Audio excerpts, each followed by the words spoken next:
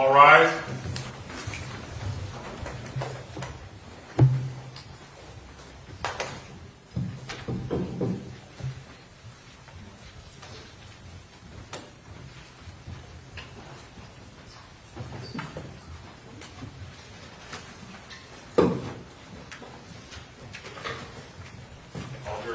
All right, very good. Thank you. Everyone have a seat.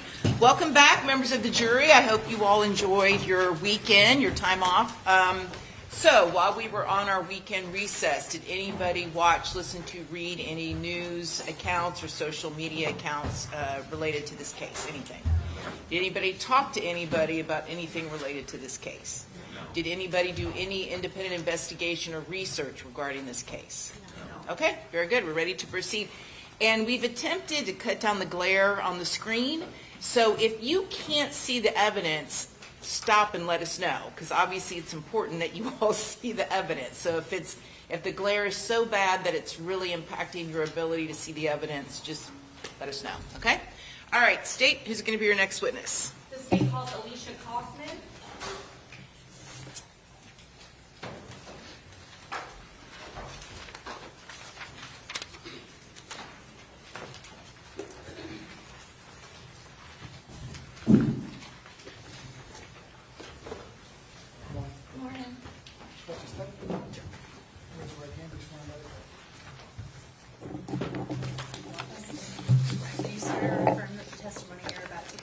Truth, the whole truth, and nothing but the truth, so help you God. Yes, ma'am. Thank you.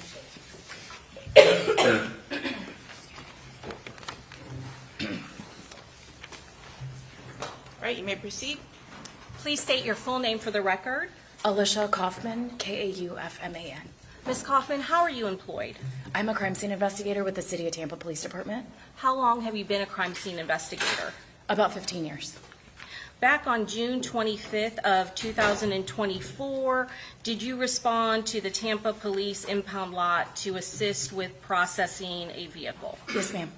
And was that pursuant to a search warrant that was obtained by law enforcement? Yes, ma'am. Were you working alongside homicide detectives? Yes, ma'am. It would be, I believe, Detective Alverson and Detective Kirkpatrick. And was the vehicle that you were processing, was that the black Dodge Charger belonging to the victim, in this case, Charles Jones? I do know that it was a Charger, but at that point in time, I didn't know who actually it belonged to. What was your role when processing that black Dodge Charger? I was advised by the detectives that the first portion of the search warrant had been completed, the swabs, other photographs, etc., and my sole job was going to be to photograph further and document the damage and potentially pull any projectiles from that vehicle. So there had already been a crime scene investigator who had already done those things that you have just mentioned. Is that correct? Yes, ma'am. How did the vehicle appear then when you came to the impound lot? It was in one of the secured bays, and it had what we would call as yellow markers or yellow stickers. They look like little rulers. They have our police department logo on them. And with that being on there, that indicates to me that something had either been notated or prior photographed and documented. And you said the detectives briefed you that they had already had the vehicle processed for swabs for DNA. Is that correct? Yes, that they had already gone through the entire vehicle. As well as the photographing the damage to the exterior of the vehicle. Is that correct? That's correct. Part of what you were documenting was that to do the interior of the vehicle and to collect any sort of projectiles or bullet fragments that were still contained inside the vehicle. Yes, ma'am. I'm going to show you what's been marked for identification state 68A through double K. Did you previously look at all of these photographs before coming to court today? Yes, ma'am. Your Honor, at this time, we would introduce into evidence 68A through KK. Any objection? No objection. Admitted? And Ms. Kaufman, do all of those photographs fairly and accurately represent the photographs that you took showing the different damage and some of the projectiles that you recovered from the interior of the black Dodge Charger? Yes, ma'am.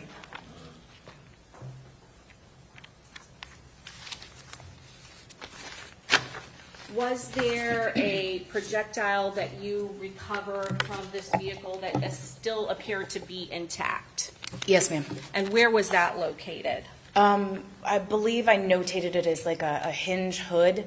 So when you open the hood of the vehicle, in this particular case, the vehicle opened normally where the hood opens towards the windshield. And in the corner, up near the windshield of the driver's side, there's kind of a groove or a divot where the wires come. And it was right there up in that area. Do you document with photographs that entire path, opening the hood, as well as the location and close-ups of what you've just described? Yes, ma'am. Please tell us what you are documenting in 68B. Let me put that down a little bit. So in this particular photograph, that's just going to show that the hood is open. And again, those yellow stickers were there prior to my arrival. And can you point out where it is ultimately that you locate that projectile that's still intact? Sure. Good to get up? Yes, ma'am. Okay. It's definitely a little difficult from here to see, but if you see the corner where the hinge comes to the hood, there's almost like a leaf that's orange, a little off-center, and it's right about there in that particular area. And 68C, if you want to stand up just Sure. for these next series. 68C, is that a close-up of that area that you're talking about? Yes. So you'll see, again, there's that hinge, or the corner, you have your hinge coming down here, and then right kind of underneath where that parallel line comes, it breaks. It's hard to see just because of the shadows, but there's a further documentation after that. 68D, So that's going to be, you can actually see where it comes down the parallel again. So we're kind of leading into this photo to show that very almost shiny, metallic looking item there in the middle, kind of lower, almost in the center of the photograph there. and then 68E.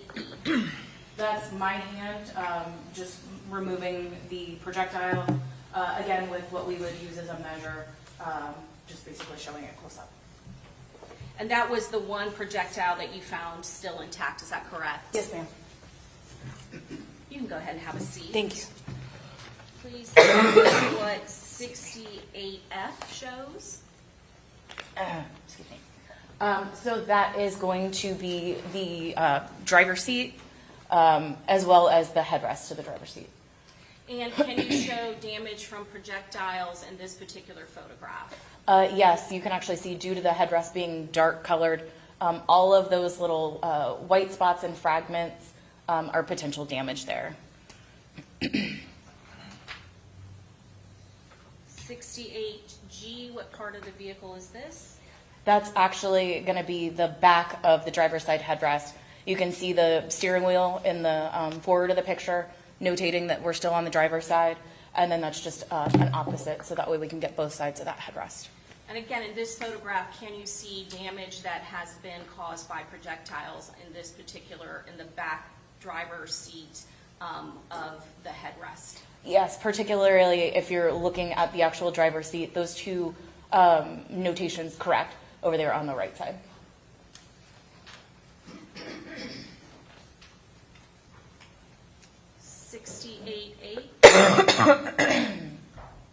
I believe that's the driver's side. Yes. Sorry about that. That's There okay. we go. That's all right. Wanted to make sure that we have them notated and separated. That's going to be the driver's side headrest. We're looking at this particular photograph is the front, once we removed it in order to actually document it better and further. 68I. Now we're going to go in and do kind of like, again, those overalls. Now we're in a mid-range, just showing the damage as well as a marker, or as well as a measure in this one. And then 68J, is that another close-up of 68I? That's correct. Did you do the same process for the back of the driver's side headrest? Yes, ma'am. 68K? So again, notating that we're in the back of the driver's side headrest now. Those are the same two spots that you noticed on the photograph of the seat when it was actually still intact. And do those correspond with the holes that are in front of the headrest on the driver's side? For the most part, it's a little difficult. Is there kind of at an angle? Yes. 68L, what are you documenting here? So that's going to be the passenger seat headrest once it was removed. Again, we're looking at the front of it. And again, is there damage caused by projectiles to the passenger seat headrest? There is damage to the lower, if you look at the lower corner, correct, right there. 68M, We're just kind of going in, looking at a mid-range without that measure. 68N, And that's showing the measure with the same damage that we saw in that prior picture. does this show, can you see another area that's kind of damaged to the seat a little bit lower in this photograph? Yes, it actually shows both pieces. One up by the 4 on the top of the measure and one actually closer to the 4 on the latter part of the measure. And then 68O, is that a close-up of the damage to the lower part that was displayed in 68N? Correct.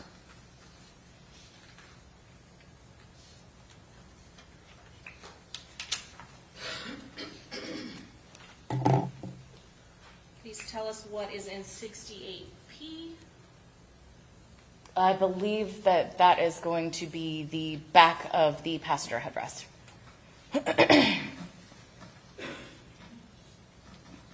What are you documenting in 68Q?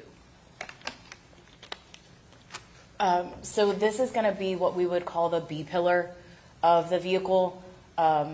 It's that pillar that runs between the driver or the front door and the back door. And right dead center, you'll see the actual line of the black B pillar. And then there's a giant white spot. That's a strike or potential damage. So we're just kind of getting that overall angle so that we can maneuver in, so that we can see how we're moving forward in our photos. Okay. You also see damage to the window of the driver's door, is that correct? Correct. And then 68R. Is that the same area in the center of the photo, just at a better angle? Yes, ma'am.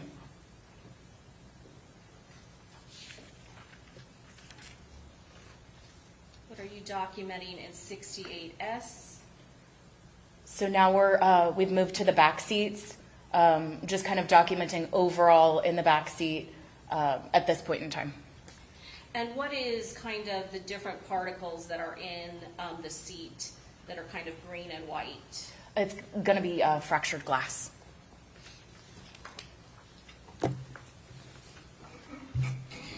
$68T.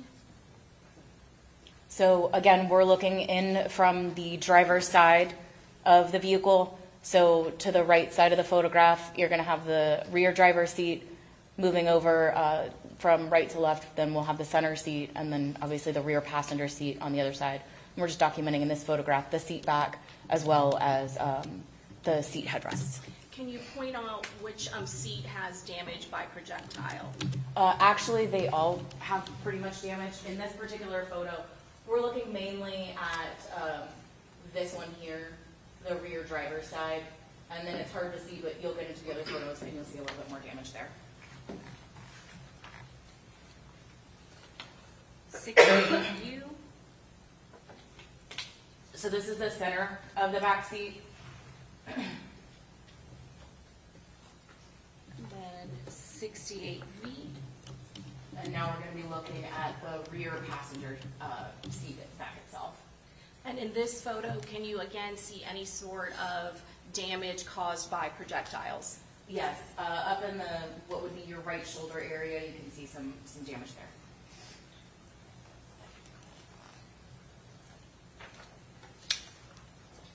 I'm going to show you 68X. What are you depicting in this photograph?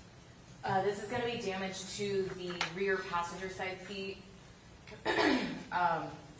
Up near the top where the seat back is, or where the headrest is. You can kind of see it.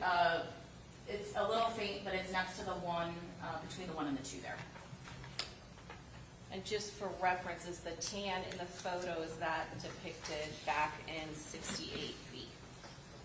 Yes, the tan is.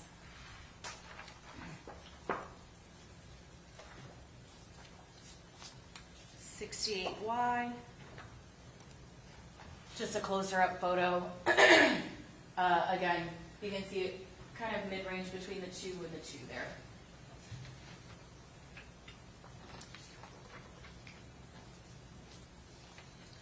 Z. Just some further damage. That one again is a little hard to see, but it's equivalent to the 3 on the side, and then kind of below the 2, 3 marker there.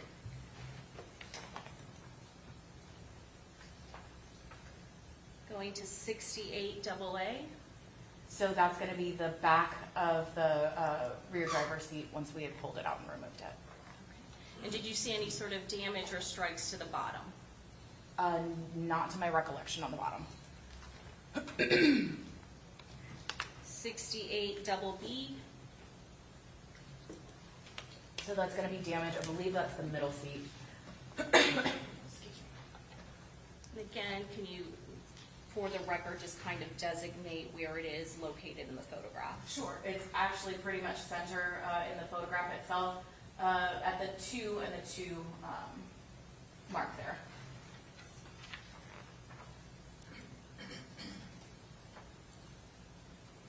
What is in 68 C? That is going to be the seats once they were removed. That's going to be your middle seat and your driver's seat.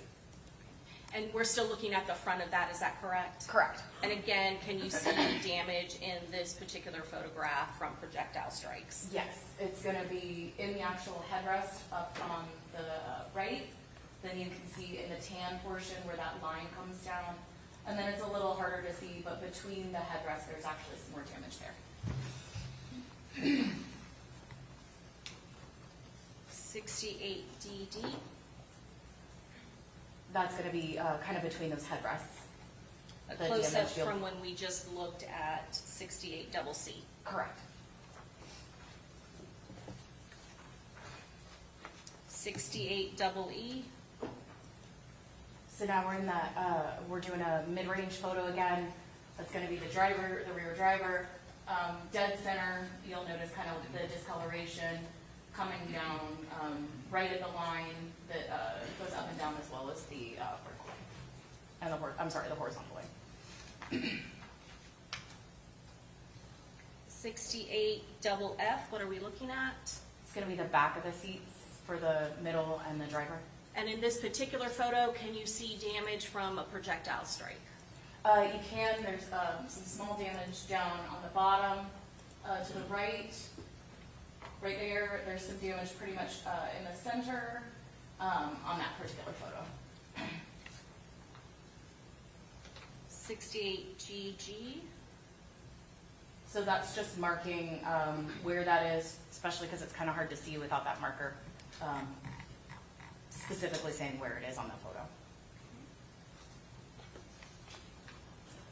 And then 66 double E, is that a close-up of the damage that was at the lower end of that seat? Correct.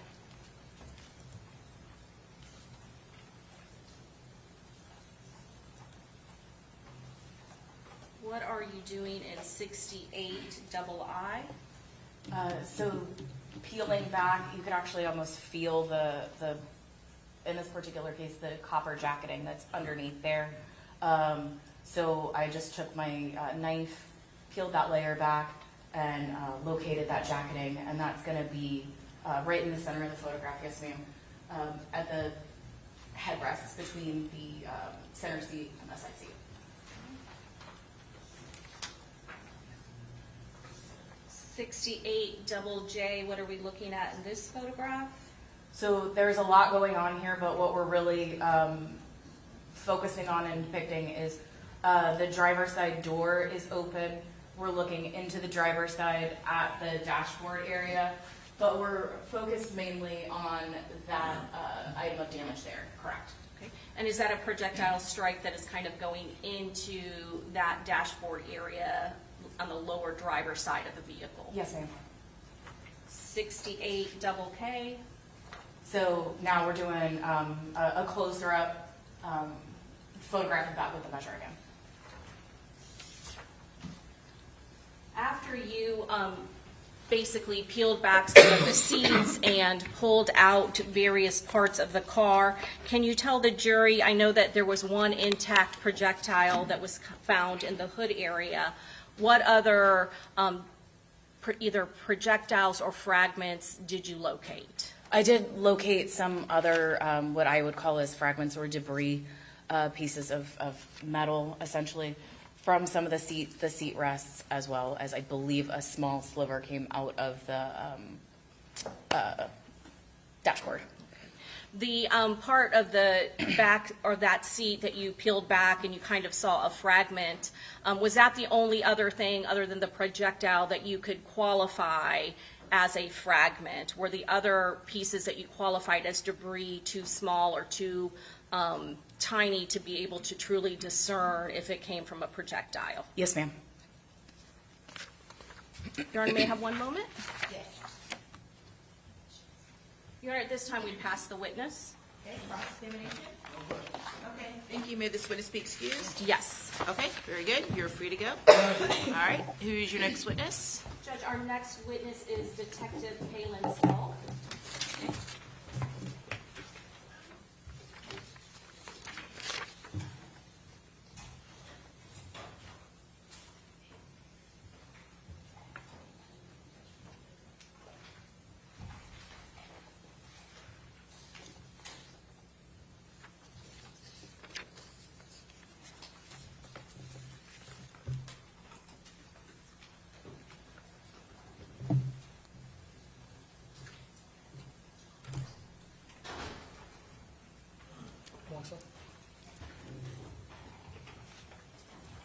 Right this way.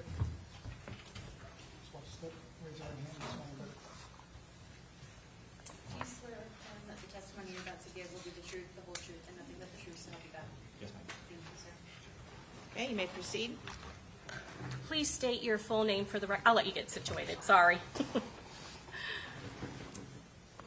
First name is Kalin Skull, S-C-U-L-L. How are you employed? I'm a detective with the Tampa Police Department, How long have you been with the Tampa Police Department? approximately 14 years. What unit are you currently assigned to? I'm assigned to a firearm investigations unit, How long have you been in the Firearms Investigation Unit? approximately 6 years. What prior assignments at the Tampa Police Department did you have before being put in the Firearms Investigation Unit? I was assigned to a narcotics unit and patrol with street crimes unit. As part of the Firearms Investigative Unit, are you also a member and cross-designated as a member of the ATF Task Force? Yes, I am. What are your duties as an ATF Task Force officer? We investigate violent crimes with firearm cases, commercial robbery cases, long-term trafficking cases with firearms, any violent nexus to a crime involving a gun. Does your unit respond to homicide scenes? Yes, we do. What type of homicide cases does your unit respond to? Anything that homicide will ask for our assistance on, usually it's either mass shootings or 3 or more people, any high-profile case that they may deem may be high-profile at the time, or anything that they need assistance on from the ATF. Did you respond to the home to suites located at 11606 McKinley Drive in Tampa, Florida? I did. Did you respond to that area on June 23rd of 2024? Yes. What time did you approximately arrive at that location? It was just before 9 o'clock, around 8:45 or so. Was there already law enforcement presence in the area at that time? Yes, there was. Can you describe the type of law enforcement presence at that time? When I arrived on scene, I parked on Fowler Avenue in the grass area, side of the road. There was approximately 10 or 12 law enforcement vehicles already there. There was a large, I observed crime scene tape around the perimeter of the hotels. I saw multiple law enforcement members, crime scene vans, stuff like that. When you first arrived, did you meet with other officers from the Tampa Police Department for a briefing? When I first arrived, I met with the officer holding the perimeter. He had a crime scene log, so I checked in. I then went over and talked to the homicide unit, which I believe was the sergeant at the time, Rachel Cholnick, and then another detective from my unit, which is Detective Michael McNamara. Sergeant Rachel Cholnick, she is the sergeant of the homicide division, is that correct? That is correct, yes. And you said you also met with Detective McNamara with your unit? I did, yes. Were you at that time apprised of the investigation of what had occurred prior to you arriving?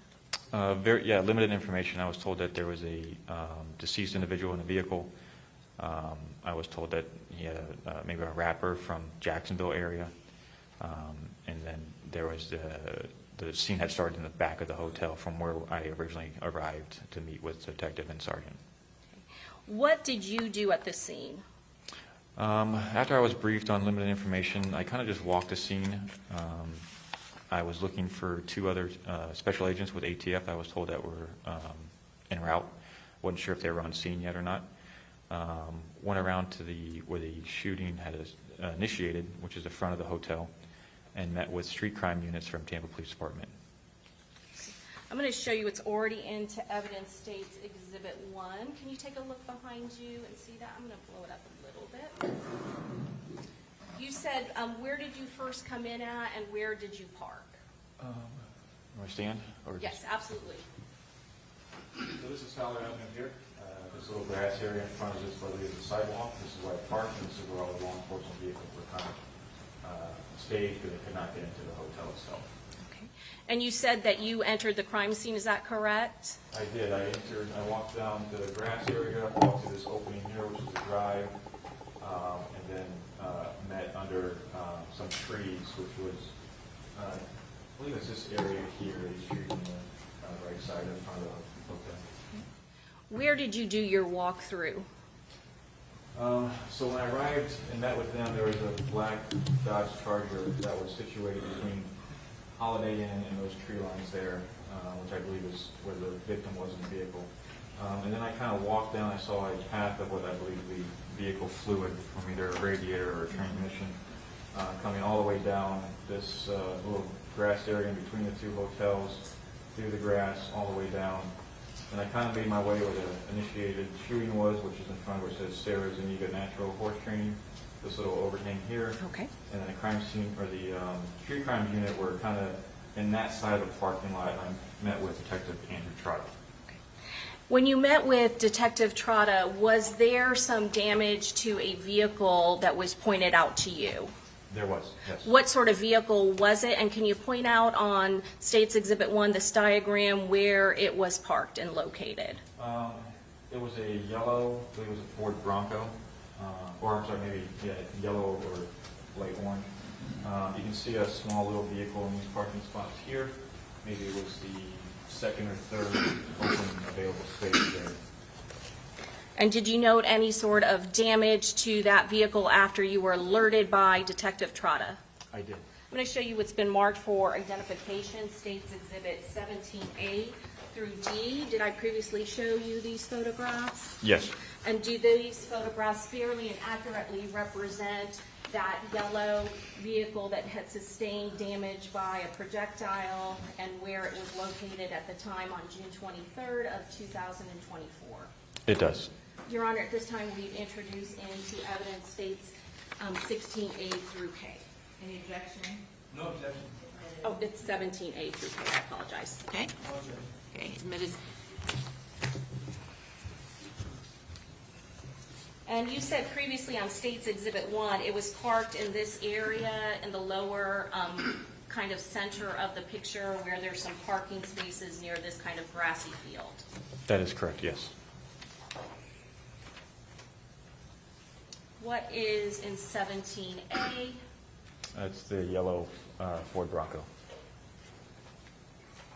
17B, is that a close-up of the tag? Yes, it is. And then 17C, in this photograph, can you see where the damage from the projectile strike is on the vehicle? Yes. Can you stand up and point it out where it is and describe the location? Directly above the gas tap door, is a different color, than the paint color, silver color.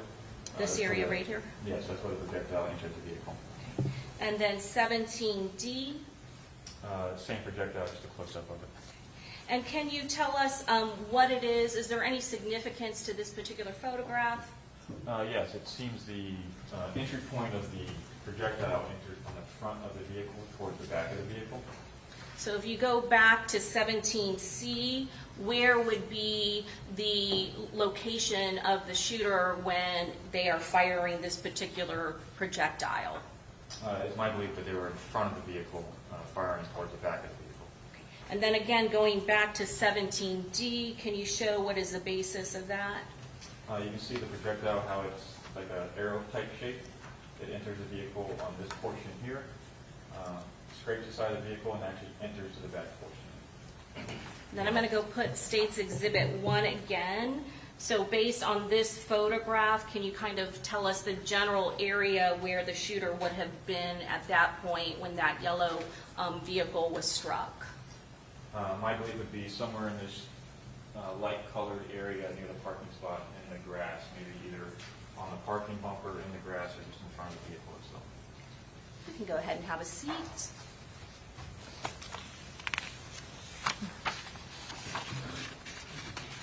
After you saw the damage to that particular vehicle, did you yourself start looking for casings that could have been left behind by the shooter in that area, that general area where you believe the shooter would have had to stand in order to make that projectile strike? I did. Were you able to find any sort of casings in that area? No, I was not. After you saw the damage to the vehicle, did you alert the crime scene investigators so that they could take photographs and document the area as well as the damage to that vehicle? Yes. Were you also asked to assist in narrowing down a vehicle that was located in the Home to Suites video footage? Yes, I was. Were you able to look and see a vehicle that was a black Chevy Impala and asked to see whether or not you could narrow down the year of that vehicle? I was told on scene that the belief was a later year model vehicle. My belief it was earlier than that, so I did some research on it. Can you tell the jury how it is that you research the vehicle and what sort of databases you're looking at to kind of narrow down the field and the year of that particular vehicle that is being showed in the surveillance video from Home to Suites? Yeah, so I saw the video of the vehicle, realized it was a Chevrolet Impala, believed it was a between a 2006 to 2000 maybe 15 or so vehicle. Researched the generations within that Chevy model and realized it was a 9th generation model Impala. Those years were 2006 to 2013. I pulled up all of the trim levels on a 2006 to 2013 Chevrolet Impala, which are LS, LT, and LTZ, and I broke down which each exterior characteristics are for each trim. I put all those on a spreadsheet, and then looked at the trims for each year, looked at the video again, and I noticed some identifiers in the exterior vehicle that were not in each year of the trim or each trim itself. I narrowed it down to an LTZ trim based on a GM emblem that is on the front quarter panel of the vehicle, which was only on 2008 and 2009. I also saw that it was the upgraded wheels on the LTZ, which is a different year than the 2007. It was a 2008 wheel because the spokes were a little bit wider. It had the rear spoiler, which is on the 2008 and 2009 vehicle. And then I noticed that it had potentially body color matching door handles from the video. There was a little bit of light on the door handles, so I wasn't sure if they were chrome or body color matching. Through the research of the LTZ, the 2008 and 2009, 2008 had body color, 2009 had chrome, so I nailed down my search to an 08 or 09 Chevrolet Impala. I then, through my research, was told that they were from Jacksonville, so I took the VIN, researched. Let me stop you right there. Sorry. That's okay. So did you have an interest in cars before becoming a member of the Tampa Police Department? Yes. How long have you been interested in cars? Well, I'm 42 now, so since I was a small kid, so. So you have talked about some different trims that are available on the Chevy Impala, is that correct? That is correct, yes. And based on you researching the different types of features on the particular vehicle that is depicted in the Home to Suites video, you could narrow it down to the year based on the particular year and model and the features and the trim that were available that were unique to each year. Is that correct? That is correct, yes. And so far, based on the appearance of that black Chevy Impala, you said that you were able to narrow it down to 2008 and 2009. Is that correct? That is correct, yes. Now, I want to ask you, now you've mentioned the VIN. Is there unique numbers in the VIN that correspond to trim features? Yes, the 4th through 8th digit in the trim correspond to trim levels on particular vehicles. So is that how you're able to come up with a potential VIN number for our suspect vehicle? Yes, that is correct. Now, I imagine there's more than one 2008 or 2009 black Chevy Impala, so are you getting more than one VIN? Yes, I researched the VINs and broke down the LTZ trim within the VIN number and was able to verify that the trim for LTZ is the letters W and U in the VIN number. Okay. So that is how you're coming up with a possible selection of vehicles that may have been involved in this particular case and may be the black Chevy Impala in the Home to Suites video. Is that correct? That is correct. Sustain as to leading. Okay. After you come up with the VIN, are you asked, is there a further way that you can narrow down your search to possible Dodge Chargers relevant to this investigation? You mean Impalas? Yeah, what did I say? Charger? Impalas. I meant Impala. That's correct. And can you repeat the question again? Sorry. Yes. What did you do after you were able to get VIN numbers in the state of Florida to that particular LTZ trim of 2008 and 2009 black Chevy Impalas? How could you further narrow it down to be relevant to this particular investigation? So I researched a website we have access to in law enforcement. It's a DMV website. I inputted 2008, 2009 Chevrolet Impala with LTZ trim black and then selected Duval County, which is overseas Jacksonville. And why are you selecting Duval County? I was told originally that the suspect may be from Jacksonville because the victim was from Jacksonville. When you access that database, how many vehicles, black Chevy Impalas, did it become narrowed down to at that point? 3. After you had 3 black Chevy Impalas, LTZ trim, between 2008, 2009, is there further analysis that the Tampa Police Department can do to assist in further narrowing it down? There is. We utilize license plate readers.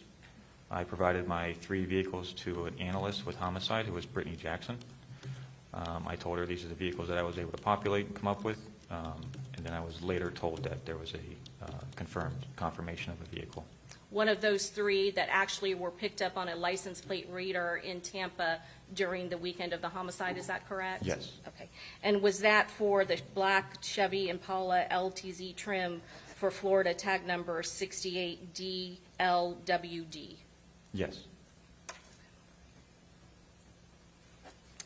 Now, does your member as the ATF task force, do you also sometimes assist in being able to collect shell casings to determine whether or not DNA can possibly be collected and identified on shell casings from a crime scene?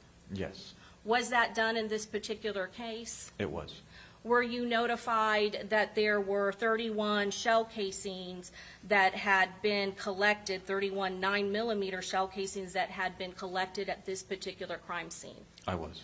Did ATF and your role in ATF, did they eventually collect 30 of those 31 shell casings? They did. And was it for what specific purpose? The 30 were going to go to an ATF national lab for analysis. One was left over for other investigation purposes. And if they are going to be tested for DNA and DNA analysis, is there a special packaging that those shell casings have to be packaged in? There is. Can you describe that for us? Yeah, it's a black plastic cylinder tube. It has points inside of it that hold a casing. What that is for is so it doesn't rattle around. It can't touch any other items within a bag or anything. Basically preserves the DNA within that collection tube. Okay. Protect the integrity of the evidence that may be contained on that shell casing, is that correct? That is correct. And one of the shell casings was to remain in Tampa Police Department, is that correct, for them to do their own testings and comparisons? It was.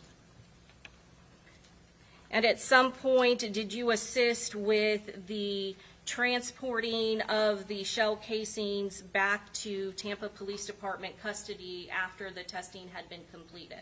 I did. Can you tell the jury how those shell casings are transported from the scene, and where is the testing done for ATF? So the typical process is we collect crime scene collects the tubes. They're put into, crime scene does their thing with the tubes. They put them in bags, package them. Then as agents and task force officers will remove those casings within their packaging. We will transport them through commercial airline to Maryland, and then directly hand them to an analyst or a biology supervisor at the national lab with ATF. And what the lab is testing for, what is the lab testing for when they're doing this process? Their initial process is just to see if there's presence of DNA on a casing to begin, if they have enough to move forward with further analysis. And was that done in this particular case? Yes, it was. For all of the 30 shell casings that was sent to ATF in Maryland? Yes, it was. And was there any DNA that was found to be suitable for DNA testing or comparison to any suspect? I'm not sure on that one. Did you, were you the one that got back the report from the ATF lab in Maryland? I was not, no. Okay. Would that have been another ATF agent in your unit? It would have been either the agent that submitted the casings or a designee with Tampa PD that he would have told the supervisor to forward the report to. And would the case detective, Detective Juan Ramos, would he also have been made aware of the results of the ATF testing? Yes, that is, that should happen, yes. Your Honor, at this time, we would pass the witness. Okay, cross-examination.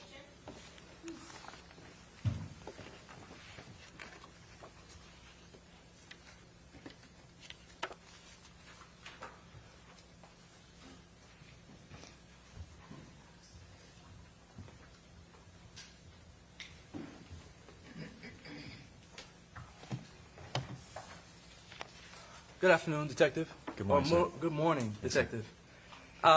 You're an ATF task force agent, is that correct? Yes, I That am. means you're employed by the county, city, but you work hand in hand with the federal government? Yes. All right. And you said you've been doing that for how long? I've been with ATF for approximately 6 years. All right. And you met with the ATF agents, the other ATF agents that were working this case on the scene. You met with them, correct? I did, yes. And you discussed the case? We discussed not kind of what we were seeing on scene that morning. We really didn't know what the reason for the shooting was, but we were just discussing what we saw on scene, how many casings there were, and kind of just going over investigative tools or tactics we could use to try to help homicide. All right. Did ATF collect the casings, the 31 casings, or did Tampa Police Department crime scene techs collect those casings? Tampa PD crime scene collects casings. All right, and they're put into a special, like a container? Yeah, it's a black plastic tube. It's not a full cylinder tube. It has openings on it so DNA can breathe.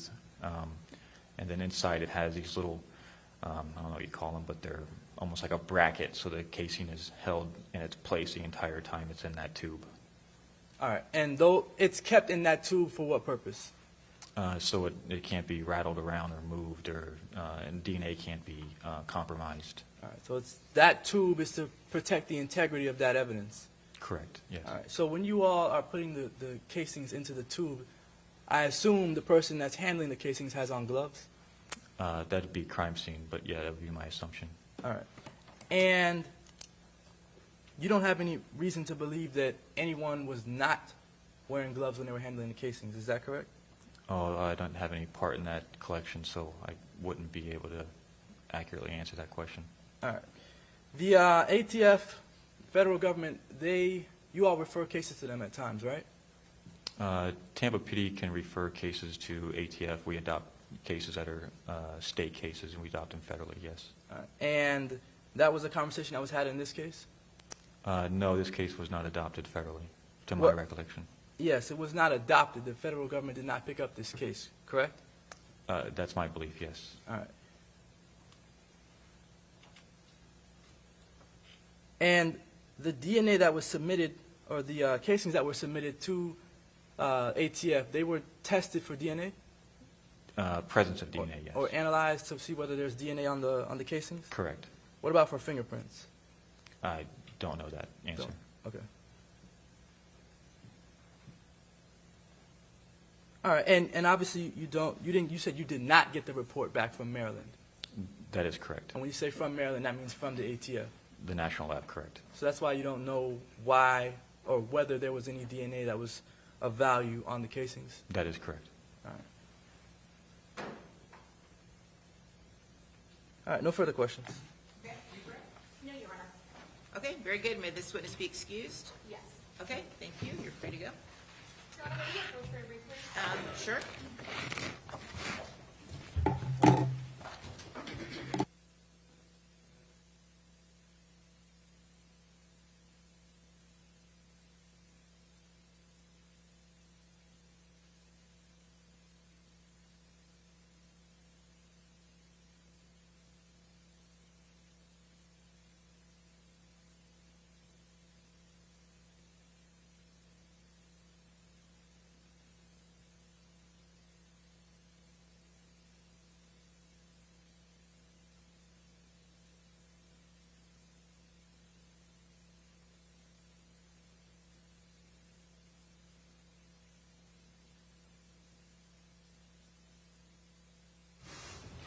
All right, call your next witness. Your Honor, the state calls Detective Daniel Wilson.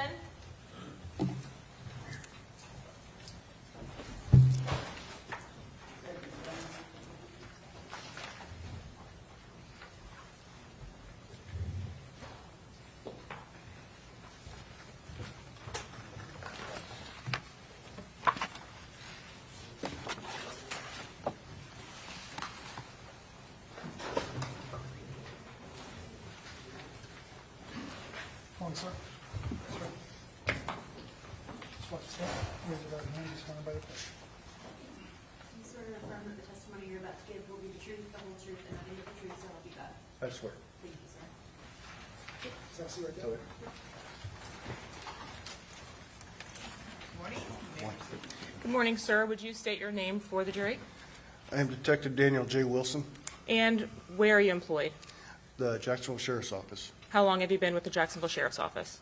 Just over 15 years. What is your current job title? I am a crime scene detective.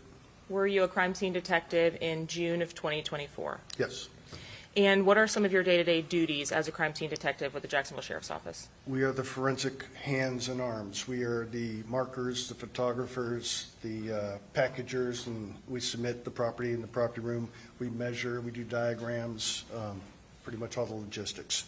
Your title of crime scene detective is a little bit different than what we have here in Hillsborough County. Can you explain to me why you hold the title of detective?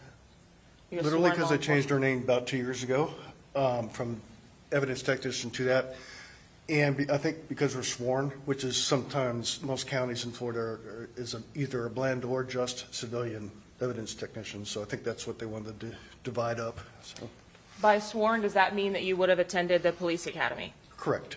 Did you serve any time on patrol? I did. I did 5.5 years on the street as patrol, took interest in this job, and came over and got trained here. Was there some particularized training that you did before you could be called crime scene detective? Yes, we do what's called a field training officer program. It's basically on-the-job training with an experienced training detective, and they teach you the basics. Then you, as you can get them, you get the school's basic forensics, photography, blood work, trajectory work, all that. You get those schools as you can from then on. I'd like to ask you specifically about a call that you would have responded to on October 7th of 2023. Were you still working in your same capacity? Yes, And did you have the opportunity to respond to the area of Prospect Street and West 16th Street in I did. Jacksonville? I did. Can you tell the jury what county that is? That's in Duval County. And what was the nature of the call for service in that area on October 7th of 2023? It was an aggravated battery, person shot scenario. Based on your training and experience, when you respond to a scene to process it and there is a shooting, what types of evidence are you looking for? Anything related to firearms, that would be fragments, projectiles, casings, firearms themselves, and damage from those items. From this specific scene itself or the immediate streets surrounding that scene, were you able to collect items of ballistics value? Yes, ma'am. And from what locations? Correct me if I'm wrong, 3702? Okay. Yeah, or 3072. What was the area like? Was it a residential neighborhood? It's a housing neighborhood, prospects running north and south, West 16th running east-west at that intersection.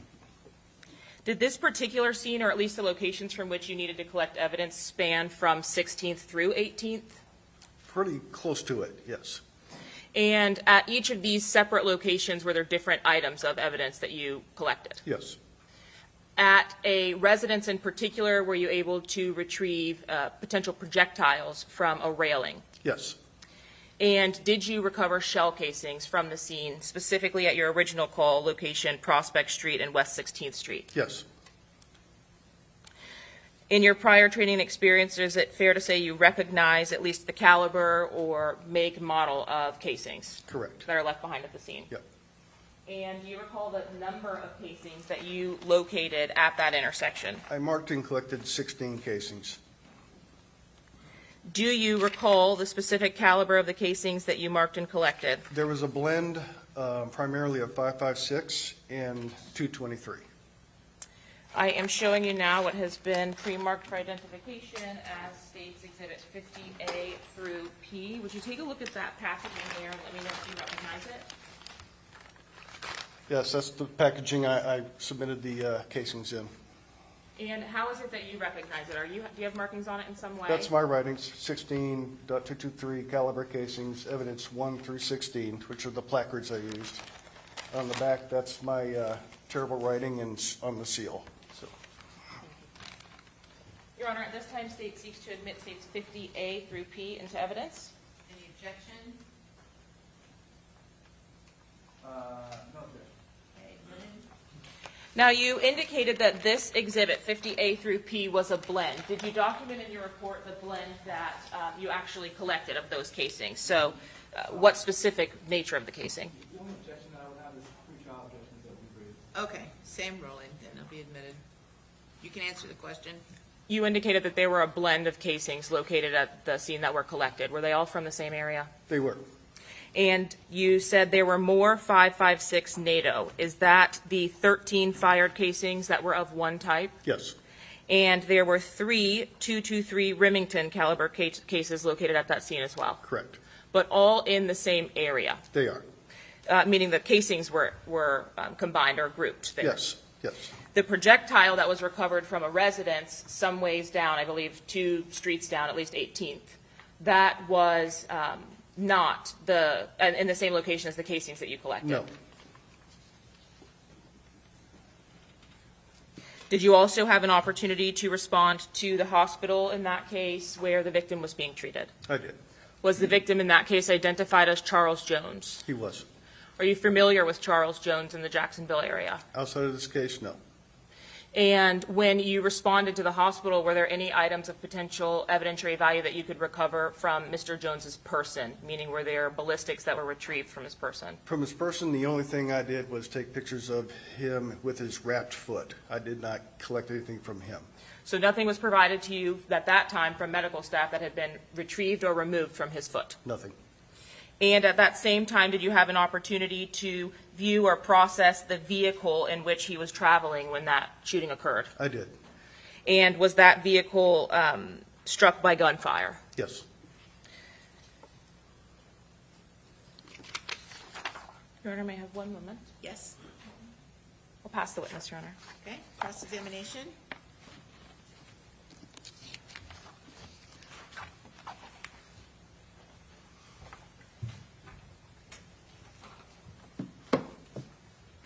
So you're testifying about a shooting that occurred in October of 2023, correct? Yes, You investigated that shooting? I did. And the victim in that case was Charles Jones? Yes, sir. All right. That case is still open and pending? The I believe it investigation? is. All right, no one's been arrested for it yet? I do not know. No further questions. Okay, redirect? No, Your Honor. Okay, thank you. May this witness be excused? Yes. Okay, very good. Thank you. You're free to go. All right, let's go ahead and just take a brief morning recess, about 10 minutes, okay? And we'll be back. All right.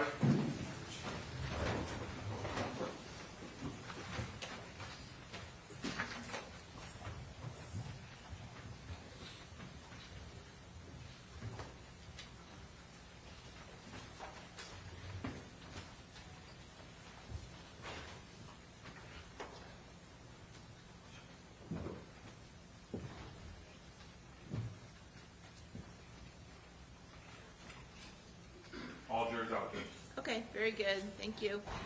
Okay, so next up, you're going to bring the firearms or introduce the firearms? We may have one brief witness in between, but yes, the witness right after that is extensive with the firearms. Okay, and then so what is your question regarding how the firearms are being stored or shown to the jury, or what is your issue? Correct. I believe that we were going to have some acrylic cases for those, so I did not know if both the clerk or HCSO had a preference as to how they were presented, because right now they're still in the evidence boxes.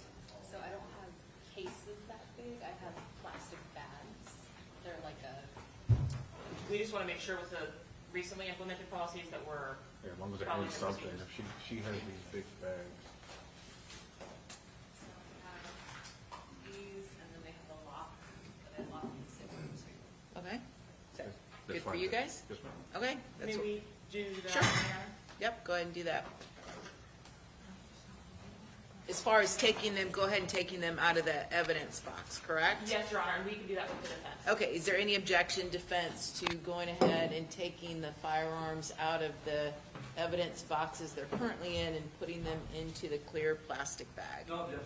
Okay, very good. So you guys can both do that together. All right? We'll be back in a few. Through the injection port or something?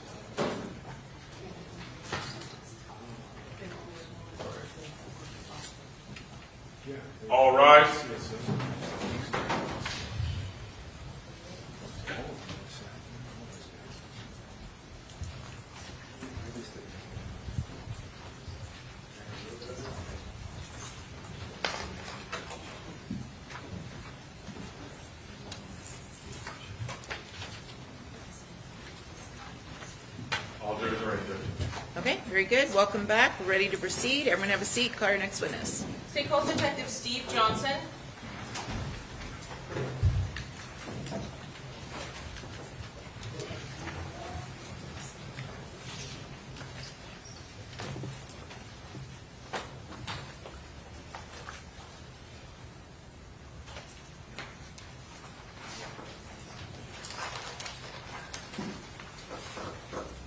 Melissa, sorry. How you doing? I'll just go, raise your right hand and just remember to work. Do you swear or affirm that the testimony you're about to give will be the truth, the whole truth, and nothing but the truth, so help you God? I do. Thank you, sir. All right, you may proceed. Good morning, sir. Would you please state your name? Morning, it's Stephen Johnson, Where are you currently employed? Jacksonville Sheriff's Office. And how long have you been with the Sheriff's Office? I've been with the Sheriff's Office for 8 years now. In your position, did you also attend the academy and become a sworn officer with Jacksonville Sheriff's Office before your role in crime scene? Yes, I did patrol for 5 years, and then I've been with the crime scene unit for 3 years now. Did you receive specialized training in your transition to crime scene from patrol? Yes, ma'am. And in that time, did you have an opportunity to respond to a scene in the area of 2718 New Berlin Road for a vehicle search? Yes, ma'am. What date was that? That was 6/26 of 2024. And if at any time you need to refer to your report for a refresher, just let me know, and I'll go ahead and let you have an opportunity to do that, okay? When you responded to that area, what was the nature of the call you were responding to? It was in response to a vehicle that had been pulled over, and they wanted to process the vehicle for potential evidence. And how did you go about doing that? So when I showed up, I think the officers had already done a preliminary search of the vehicle, and they located a firearm, so then they backed up and called us. So by the time I showed up, all the doors were open, so I took overall pictures of the vehicle and its general location, and then proceeded to process or collect evidence from the car. I'm going to show you what has been marked States Exhibit 48A through QQ and 49A through I. Do you recognize the items depicted in 48A through QQ?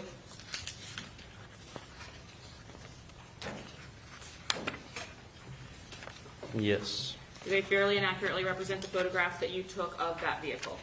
Yes, ma'am.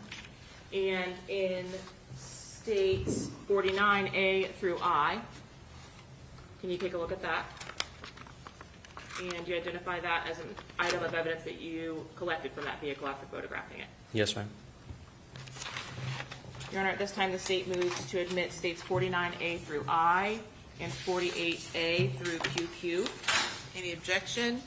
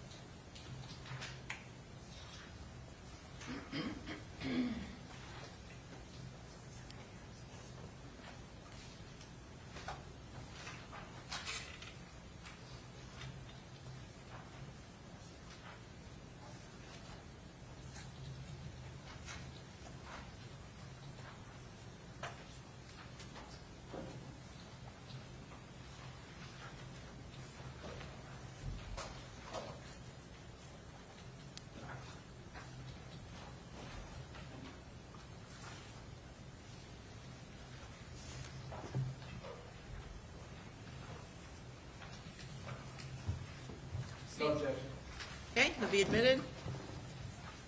When you actually responded to that Forerunner vehicle, were there already officers standing by with it? Yes, ma'am.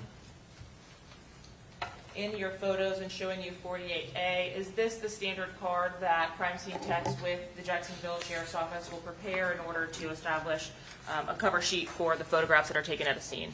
Yes, ma'am. And did you have an opportunity to photograph that vehicle as you saw it when you arrived, 48B? Yes. In making your way around the vehicle, did you document the exterior and then move in with the photographs that were taken of the vehicle, just showing an example of that in 48E? Yes, ma'am. As you actually entered to process the interior of the vehicle, were there any potential items of value that would have been collected, 48F, from the driver's seat of that vehicle?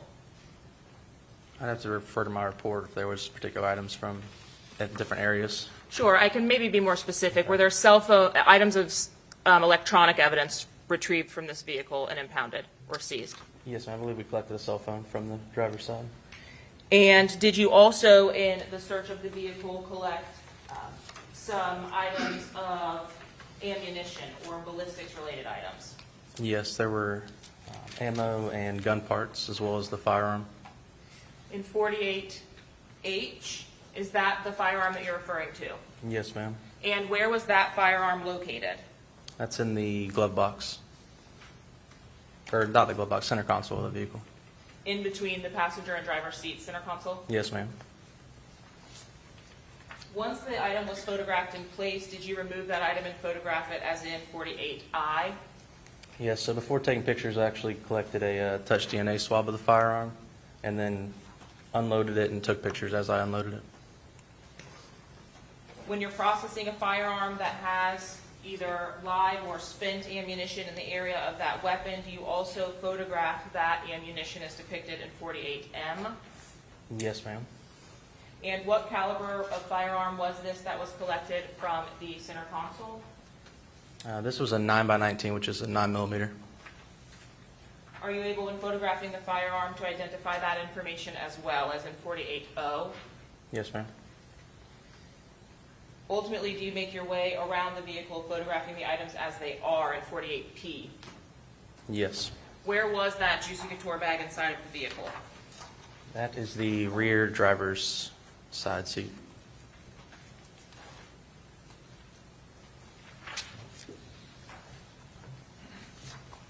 Was there also another bag inside of that vehicle which was removed and photographed and states 48S? Yes, ma'am. And can you describe which bag we're looking at here in 48S? Specifically that was removed to photograph, 48T, maybe more specific. Yeah, I'm not sure what I referred to in the report, but When looking at 48S, is the item with the blue strap on the bottom the same as 48T? yes. What was recovered from the interior of that bag? Can I refer to my report for that one? Yes. Because I know there was a few bags in there.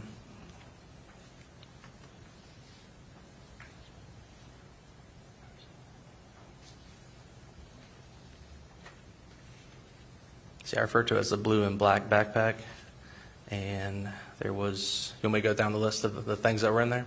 Well, just generally, what were the items? What were the nature of the items inside? So, firearm parts, there were ammunition, looks like live rounds, and casings. Oh, no, that's in a different one. No, those are just live rounds. In 48U, are those the items after being removed from the bag? Yes, ma'am. Can you tell us what we're looking at here in the center? Let me see if this will help. Not sure if that makes it better or The worse for center you. in the bag, Yes. those are live rounds. Okay. Is it a little bit easier to see it that way or before? Oh, that's fine. Okay. In 48V, do you photograph a little bit closer the items that were located inside of the bag? Yes, ma'am. From your processing of the interior of this blue bag, did you remove each of these in 48W live rounds from inside of the bag? Yes. Did you open the boxes of ammunition that were also contained within that bag, 48Y? Yes, ma'am. And were you able to document the items that were inside of those boxes of ammunition? Yes, we have to get a count before we submit them into evidence. Can you show us where it is? What are the items that were removed from those white boxes? You're welcome to stand up if you need to. So the white boxes that are open, are those strips of ammunition from inside of the white boxes? Okay. Sorry if that was not a clear question. Were you able to get a better picture in 48Z of the head stamp of that ammunition? Yes, ma'am. And what was the head stamp on the ammunition that you photographed? These ones are 300 blackout.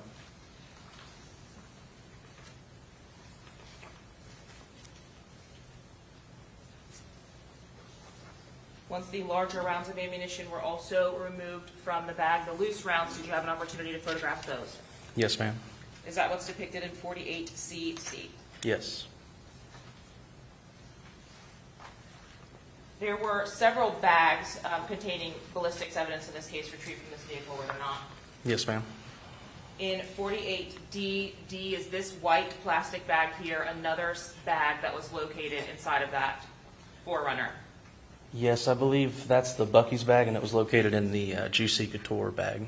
So inside of the Juicy Couture bag that we previously saw as in the back seat. Yes. And this is your processing of the interior of that bag now. Yes, ma'am. Different bag. You again remove all of the items from inside of that in 48EE. Yes, ma'am. Is that what's depicted here? Yes. Inside of the Juicy Couture bag and then ultimately inside of that white plastic bag, were there additional cardboard boxes? 48FF, I'm referring to the top left of this photograph. Yes, that's correct. And is this as those boxes were when you pulled them out of the bag? You mean with the items inside? Yes. Yes.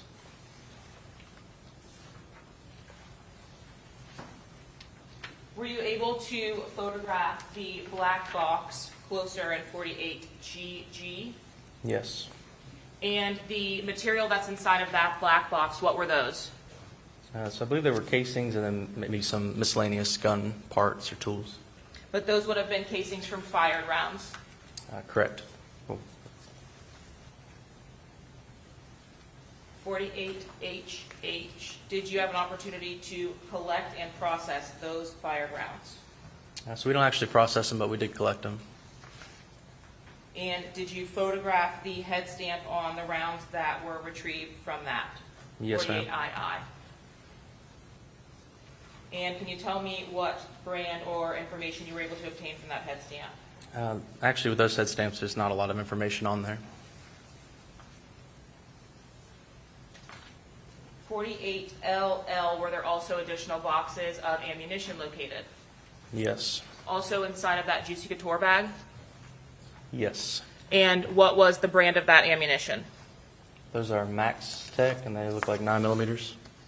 Did you perform the same process where you document the head stamp on those items by opening the box of ammunition? Yes, ma'am.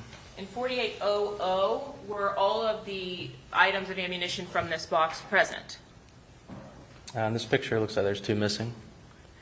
Is there a count on the box typically with ammunition just based on your training and experience? On the box, yes, ma'am. And would this tray be full if it were unused, essentially, brand new? Usually, yes.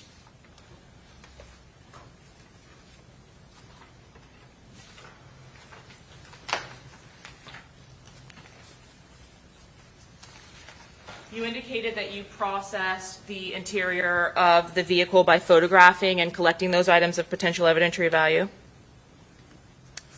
Is that right? Yes. As it relates to the shell casings that were located inside of the black box from the Juicy bag, do you recall those casings that were collected? Yes, ma'am. Did you have an opportunity to document the type of casings that were collected in states 48GG? Maybe clarify that a little better. What do you mean? Did you pull them out of that box? Yes. And Did photograph you them. impound them? Yes, we collected them. Is that what I showed to you in states 49A through I? That's correct. And what was the caliber of those shell casings that were retrieved from that black box? They ended up being 5.56 and 2.23 casings.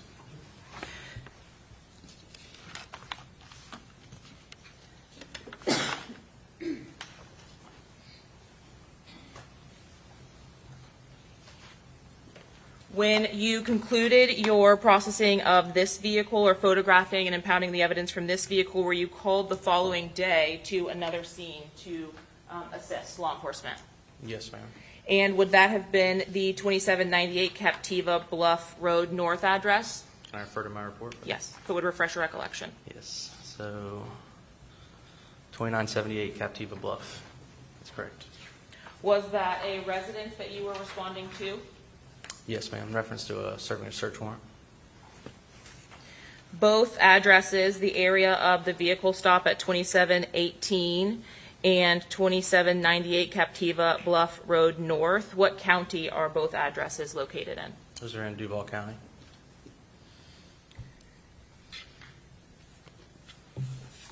Your Honor, one moment, please. Yes.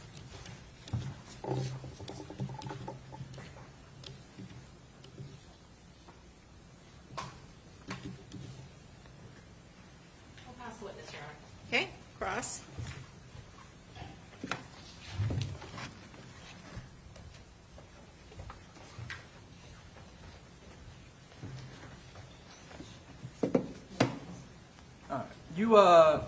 You don't remember much about what you did in this case without looking at your report. Is that correct? Objection, Your Honor.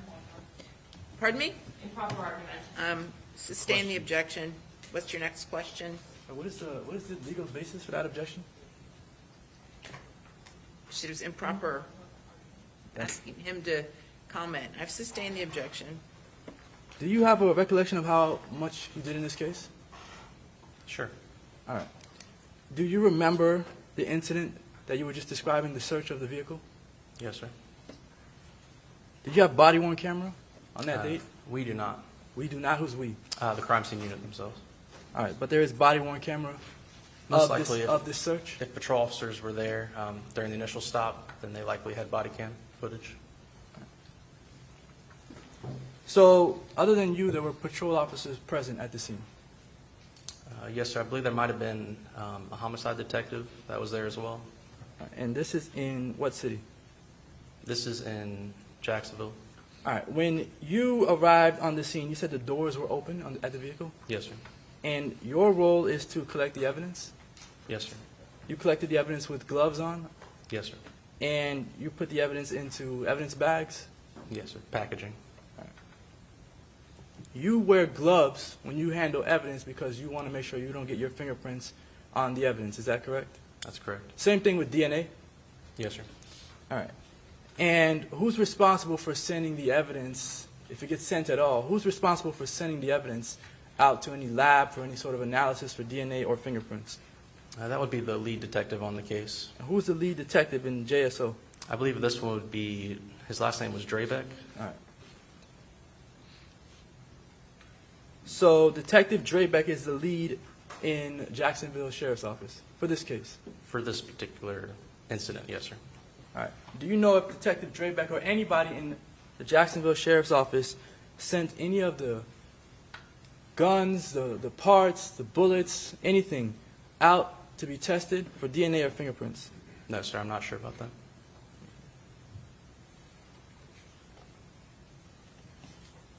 No further questions. Okay, redirect.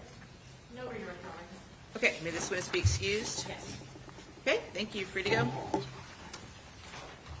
right, State, who's your next witness? Detective Summer Dees.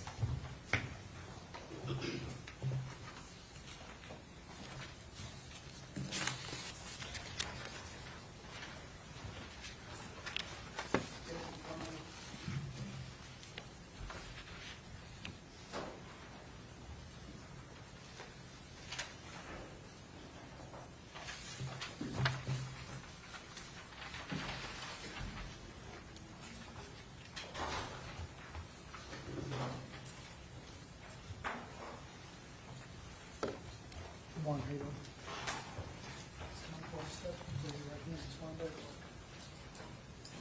Do you swear or affirm that the testimony you're about to give will be the truth, the whole truth, and nothing but the truth, so help you God? I do. Thank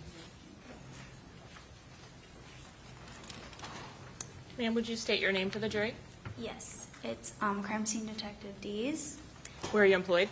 Jacksonville Sheriff's Office, And how long have you been employed with Jacksonville Sheriff's Office? for almost 6 years. Did you attend the academy before transitioning to the crime scene unit? Yes, ma'am. And did you work patrol for any period of time before you moved? Yes, ma'am. How long was that? The academy was about a year, and patrol was about 2 years. As a crime scene detective, do you commonly respond to scenes to process for evidence? Yes, ma'am. And do you collect the evidence as directed by detectives, but also based on your own training and experience? Yes, ma'am.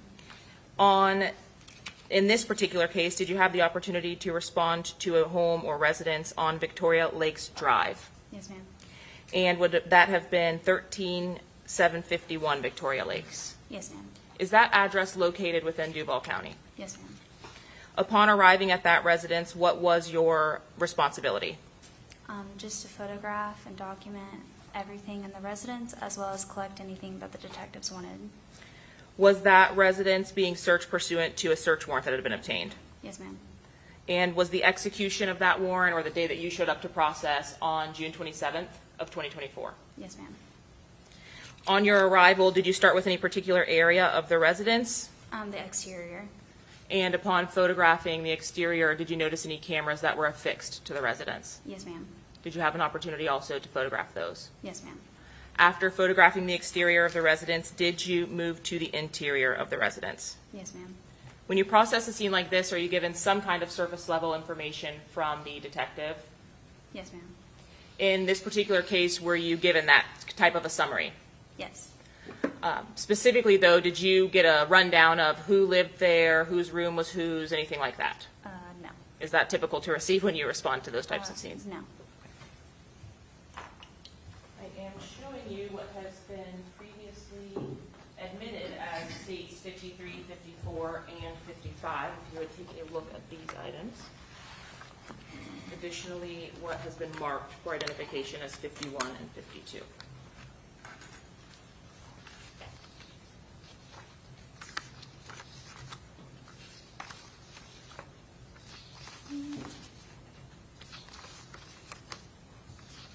There's a lot of pictures. Sure.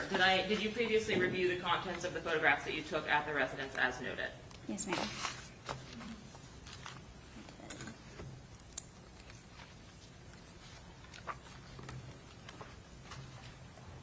It's okay. I did, yes. And specifically in 51 and 52, do these photographs fairly and accurately reflect the photographs that were taken of the exterior and additional photographs taken of the interior at this residence? Yes, ma'am.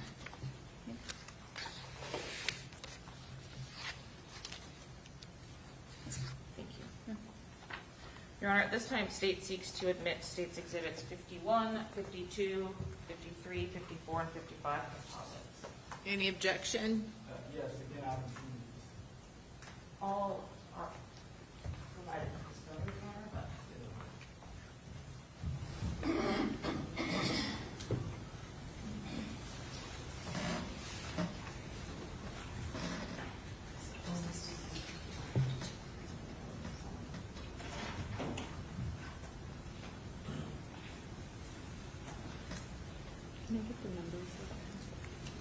I believe they are 51, 52, 53, 54, and 55. No? So just one and two, 51, 52. Correct. 53, 54, 55. Perfect. Thank you.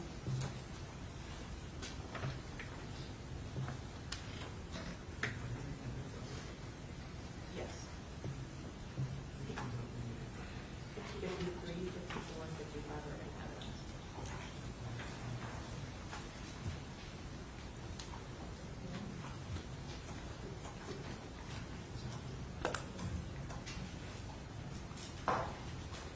So I have no objection to the composite 51 and 52. The others are already in evidence. So. Okay. 51 and 52 are admitted. Now, you mentioned that you start with the exterior of the residence typically, and that is something that you, again, did in this case. Yes, ma'am.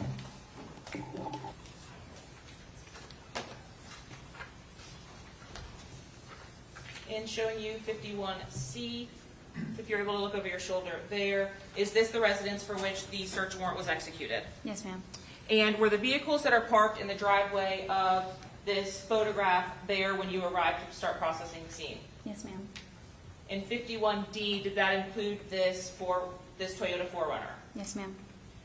You also advised that there were some cameras affixed to the exterior of the house. Can you tell me where in 51E, and if you need to stand, feel free, the camera would have been that you were documenting here?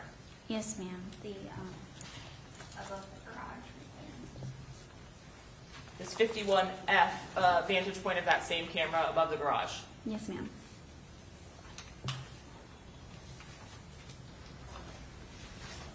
When you entered the residence, was there also a camera affixed to the opposite side of the home? 51I? Yes, ma'am. And is that what's depicted in the top right corner here? Yes, ma'am.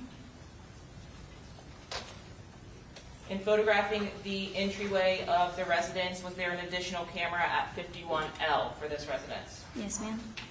Ultimately, did you learn the at least name of the occupants of this residence? Not that I recall. And in your search, were other law enforcement officers from the Jacksonville Sheriff's Office present? Yes, ma'am.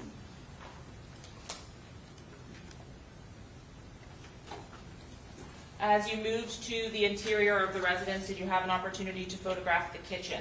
Yes, ma'am. And just based on your training and experience in 55A, was there anything that was present in the sink of the kitchen that you documented? Yes, ma'am. What was it that you felt the need to document? As you can see, there's material and pieces of cardboard right there. Was the sink filled with any liquid of any kind? Yes, ma'am. 35B, is this as the sink was when you arrived? Yes, ma'am. Do you at some point start the process of removing those items from the sink to document them in 53E? Yes, ma'am.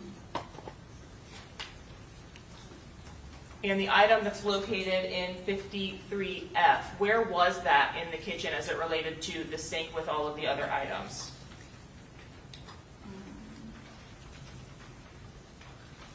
The item in the center, I'm sorry. The cover, correct. Okay. Where was it in relation if we look at 53E? Is this 53? Yes. Okay. By the sink? Okay, so on the little metal rack there, do you see that? Yes. Okay, so this is a close-up of the same thing. Yes. As you removed the items from the sink, were you able to spread them out in some way so that you were able to photograph them a little bit better? Yes, ma'am. Despite their condition, was there some kind of identifying information remaining? 53I. Yes, ma'am. 53J. Is that also an item from the sink? Yes, ma'am. At some point, do you pull some either craft paper or cardboard to lay out all of the pieces? Yes, ma'am. Is that what's reflected in 53K? Yes, ma'am. And again, do you continue the process of photographing each of those to obtain any kind of identifying info? Yes, ma'am. 53L from the same sink? Yes, ma'am. 53N? Same? Yes, ma'am. Were there any other rooms in the house or any other sinks that have been filled with items like this? No, ma'am. So the items that are depicted here in all of your photos from this scene that are reflective of wet pieces of paper, manuals, 53O, are all from this kitchen sink? Yes, ma'am.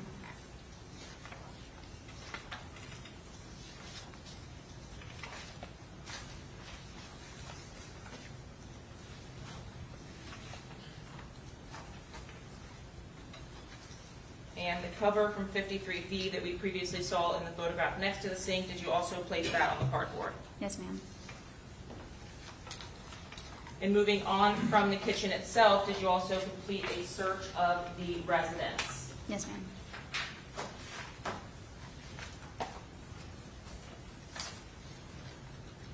Did you have an opportunity to search the hallway of the residence leading to the bedrooms?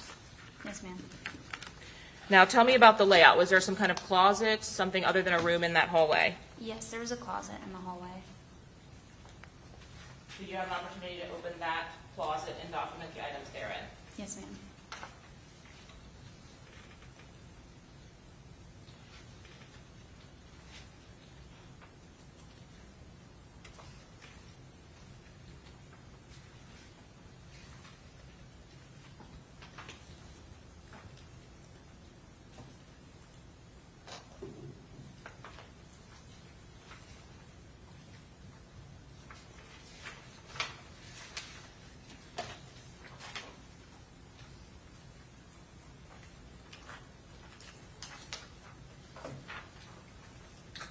The items that were contained within that closet, is that what we are seeing in 55A? Yes, ma'am. What was it that you're documenting in this picture here? So right here, there's some ammunition cases.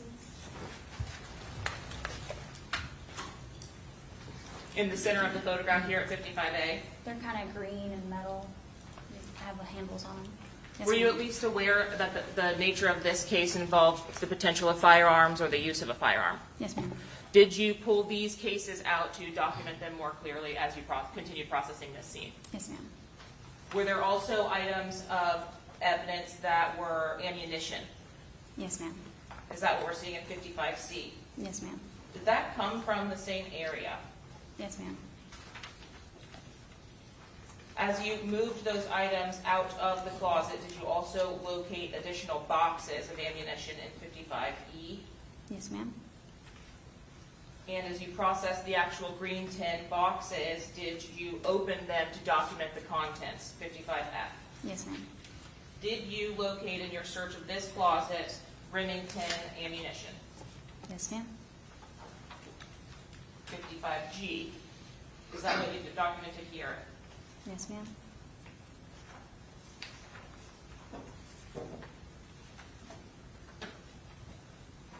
Contained within the green metal boxes, were there live rounds of ammunition? Yes, ma'am.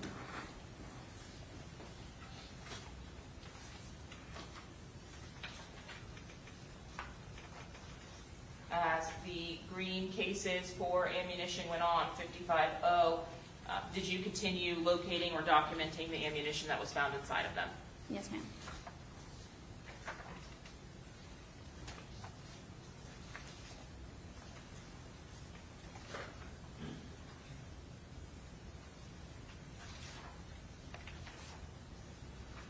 In the back section of that closet, did you locate an additional box, 55U? Yes, ma'am. And also contained in this closet, were there other household items, clothing items or shoes, things of that nature? Yes, ma'am.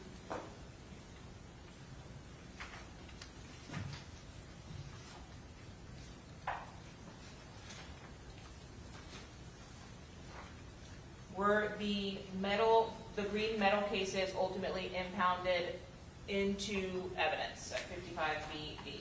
Yes. And as to each, did you open and photograph and document the contents therein? Yes, ma'am. Each of these green metal boxes, did they contain additional ammunition? Yes, ma'am. In the smallest of the green boxes, were you able to document the contents inside of that, 55JJ? Yes, ma'am. And what did you find inside the smallest of the green boxes? More live rounds of rifle ammunition. Of rifle ammunition? Mm-hmm. And is that what's depicted in 55NN? Yes, ma'am.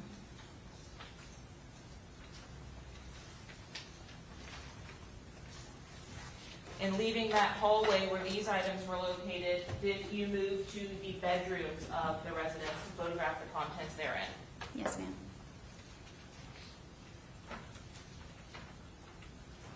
And again, you don't know the identity of the occupants of those rooms when you're photographing. No, ma'am.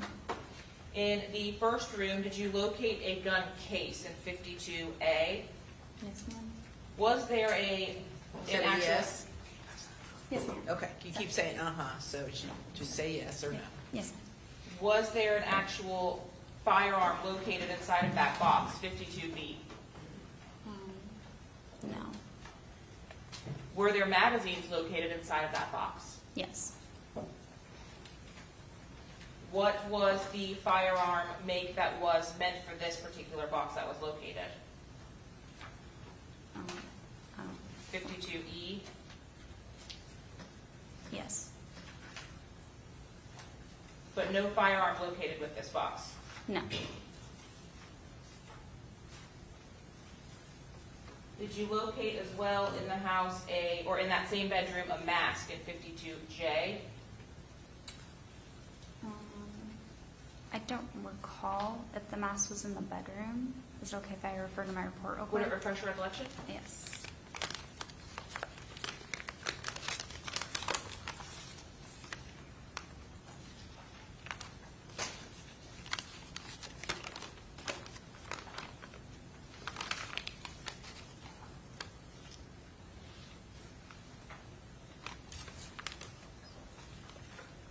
The mask was in the closet in the hallway.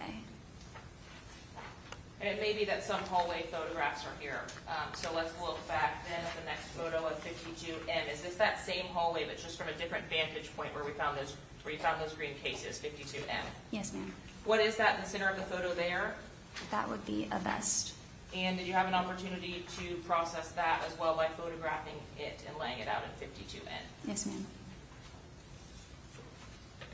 Lastly, was there a room in which there was a safe that you were asked to process? Yes, ma'am.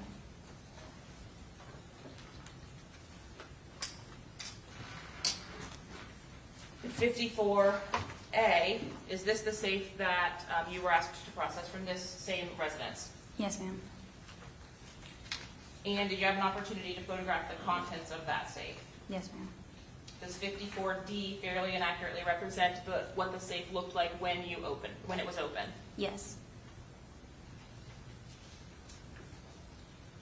54G, what are we looking at here that you're documenting? Just the interior of the safe as it is.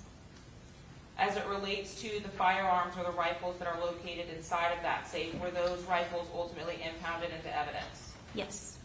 Was there ballistics evidence also located inside of the safe? Could you clarify ballistics? evidence? Sure, shell casings or items of live ammunition. Yes.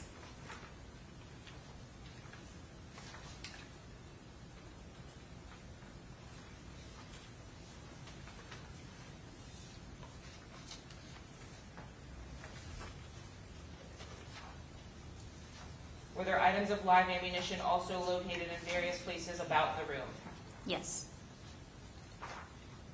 In 54S, was this a dresser inside of that room? Yes, ma'am. And in 54T, is this what you found inside or on top of that dresser as far as live ammunition? Yes. What I'm pointing at here directly in the center of this photograph, was that a rifle round? Yes, ma'am.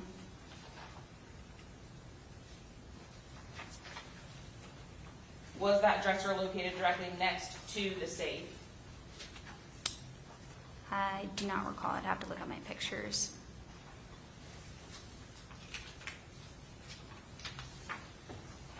In 54D, were these both in the same room, the safe and the dresser? Yes. Now, back inside of the safe itself, you indicated there were some items of ammunition and then other firearms located therein, correct? Yes.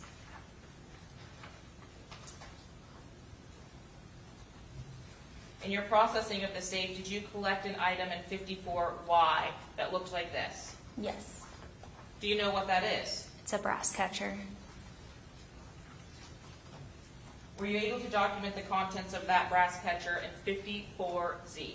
Yes. I'm showing you what's been marked as states 58, excuse me.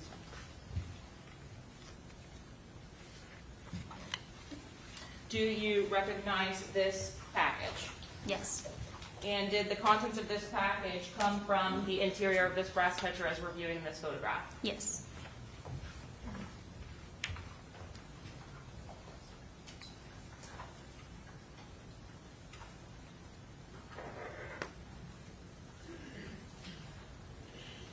All right, this time state seeks to admit states 58. Any objection? No objection. Okay, admitted. Inside of that brass catcher, those 2 rounds, were you able to determine the caliber? Yes. What caliber rounds were inside of that brass catcher? I believe 9mm. Do you need to refer to your report to confirm? Yes. Real quick.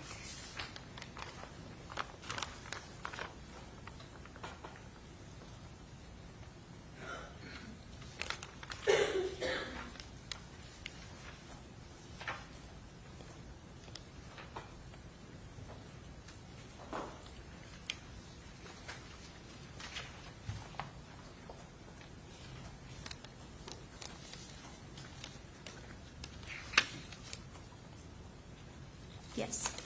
2 9mm casings from that brass catcher. Yes. But this was not attached to anything at the time that you photographed it and then ultimately pulled it from the safe, is that correct? No, ma'am. Did you locate additional brass catchers inside of that safe? Yes. 54BE. Referring back to the firearms that were actually recovered, did you have an opportunity to pull out the firearms from 54DD that were recovered from that safe? Yes. Once those firearms were recovered or they were determined to have potential evidentiary value, were they impounded or boxed up by you? Yes, ma'am. In 54HH, is this one of the firearms that was removed from that safe? Yes. What is depicted as attached to that firearm, was that brass catcher already on there? Yes, ma'am. Was the rifle in 54, also removed from that safe? Yes, ma'am. In 5500, are we looking at the Black Forge rifle as depicted in 54QQ? Yes. And was the first rifle that had the brass catcher attached the Anderson rifle from 54II? Yes. Ultimately, at your conclusion of processing this scene, did you impound both of those rifles into evidence? Yes, ma'am. And upon impounding those rifles, are they boxed up and preserved and taped up? Yes, ma'am. I am showing you what's been marked as states 56 and 57.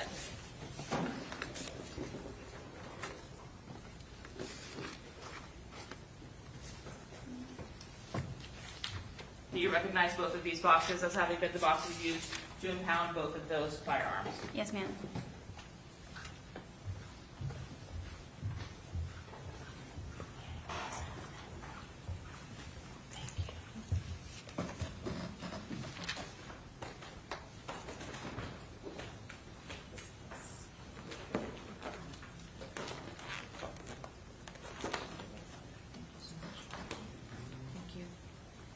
Your Honor, at this time, the state seeks to admit states 56 and 57. Any objection? No objection. Admitted? Is state's exhibit number 56, based on your review of the packaging from which it was contained, the firearm that was retrieved from the safe? Yes, ma'am. And was this particular firearm the Black Forge rifle that was retrieved from the safe of this residence? Yes. Was there an additional rifle that was retrieved? Yes.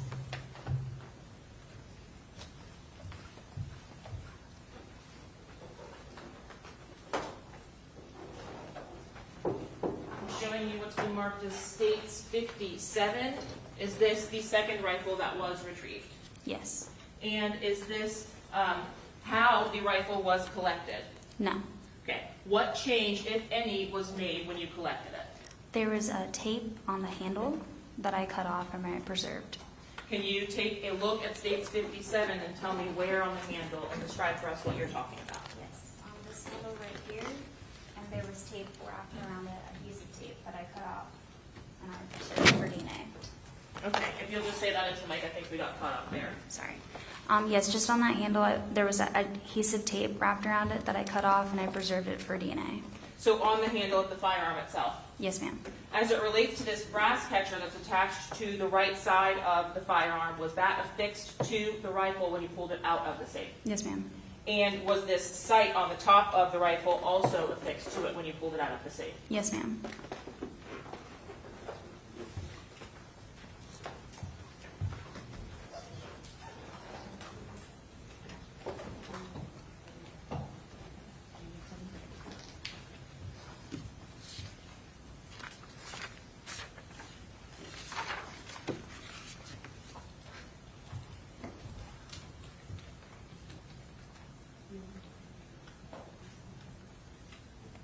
Your Honor, at this time, I will pass the witness. Okay, cross.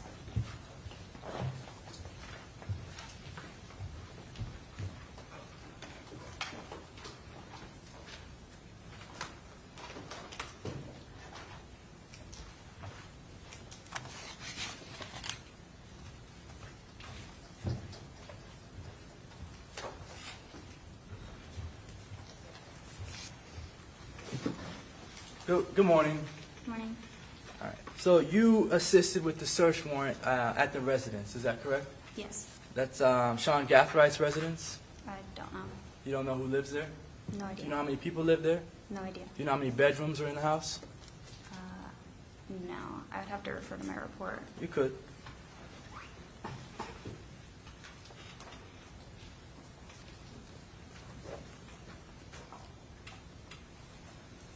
No. No, I don't know how many. I'd have to look at my pictures, actually. Okay. There was a picture of a safe. There were some rifles in the safe. Do you remember that picture? Yes. And those rifles, that safe, that was found in the master bedroom of the home? Yes. All right. It's not Sean Gathrigh's room, correct? I don't know. You don't know? All right. For sure, that home that you searched, that's not Alicia Andrews' home, correct? I don't know. You don't know if it is? I don't know. Did you search Alicia Andrews' home? I don't know who that is.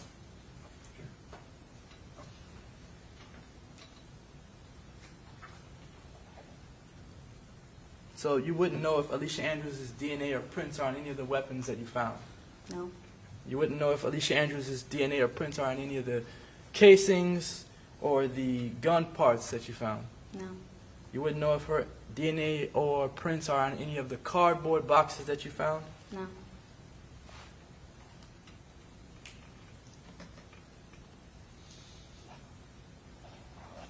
And you don't have any evidence that anything that you just discussed on direct examination is connected to Alicia Andrews? I don't know who that is. No. I have no idea. No further questions. Okay, redirect. Ma'am, when you respond to a scene, do you know the identity of any of the suspects typically? No.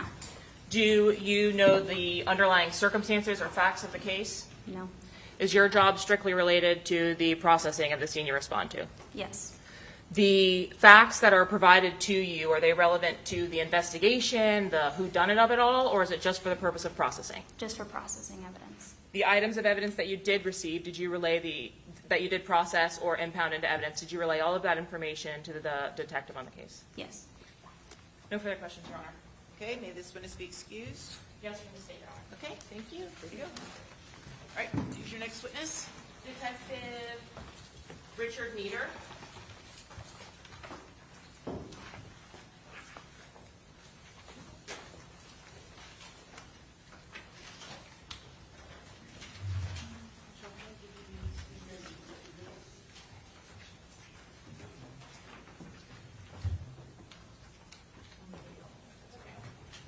Judge, can we just stop working, please, before? Yeah, hold on one second. Wait, hold up 1 second. Have him sit back out. Come on up.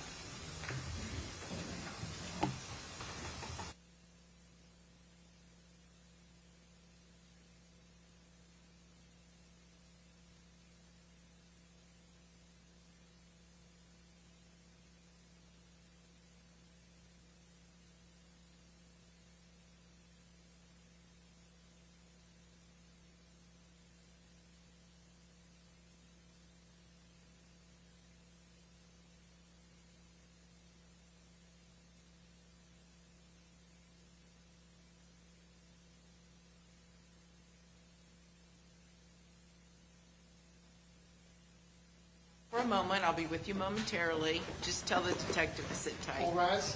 Your notes.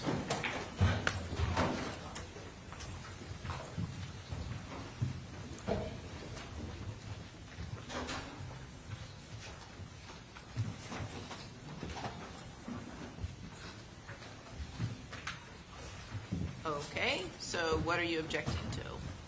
Yes, Your Honor, so PowerPoint.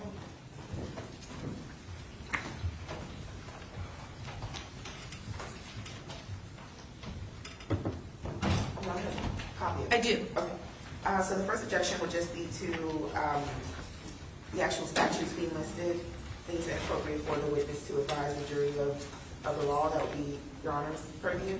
What's your response to that? The detective is listed as an expert, Your Honor. No, but expert on the law? As an expert in gang evidence, and what is presented is the criminal gang statute. Okay, but why is that admissible, just the statute itself? If there's no objection from the defense as it relates to his qualifications as an expert, then I can skip right past those slides. But if they are objecting as it relates to his qualifications, we'll be discussing the statute itself. So there is an objection, Your Honor, but he's not going to testify that he has some sort of expertise in the law. He's just going to say that he uses it to qualify him. Yeah. But even if Your Honor decides to qualify him as an expert, that does not make the actual statutes admissible as evidence in the trial. Okay. Well, I tend to agree, so at this point I'll sustain the objection just as to the language of the statutes themselves, and that would be Criminal Gang, Florida Statute 874.031, 874.032, and 874.033. Okay. Next, Your Honor, we have a general objection to the videos coming in as hearsay. Okay. State what's your response to that. Certified business records provided for those, Your Honor, and the witness is testifying not as it relates to the truth of the matter asserted of the content of those videos, but only as it relates to the intent and knowledge of the defendant based on the history of the criminal gangs. Okay. Overrule the objection. So, Your Honor, I'd like to respond to that. Sure. I don't find that to be, not personally, but as being a response just based on the fact that they have specific lyrics highlighted. None of those, I believe, related to any of the text messages that Your Honor has admitted thus far, where the state claims that they go to the defendant's knowledge. So it might go to maybe some of the co-defendants, their knowledge of what has happened, but not specifically to Ms. Andrews' knowledge.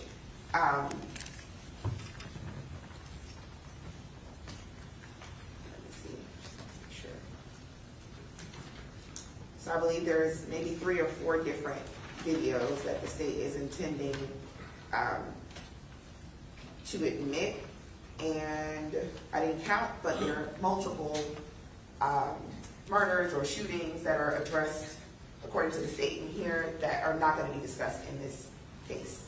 Specific names, specific people that are unrelated to the charges in this particular case. So we object. And again, more collateral issues that serve to not help the jury understand the issues in this case, but to confuse them and pile on more unrelated gang information.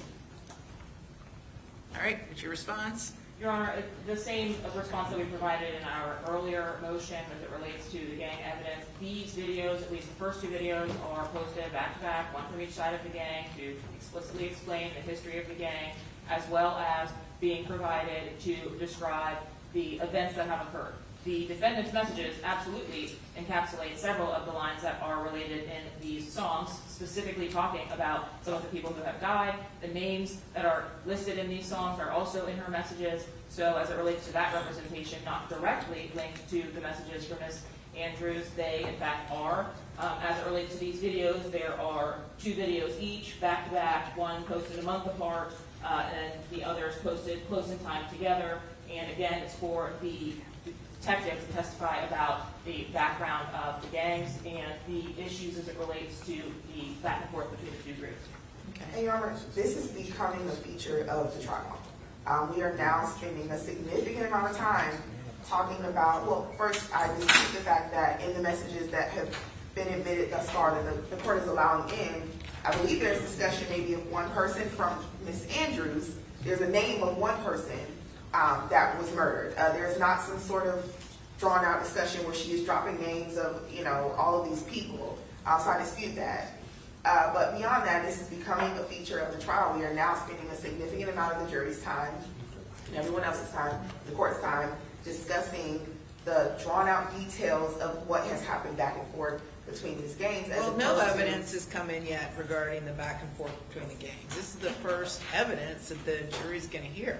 I disagree, Your Honor. The first, I believe, 3 or 4 witnesses testified about the back and forth, who was who, has done what, et cetera, et cetera. There has been. Anyway, go ahead, make your record. Well, yes, ultimately, beyond that, the fact that this is now becoming a feature of the trial, we'd also object to just prejudicial nature. This is substantially prejudicial, much more than it is probative to the actual elements of this crime and my client's, the allegations against my client. It is cumulative, again, at this point. We're going to hear more discussion about the gang war as opposed to the actual murder that is charged in this crime. So we object on all those bases. Hearsay, it's cumulative, it's more prejudicial than it is probative, it's not relevant, it is a collateral matter, not relevant to any material issue or element in this crime, the crime that we are here to have a trial on. Overrule the objection. All right, that's as to the videos. Anything else? Yes, we would object to the lyrics, Your Honor. I'm not sure who wrote these lyrics, but it does not, it just appears that they're typed based on someone's interpretation of what is being said. That is invading the province of the jury. The jury is to decide what these lyrics say. And even if the court were to decide to let them in, we would also object to the highlighting. Okay, what's your response? Your Honor, these, the defense can address any issues as it relates to the lyrics or the accuracy of the lyrics on redirect. I have case law for needing on cross. Translation. On cross, excuse me, as it relates to the translation, if there's an issue as it relates to the content of the messages themselves. But we discussed this previously in referencing these videos and lyrics being provided with these videos. The highlighting itself is in an attempt to limit what we are questioning the witness himself about as we go through the videos, and to highlight specifically what would be related to this case or specifically related to the evidence that we intend to present of the war between the two groups. Overrule the objection. Any other objections as to the PowerPoint? Your Honor, we'd object to the charts, the organizational charts as hearsay as well. I don't see those. I just see the PowerPoint. Are I those on believe your? they're like In the first couple pages after the case law. Look. Oh, I see that. The members and associates of ATK and 1200, right? So you're referring to in 6 block? Yes, Your Honor. Okay. I'm assuming they're coming in or an attempt to come in through your gang expert? That is correct, Your Honor. The detectives from the gangs presented, and each of them have been listed as experts. Okay. All right, overrule the objection. Okay, Your Honor, just for the record, our objection related to hearsay is just to the idea that, look, this is testimony that can be given without these actual charts, but specifically the labeling of these individuals as gang members, our objection is hearsay based on that. Okay, same rule, overruled. And then finally, Your Honor, there is a slide, or there's one slide relating to an August 16th and 17th, 2023 shooting. We would object vehemently to any additional shooting outside of the one from October 2023 being discussed in this case. Your Honor, we have relied on the court's pretrial ruling as it relates to the gang evidence that's admissible in this case. And that ruling was that the evidence is limited to 2023. We've actually significantly cut down the incidents in early 2023 and included only those which occurred at or around the time. So we've included the prior attempted murder of the victim in this case, for which there are casings that match, and the murder which occurs the day before that attempted murder, as well as the murder that occurs in August, which would have been 2 months before, another rivalry issue where, again, someone is killed on the 16th and someone is killed on the 17th. We have narrowed it to the fall of 2023, just for purposes of being as concise as possible, but we have relied heavily on the earlier ruling that we've already had on this issue, which is that the events from 2023 would be relevant as it's what really kicked off this gang war. Well, I recall that the court's order was that it would be limited to October of 2023, very specifically October 2023. And I'd also dispute the idea that this is what kicked off the gang war. Their expert is about to testify very differently about what kicked off the gang war. But I believe the court's order was October 2023 specifically. Okay. Overrule the objection. And we'd also object on the basis that it's not relevant. Okay. Very good. Same ruling. All right. Your Honor, Yeah. may I take a quick Sure. comfort break before we Sure. enter that?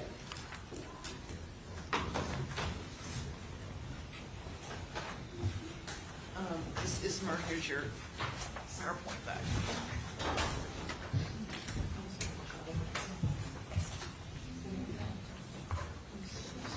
Yeah, go ahead.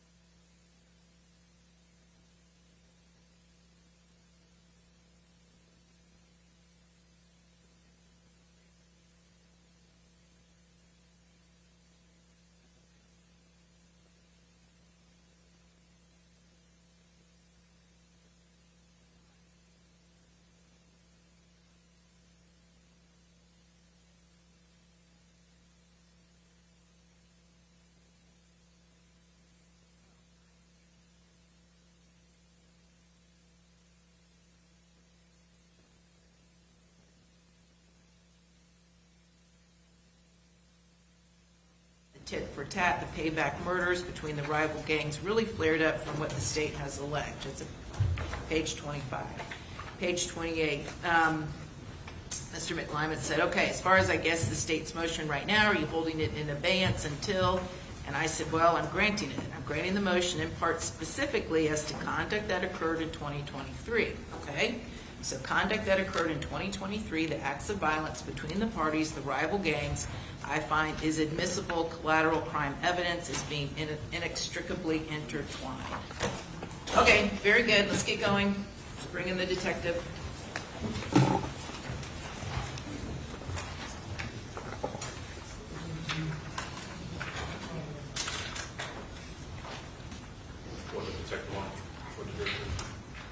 Oh, yeah, go bring the jury in.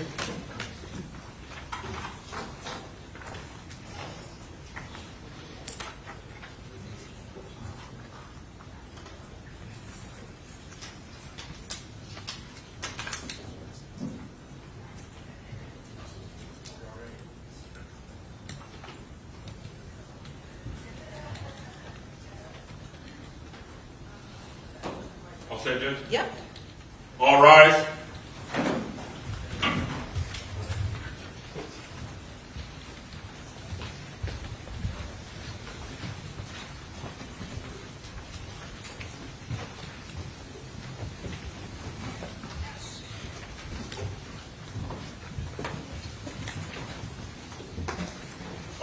Okay, very good. Everyone have a seat. Let's take our next witness. State Call Detective Richard Meader.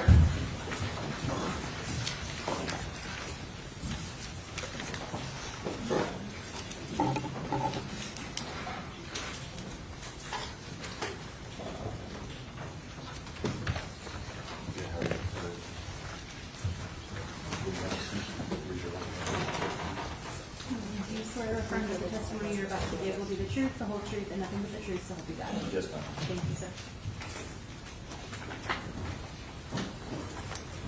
Hello, would you state your name for the jury? Yeah, good morning. It's Detective Richard Nieder, Where are you employed? Jacksonville Sheriff's Office. How long have you been with JSO? 9 years. What is your current assignment? I'm currently assigned to the Gang Investigations Unit. What assignments did you have in advance of your gang assignment? Prior to that, I was assigned to a community crime response team. It's a violent crime task force that patrols the city. Prior to that, I rode the east side patrol, which would be like the east side of downtown Jacksonville. Did you have the opportunity when you were actually a patrol officer in advance of that to patrol different neighborhoods in Jacksonville? Yes, ma'am. And what neighborhoods were those, if you recall? The main neighborhoods would have been out east and Springfield. When you say out east, what does that mean to a layperson not from Jacksonville? So the out east area of Jacksonville is well known for its the gang territory for the criminal gang 1200 out east. And so did you become familiar with that area out east in 1200? Yes, ma'am. Does that title 1200 and out east, does it relate to or refer to an area where the people lived? Yes, ma'am. Does it also refer to a moniker for their gang association? Yes. If someone from out east was a member of 1200, is that a fair or accurate representation of their membership? Yes. In addition to patrolling some of these areas, now that you've become a gang detective, what do your day-to-day duties or activities look like in that role? So our day-to-day duties is we monitor the gang and the members along with their associates. We also purge them if they no longer meet Florida state statutes. That is simply like undocumenting them, where the status of a gang member is no longer on them through NCIC and FCIC records. We also conduct custom notifications. This is where we take community outreach and influential people in the community out to troubled youth and at-risk adults' homes and offer them a way out. When you were mentioning that you document or undocument members, tell me about that process. You said you document based on statute. What is that statute? Yes, ma'am. It's 874. And what do you do? Overall, go ahead. What is it that you're following as a guide in order to document a gang member? There's 11 of the criteria that's laid out in the statute. Some of them are like admits to criminal gang membership, physical evidence, tattoos, style of dress, They associate with one or more known criminal gang members, or they're in the presence of, like with them in traffic stops and stuff like that. Their parents or guardian can say that they're a part of a gang, and there's probably a couple more. As it relates to documenting a gang member, is there a different process for essentially seeing if a person meets the criteria to be a gang member versus being a gang associate? Yes, ma'am. To become a gang member, you have to meet 2 or more of the 11 criteria outlined in 874, and to be an associate, you just have to meet one of the criteria. And you indicated that that criteria includes admitting your membership or role in that gang. Yes, ma'am. Is it frequent that during the course of your investigations, gang members or their associates will admit to such, that they're involved in a gang or that they are members? Yes, ma'am. Do your duties also include undocumenting gang members? Yes, ma'am. And tell us a little bit more about that process. I don't know that the jury understands what FCIC and NCIC is. What is that? Yes, so NCIC is a national database, and FCIC is a Florida database. Whenever you run somebody's driver's license or run a person in those databases, it will come up and show you that they are a documented gang member within the state of Florida, and it'll tell you the gang that they're documented under. Why would there be an undocumenting of a gang member? How does that happen? They no longer meet Florida state statutes. And do you continue, is it an ongoing process with either documenting or undocumenting? Yes, ma'am. We investigate them, and if they continue the status within the gang, we continue to document them. Did you and the members of your gang unit attend any particularized training as it relates to gang investigations? Yes, ma'am, I have. What particular training did you attend? I've gone to 2 of the Florida gang investigation conferences where they've taught beginner and intermediate levels of gang investigations. I've also attended violent crime and gang investigation conferences. I've also attended technology conferences that deals with cell phone towers and that type of stuff while tracking gangs. When you attend these types of trainings, is that a more generic style of training or educating you on gangs in general? Yeah, generally, they kind of, the Florida ones will tend to guide towards Florida state statutes and stuff like that. And then the ones that are not Florida-based, they teach you like what they're doing across the country as far as how they're investigating and what they're seeing. These types of trainings, do they provide you specific intel or knowledge as it relates to Jacksonville gangs, or is that something that you learn just based on your experience day to day? Based on my training and experience day to day. Are you assigned to a particular gang or group in the Jacksonville area? Yes, ma'am. And what gang are you actually assigned to investigate? ATK. What does ATK stand for? There's various different reasons, but the reason that has been told to me was AC's top killers. So ask him the proper predicate regarding based upon his experience and training.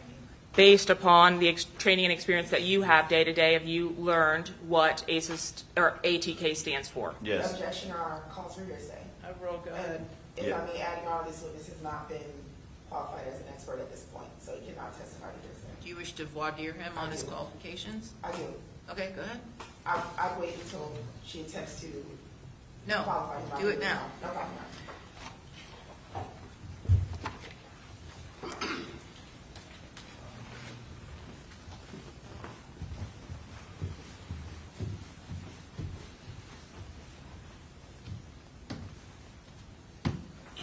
Good morning. It's still morning. Good morning, Officer Meter, Detective Meter. How are you? Good morning. You said you've been with JSO for about 9 years. Yes, ma'am. In your 9 years that you've been with JSO, you have not been working with gangs the entire time, correct? That is correct. So you've only been investigating gangs for about 3 years. Correct. All right. In the gang unit, there are about 12 detectives total. Yes. Is that accurate? And each detective has a specific assignment for a particular gang that's in the city. Yes, ma'am. Okay. And the gang that you're assigned to is ATK. Yes, ma'am. Okay. So your training and experience as it relates to gangs, I want to talk about before you ever became an officer. You were never a member of a gang, right? No, ma'am. So you don't have any personal experience related to gangs? I do not. All right. You attended Edward Waters College, right, in Jacksonville? Yes, ma'am. And your degree's in criminal justice? Correct. You didn't have any sort of specialization in gangs while you studied criminal Not there. justice? You did not? Not there. Okay. Did you have a specialization in gangs in any other degree or education? Through the Jacksonville Sheriff's Office, I have. Okay, we'll talk about that in a second. I mean, just mean like as far as education, any sort of master's degree or I do not. No. Okay. And you didn't study or focus on gangs at all while you studied for your criminal justice degree? Not just Jacksonville gangs specifically? That's correct. Okay. So your training, you have attended two, I'll say, groups of training as it relates to gangs while you were a detective in Jacksonville, is that right? Yes, ma'am. And that would be the HIDA trainings? HIDA. Yes, HIDA ma'am. trainings? Yes, ma'am. And the other one is the Florida Gang Conference, right? Yes, ma'am. Okay, I want to go through those in kind with you. Okay. So starting with the HIDA trainings. That stands for High Intensity Drug Trafficking Area, right? Yes, ma'am. I believe it's a federal agency. Okay. And they put on these trainings for officers to attend. Yes, ma'am. All right, and those classes are given by specific instructors. Are those instructors detectives or officers that investigate gangs? Generally, they're gang detectives from other parts of the United States and sometimes Florida. Okay. Those are not other detectives that are going to have expertise in Jacksonville gangs. Is that accurate? I wouldn't know their expertise. Okay. You never took any specific training with HIDA that highlighted Jacksonville gangs? No, ma'am. It was just a street gangs class. Okay. And you took between 2 and 3 of those classes? Yes, ma'am. Okay. You don't remember exactly when you took those trainings, do you? Sometime within, I would say, probably took one when I was on the community problem response team, and then the other 2 I'd probably taken while I was been a member of the gang unit. Okay. The curriculum, you said that it doesn't focus on Jacksonville gangs, and you don't really touch anything related to Jacksonville gangs in those trainings. Is that accurate? I would say no. Okay. It's not accurate, or you don't? It's not accurate. Okay. They do touch on Jacksonville gangs because the class is being hosted in Jacksonville, but the whole class is not about Jacksonville gangs. Okay, and is it your testimony that there are detectives that are teaching you the specifics of Jacksonville gangs in those trainings? Just trends that they've seen in Jacksonville. I wouldn't say they're teaching us strictly about a Jacksonville gang as much as like the crimes that street gangs and other people that we can see. Okay. All right, the Florida Gang Conference. You've been to 2 of those, right? Yes, ma'am. And those are courses where at the end of them you get sort of a participation certificate? Yes. And you've received those? You completed the courses? Yes, ma'am. And those courses also have no emphasis on Jacksonville gangs? No, ma'am. Okay. All right, and now inside your specific experience at JSO as a detective,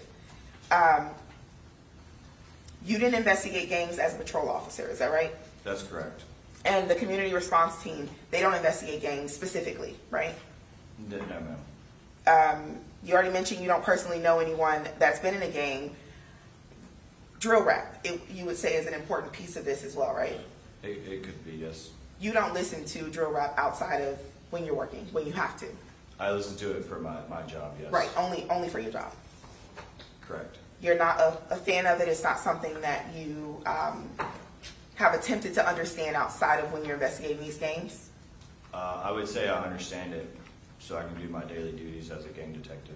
Correct, and let me be more specific. Your only attempts at understanding it are in your role as a detective? Yes, ma'am. Okay. All right, and it's your understanding that there's no hierarchy in these gangs. That's your understanding? And what, I'm sorry? In Jacksonville gangs? It depends on what kind of Jacksonville gang you're So are speaking you of. asking him about his opinion? Because this is limited to voir dire regarding Correct. his qualifications. So are you now going to elicit his opinion? No, I'm not. I'm It eliciting sounds like his... you are. If I can respond, Your Honor. Yeah, go ahead. You can answer the question. Okay. In your experience, you have not understood that there's any sort of hierarchy in these Jacksonville gangs? It would depend on what Jacksonville gang you're speaking of. Okay, is it your testimony that in your experience you've learned that there are some gangs that have hierarchies in Jacksonville? There is, yes, ma'am. Okay.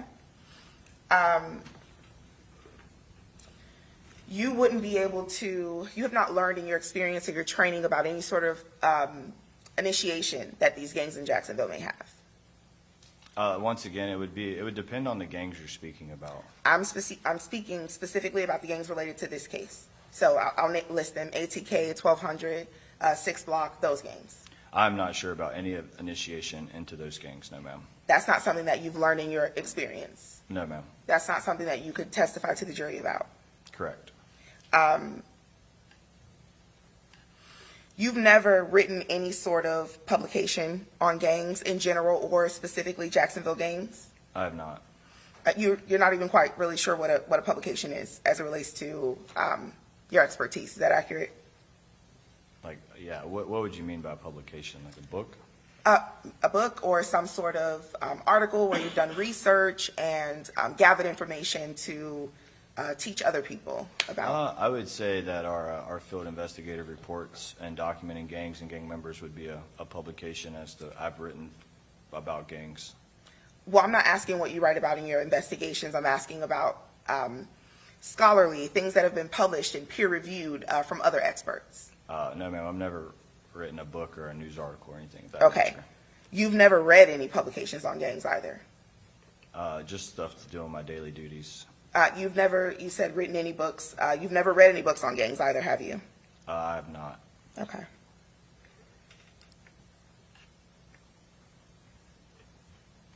All right. Your Honor, I don't have any other questions at this time. I don't know if you want me to make arguments or. Okay.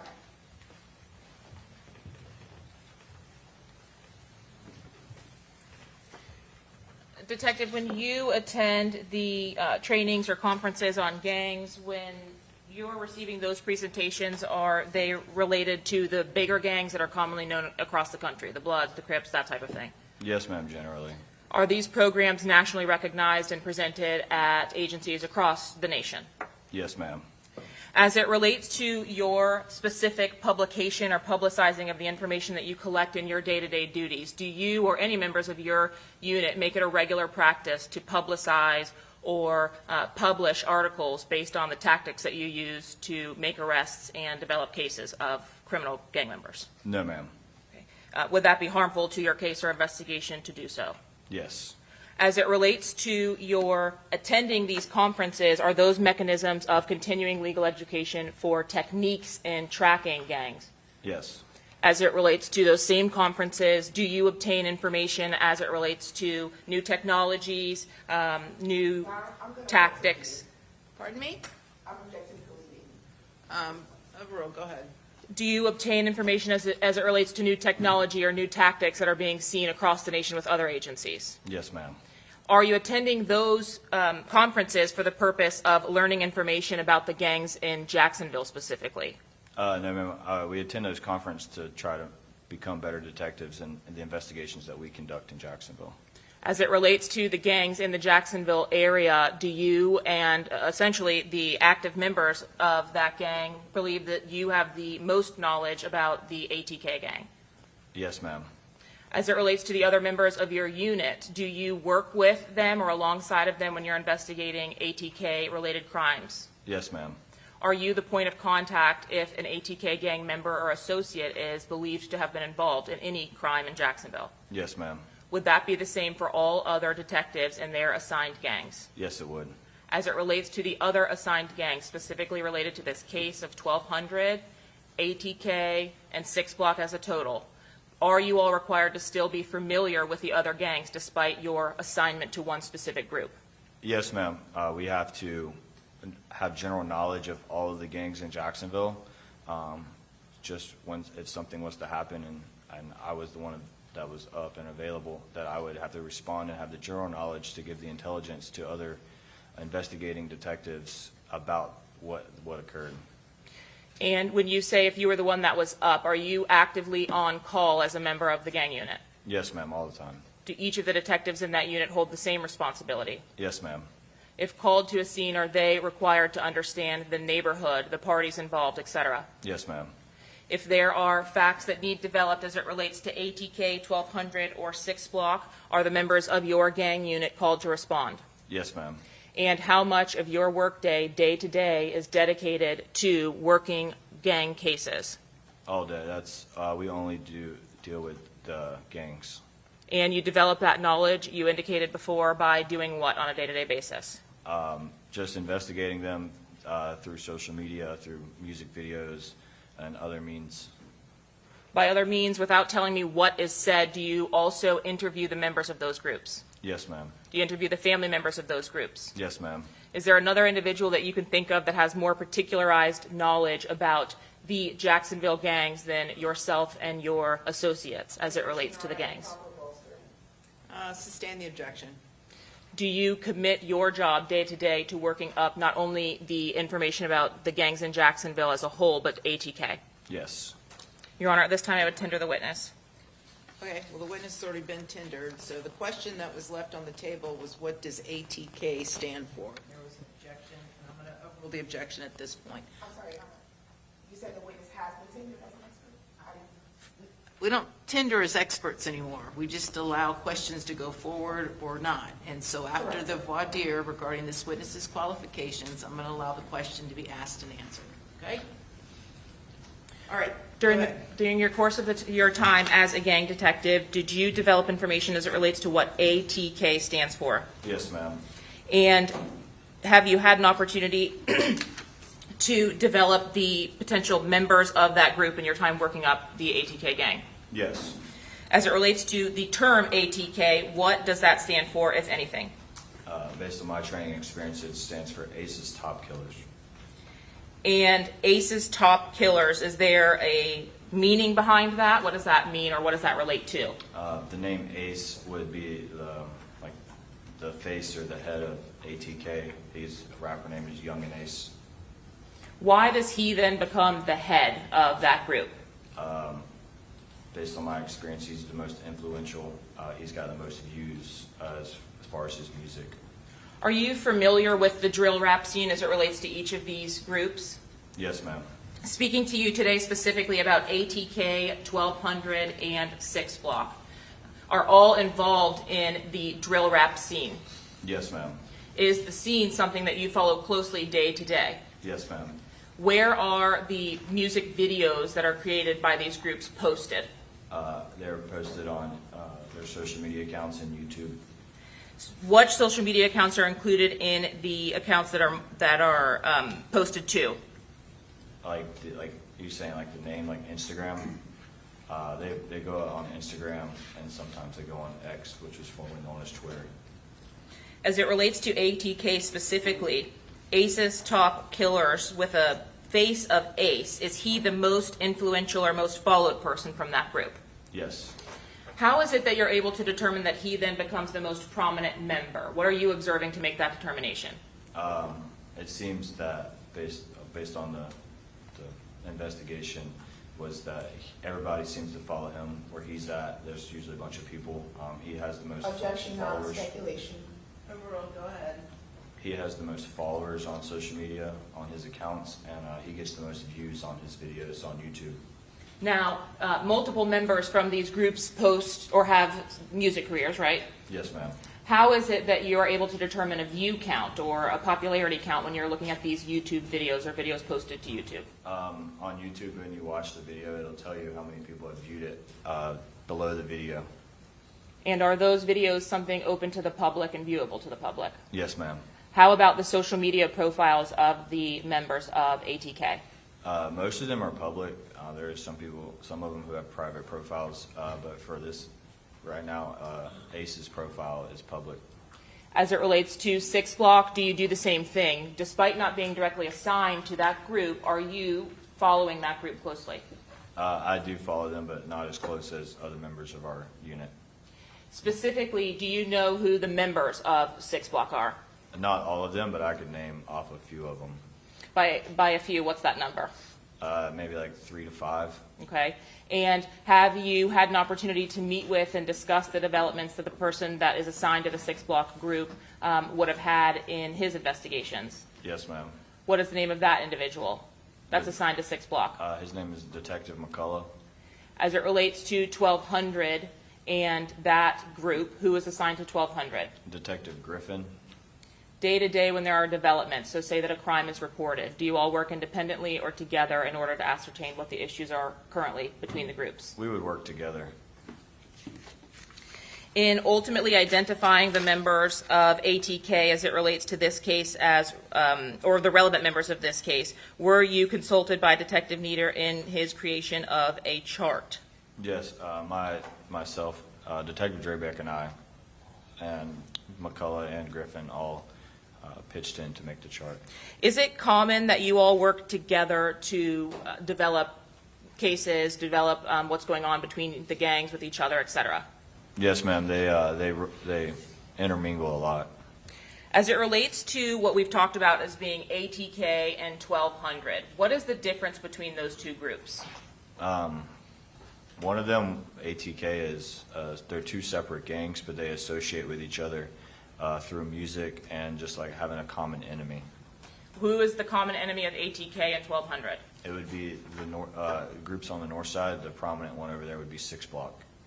And when you're talking about these groups, you're talking about them in areas. So you've told me out east and north side. Is that typically where their association or affiliation with these groups come from, is the location? Generally, yes, ma'am, but you don't have to be from those parts of town to be a part of the gang. You said that ATK and 1200 associate with each other. Have you personally, in your training, in your day-to-day work with these gangs, seen 1200 and ATK members on music videos together? Yes, ma'am. In social media posts together? Yes, ma'am. How about, you said both of those have a common enemy, which is 6 Block? Yes, ma'am. When it relates to 6 Block, are there individuals a part of 6 Block that claim other groups? Yes, ma'am. What does that mean, to be in 6 Block but be associated to something else? 6 Block has subsets, which is they're documented as gangs, but they kind of like associate with each other. The subset would be like We All We Got. They call it WAWG, and then Bully Gang. So those are other groups that are associated to 6 Block. Yes, ma'am. Would those members from We All We Got or 6 Block associate with each other? Would they be present in music videos together? Yes. Would they be on social media and pictures together? Yes. So despite being in separate groups or subsets, they are together at least enough to form a common enemy. Yes. And the enemy of 6 Block, at least as it relates to this investigation, was whom? It would be like 1200 and ATK. When you were working as a member of the Jacksonville gang unit, were you notified about the potential for Charles Jones coming to Tampa for some kind of performance? Yes, ma'am. Are you familiar with an individual by the name of Charles Jones? Yes, ma'am. And how are you familiar with him? I've dealt with him several times in person on my doing my daily duties. Have you had contact with him before? I have. Have you seen his music videos over the years? I have. When you were working in patrol, were you familiar with the beef that was going on between the two sides or between the two areas? My knowledge of it is way more extensive now, but I had general knowledge of issues on the parts of towns. Yes, ma'am. As you developed in the gang unit, did there become a prominent person or member in the 6 Block group? Yes. And who was that? Charles Jones.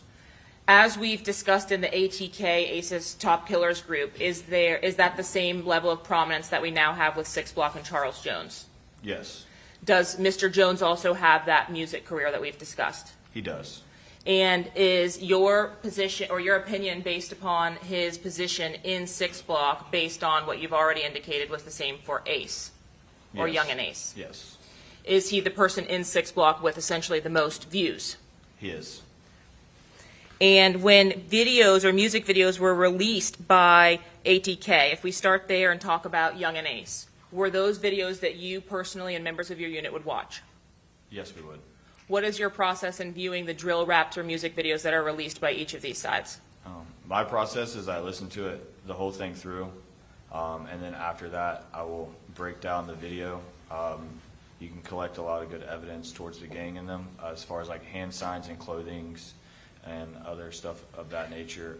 And then once I get through all of that breaking down, and then I break down the lyrics.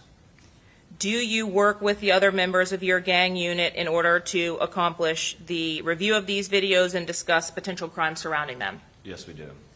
Is there any procedure in place where you also review crime reports to see if anything is related to what has been described in these drill raps?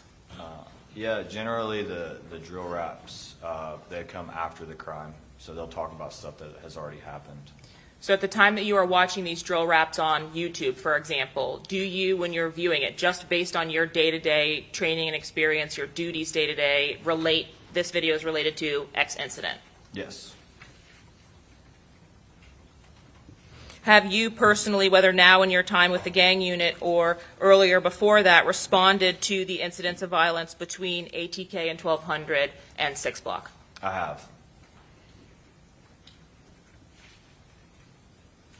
Now, you indicated that you worked to complete some charts with the other members of your unit with the Jacksonville Sheriff's Office. Is that correct?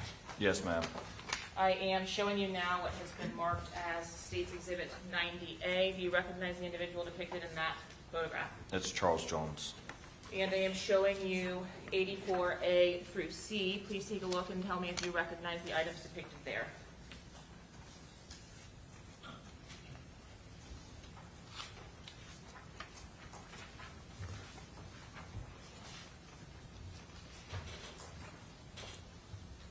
Yeah, these would be members and associates of each group, but it's not like it's not everybody. It's it's like a more of the prominent guys, a part of the groups, rather than everybody inside of the group. As it relates to the image of Charles Jones, does this image fairly and accurately depict Julio Foolio, or the person you came to know as Julio Foolio? Yes. And as it relates to these charts, despite not being all-encompassing of all of the members of 6 Block, ATK, and 1200, do they fairly and accurately represent the members or associates of those groups? Yes. These assets will be shown these prior to approaching the witness with them.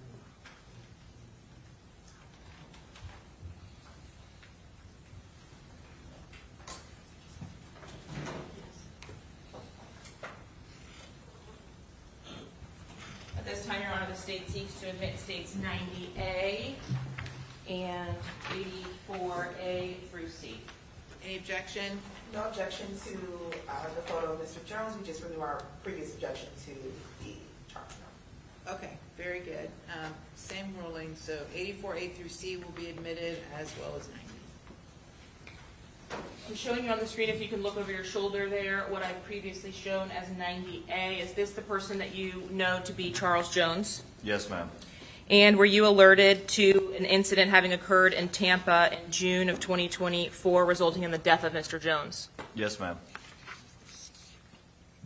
Prior to that incident, had you responded to calls for service related to Charles Jones or his potential injury? I have. Had you responded to calls for service related to the injury or homicide of members of the opposing gangs, ATK or 1200? Yes, ma'am.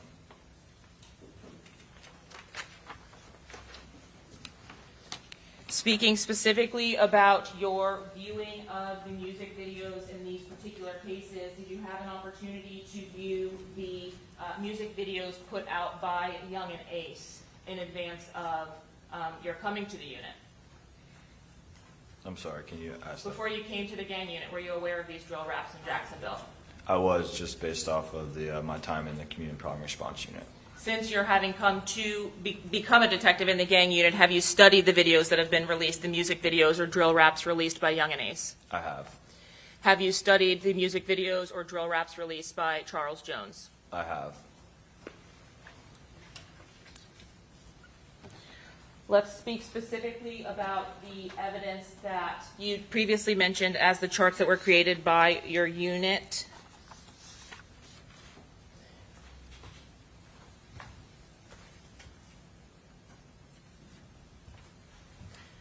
If you could look over your shoulder, please. Here I'm showing you what's been marked as State's Exhibit 84C. Do you recognize that chart? Yes, ma'am. Are some of the more prominent members of the ATK group depicted in this chart? Yes. As it relates to the members that you have discussed already, so Young and Ace, for example, can you show us where Young and Ace is in this chart? He's on the first row, the top row, all the way to the left. And in your time investigating ATK or studying the gang members associated with this group, did you come to learn the identities of the other people depicted here? I have, yes. Who is Quan or Trayvon Bullard? Quan and Trayvon Bullard was a victim of a homicide in Jacksonville in 2018. What about Royal Smith and Jacoby Grover? Yes, ma'am. It was a triple homicide. They all were killed in the same incident. Where did that homicide occur? It occurred in Duval County at an area of town we call the Town Center. And what relationship, if any, do they have to Young and Ace? Young and Ace was the fourth victim in that case. He was shot as well. He did not die. As it relates to the drill wraps that you saw subsequent to that homicide and the shooting of Young and Ace, were there music videos put out by 6 Block which referenced that shooting? There was.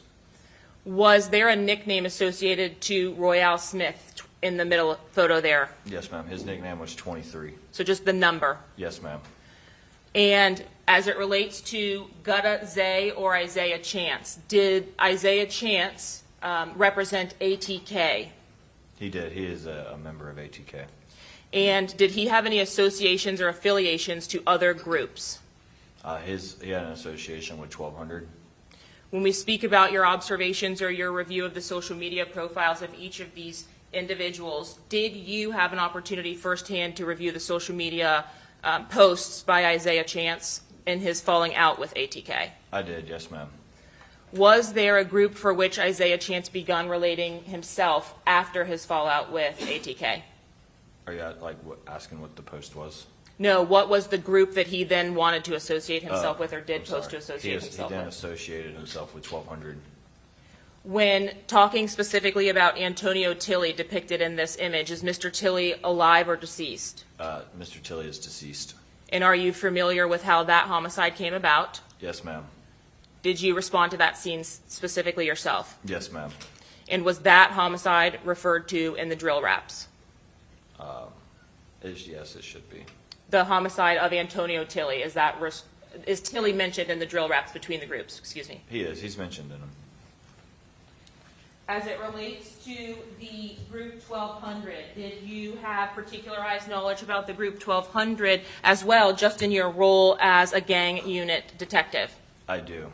And in showing you states 84B, does this chart at 84B also fairly and accurately depict the members of the 1200 group? Yes. As it relates specifically to the top line, can you see that okay from where you are? Yes, ma'am. The nicknames that are depicted below the legal names of these individuals, how is it that you all are able to ascertain these nicknames? That's their music name. Go ahead. That's their music name. Whenever they post stuff online, that's the name they use as like their artist or their stage name. And so on the Instagram posts, for example, are they utilizing their nicknames or their legal names? Nicknames. What about as it relates to the YouTube videos? Do they use their music or street name or their legal names? Nicknames. So when viewing these videos, are you able to ascertain, despite not having the legal name of the person on these drill wraps, are you able to ascertain who the parties are inside of them? Yes. Do you, when viewing these drill wraps, recognize the individuals as you're watching them, even if they aren't labeled? Yes. Have you had an opportunity to review a music video as it relates to saying the words Spaz or Corbin? Yes. And is that frequently used in the drill wraps by 6 Block? Yes. Now, when a group says another group's member in their drill wraps, is that intended to be a good thing or a nice thing to do? If you're a part of one group and you say somebody else's name that's a part of the opposing group, it would be disrespectful.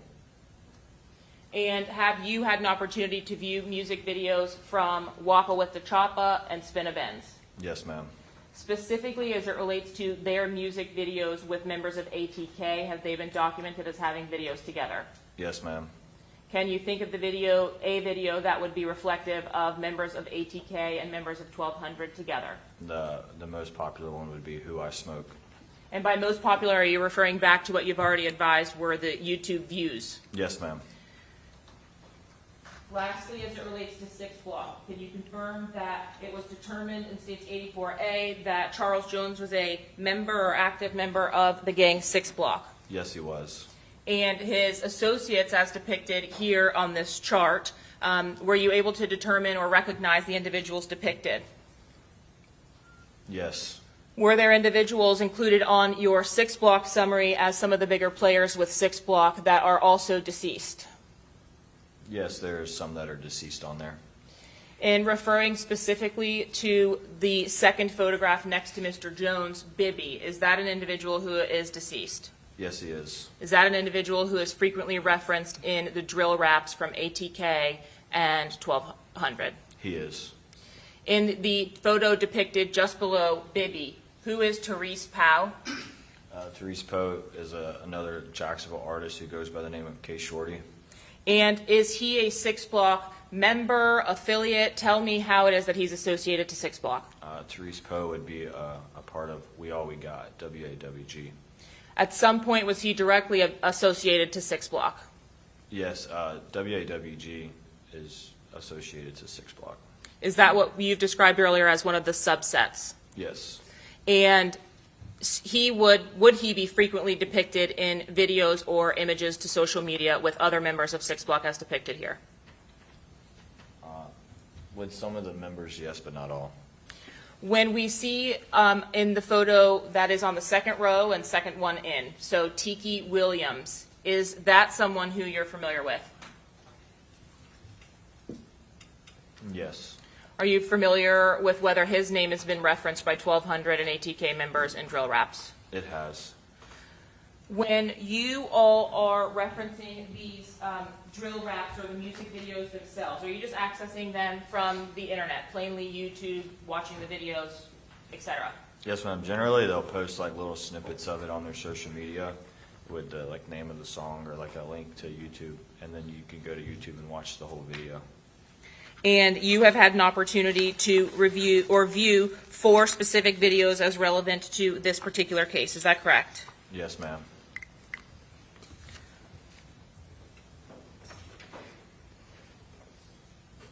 Was there a video that was published by members of ATK and members of 1200 called Who I Smoke? Yes, ma'am. Is it fair to say that that is one of the more popular videos that has been put out by Jacksonville gang rappers? Yes, it is. And in your experience, have you had an opportunity to see the number of views that have been racked up to that video at this time? Yes. Approximately how many views, if you know, has that video received? Last I believed it was around 50 million.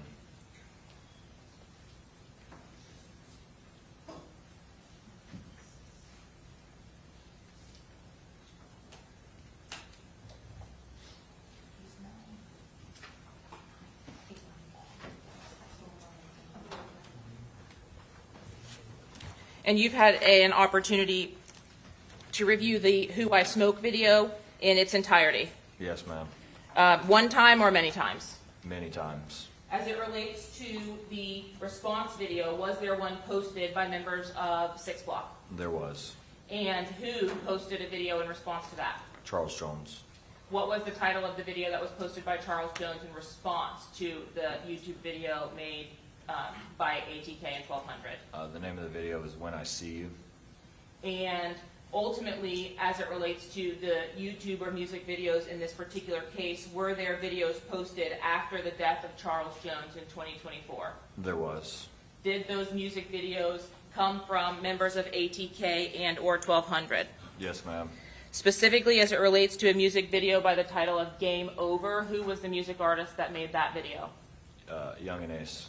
And when, in relation to Charles Jones's murder, was that video published to YouTube? I'm not sure the exact time, but a couple weeks. I don't know the exact date. It was a couple weeks after. And was there an additional video posted by 1200 members? There was, and once again, I don't know the exact date of that one either, but it was weeks and month after. What was the video titled from the 1,200 members? Foolio dead.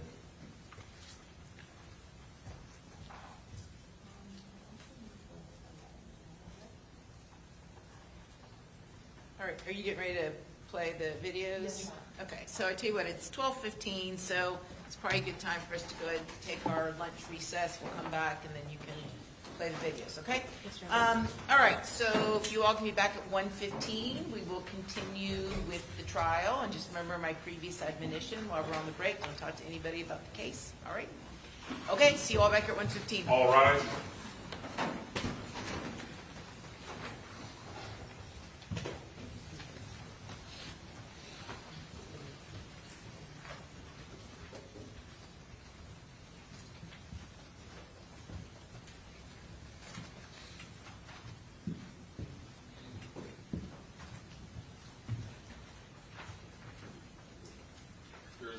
Okay, very good. All right, Detective, since you're on the witness stand and have not yet been cross-examined while we're on the break, you can't talk to anybody about anything related to this case, including the prosecutors, okay? Yes, ma'am. All right, see you back here at 1:15. Thank you. All right, thank you. Judge, before we go on a break, just for housekeeping, 68A through double K was introduced into evidence.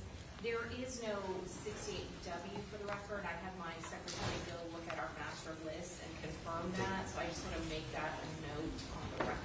Okay, so it'd be 68A through V, right? 68A through V, and then Yes. X through KK. Yes. All right, got it. Thank you. Okay, see you at 1:15.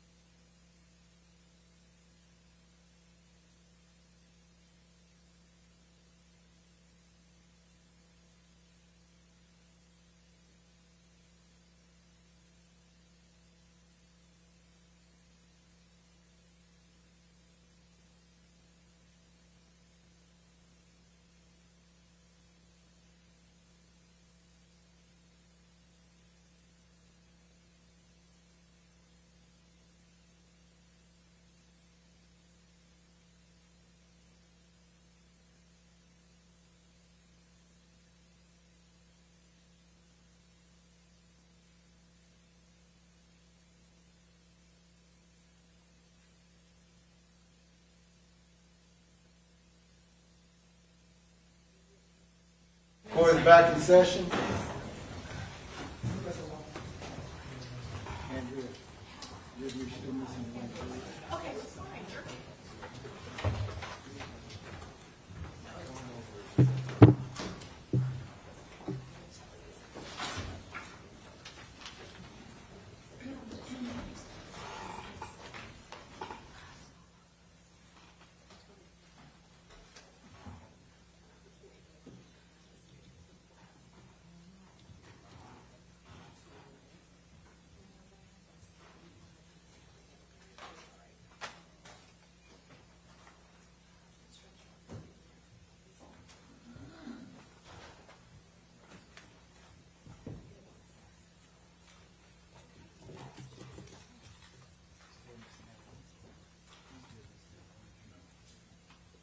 All jurors are back, Judge.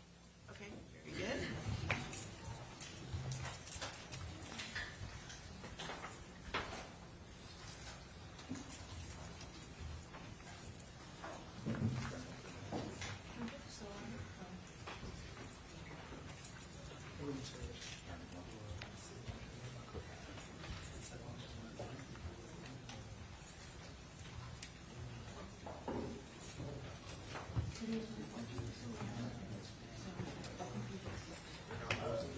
Yep.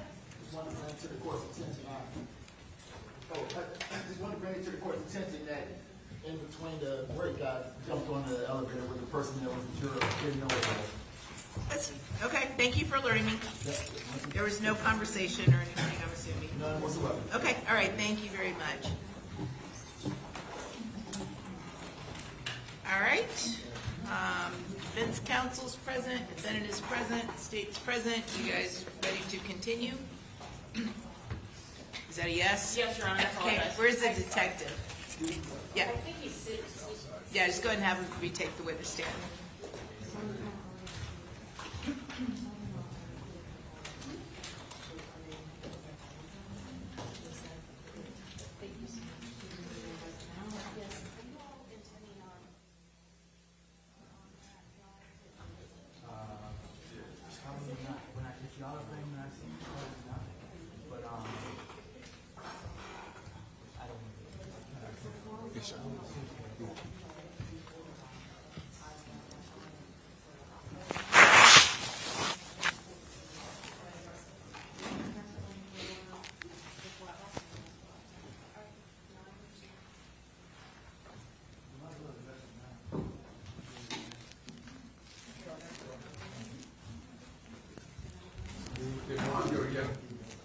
No. Okay. All right, we ready to go? I think there's an issue they want to address, Your Honor. Judge, we were provided before the lunch with a jump drive of 5 additional songs, one of which is already included in the state's presentation of evidence and on our exhibit list. But the others are several songs, looks like attributable to the victim in this case, and so we just want to address that with the court. Okay. Some of them obviously refer to or extend the time frame as previously discussed and of course objected to by the defense. So the playing of 4 additional videos is something that the state's going to be objecting to. It is. Well, what's the basis of the objection other than it extends the time? I mean, if they open the door, they open the door. Sure, but at some point, the playing of 4 in a row videos from our victim becomes cumulative by the defense when we're playing one from each side in the state's presentation of evidence. At some point, playing all videos that the victim published that were bad opens the door for then the state to publish whatever extra videos that the ATK members or 1,200 members also published that were bad. I don't know what the basis or honestly the relevance of publishing 4 more videos in addition to what we've already discussed and litigated is. What's the relevance of 4 additional videos of Mr. Jones? Well, Your Honor, first, I guess to address the scope, there is no particular scope of these music videos that the state is entering. They're not limited to the 2023 incident. They're discussing murders that occurred well before. No, I'm not as concerned about that. I mean, Okay. yeah, I'm not as concerned. The cumulative was the objection. So what's your response to that? Well, first, Your Honor, I find that objection problematic as that has been our argument, and the state has been the one to open the door to all of these videos. We're specifically introducing them or attempting to on this particular witness because he has been listed as an expert in gangs. He is the person that is testifying as to his analyzing of these different songs. They have said over and over again about my client's intent, and that it goes to her intent and her knowledge. And these go to establish that she actually does not have that, right? That she's not involved in any of this back and forth. Any of these individuals that are connected to these murders that the victim has been rapping about, just as some of the other individuals that are not involved in this trial have been rapping about. So this is our opportunity to cross-examine this witness and question this witness related to his knowledge and the scope of his knowledge of all of this information. Okay. So obviously I haven't seen these videos, so at this point in time, you can go ahead and show them, but at some point if it becomes cumulative, obviously, then the state can renew their objection and I'll just rule. Yes, Your Honor. Okay? So, all right, let's go ahead and bring them in. Yes, sir.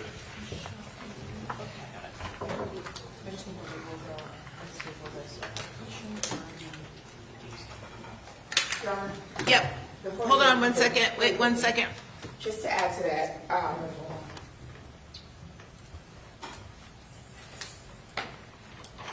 the other reason that these videos are going to be relevant is to complete the story. The state has sort of cherry-picked particular videos. This goes to the rule of completeness and just to provide the entire context of what is actually happening in light of what they're alleging. Okay. All right, very good. Well, I already said you could play them. Yeah, I just wanted to... Sure. mention the record there. Yep. Okay, now I think we're ready. Yes, ma'am.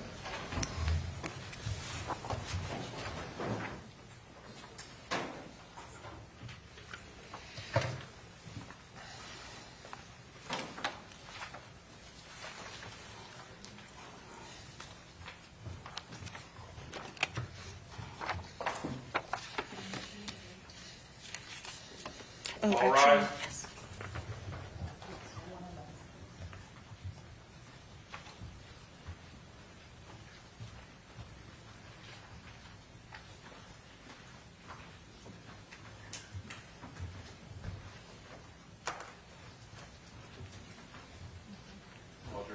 Okay, very good. Welcome back, everybody.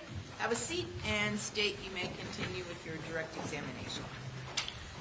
Detective Nieder, before we broke for lunch, we were discussing some of the music videos that you've had an opportunity to review in relation to this war between ATK and 1200 and the 6 Block members. Is that right? Yes, ma'am. And included in the videos of that back and forth were there some videos that we previously discussed as being Who I Smoke and When I See You. Yes, ma'am. And the videos subsequent to the homicide being Game Over and Foolio Dead. Yes, ma'am. I am showing you what has been marked as State's Exhibit 89A through D. Essentially, have you had an opportunity to review all 4 of the videos that I've previously mentioned? Yes, ma'am. Have you had an opportunity to dissect or to at least decipher the language that's used in those videos as far as the lyrics that are being rapped to or rapped about? Yes, ma'am. At this time, Your Honor, the State seeks to admit self-authenticating exhibits States 89A through D in the certification of Exhibit 111.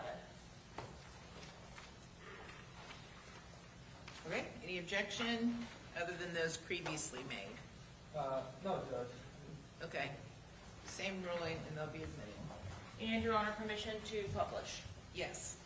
In discussing States 89D, if we are, or 89A, excuse me, if we are reviewing the videos that you've previously described in order, which video occurred first? Who I Smoke. And who was the creator of the Who I Smoke video? It would be Young and Ace, Fast Money Goon, Wappa with the Choppa, and Spinabins. And when you mention all of those names, are those all separate people? Yes.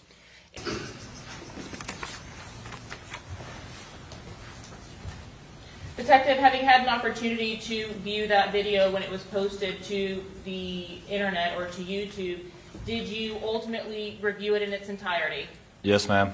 And after reviewing that video in its entirety, did you have an opportunity to listen to that video and determine what lyrics could be ascertained as being said or rapped about in that video? Yes, ma'am. If you would look to the screen here, are these those lyrics that you believed to have been included in that Who I Smoke video. Yes, ma'am.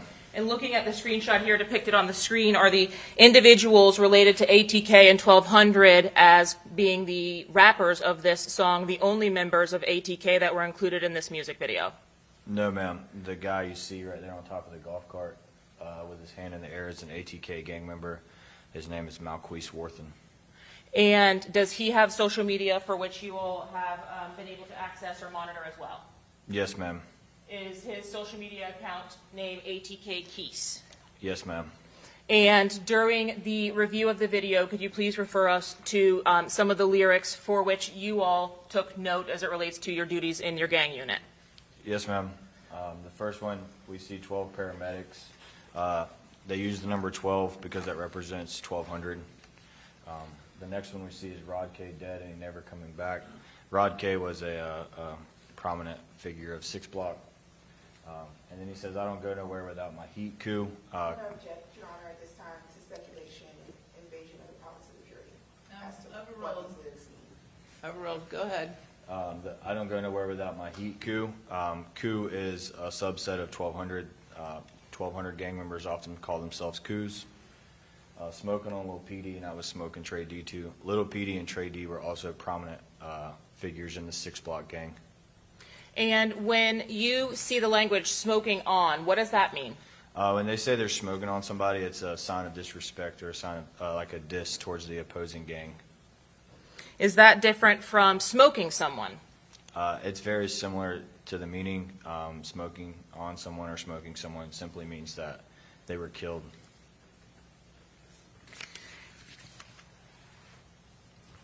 Throughout the video itself, were there names of the members from the actual group 6 Block that were depicted in the music video? Yes, ma'am. And during the course of that video, was there a portion when the artists were saying names of 6 Block that you can identify here?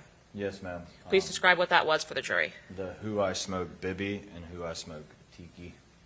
How about Little Nine? Little Nine was, he was affiliated with another group associated to 6 Block. He wasn't 6 Block himself. So he was an associate of 6 Block? In another gang, yes, ma'am. Well, was he the member of a gang that was rivals with ATK, 1200, or their affiliates? Yes, ma'am. And is Bibby alive or deceased when this video was created? Bibby is deceased. And is Tiki alive or deceased when this video is posted to YouTube? Deceased. Last question, Little Nine, alive or deceased? Deceased. Now, what is JIT? J-I-T-T. I'm smoking JIT mean? JIT is what they refer to as like a younger teenager, like a young adult. They would, instead of calling like your friend, you say that like, that's my JIT. And was there any reference to an individual that was a member of ATK or NHG named Queso? Yes, ma'am. And is Queso related to a gang in Jacksonville? Yes, ma'am. Queso is an ATK gang member. And what is the next line under the Queso lyric referencing? It says, no hospital boy, that line. This is just relating no hospital gang to ATK. That some of the members of ATK call themselves no hospital gang, but they're still ATK gang members. They all associate with one another, this NHG no hospital gang. Yes, ma'am. They associate then with ATK and members of 1200. Yes, ma'am.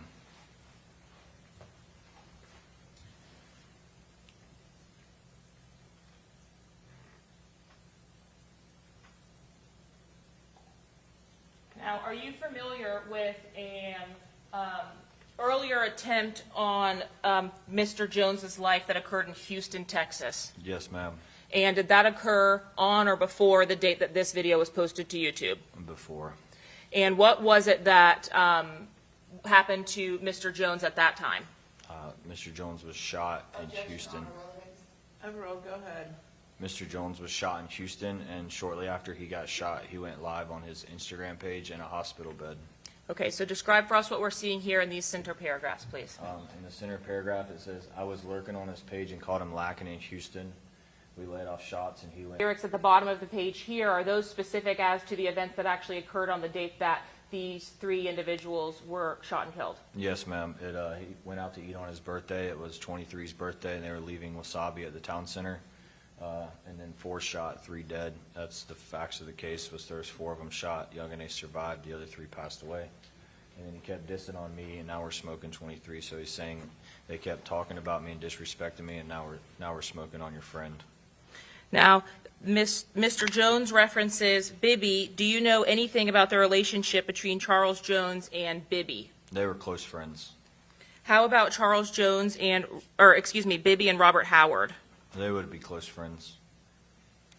And all are affiliated with 6 Block? Yes, ma'am.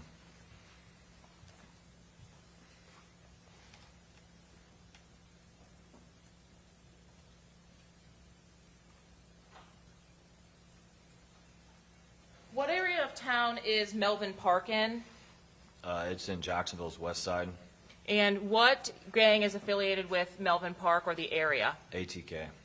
If members of 6 Block are in the Melvin Park area or posting from the Melvin Park area, is that seen as a sign of disrespect of some kind? Yes.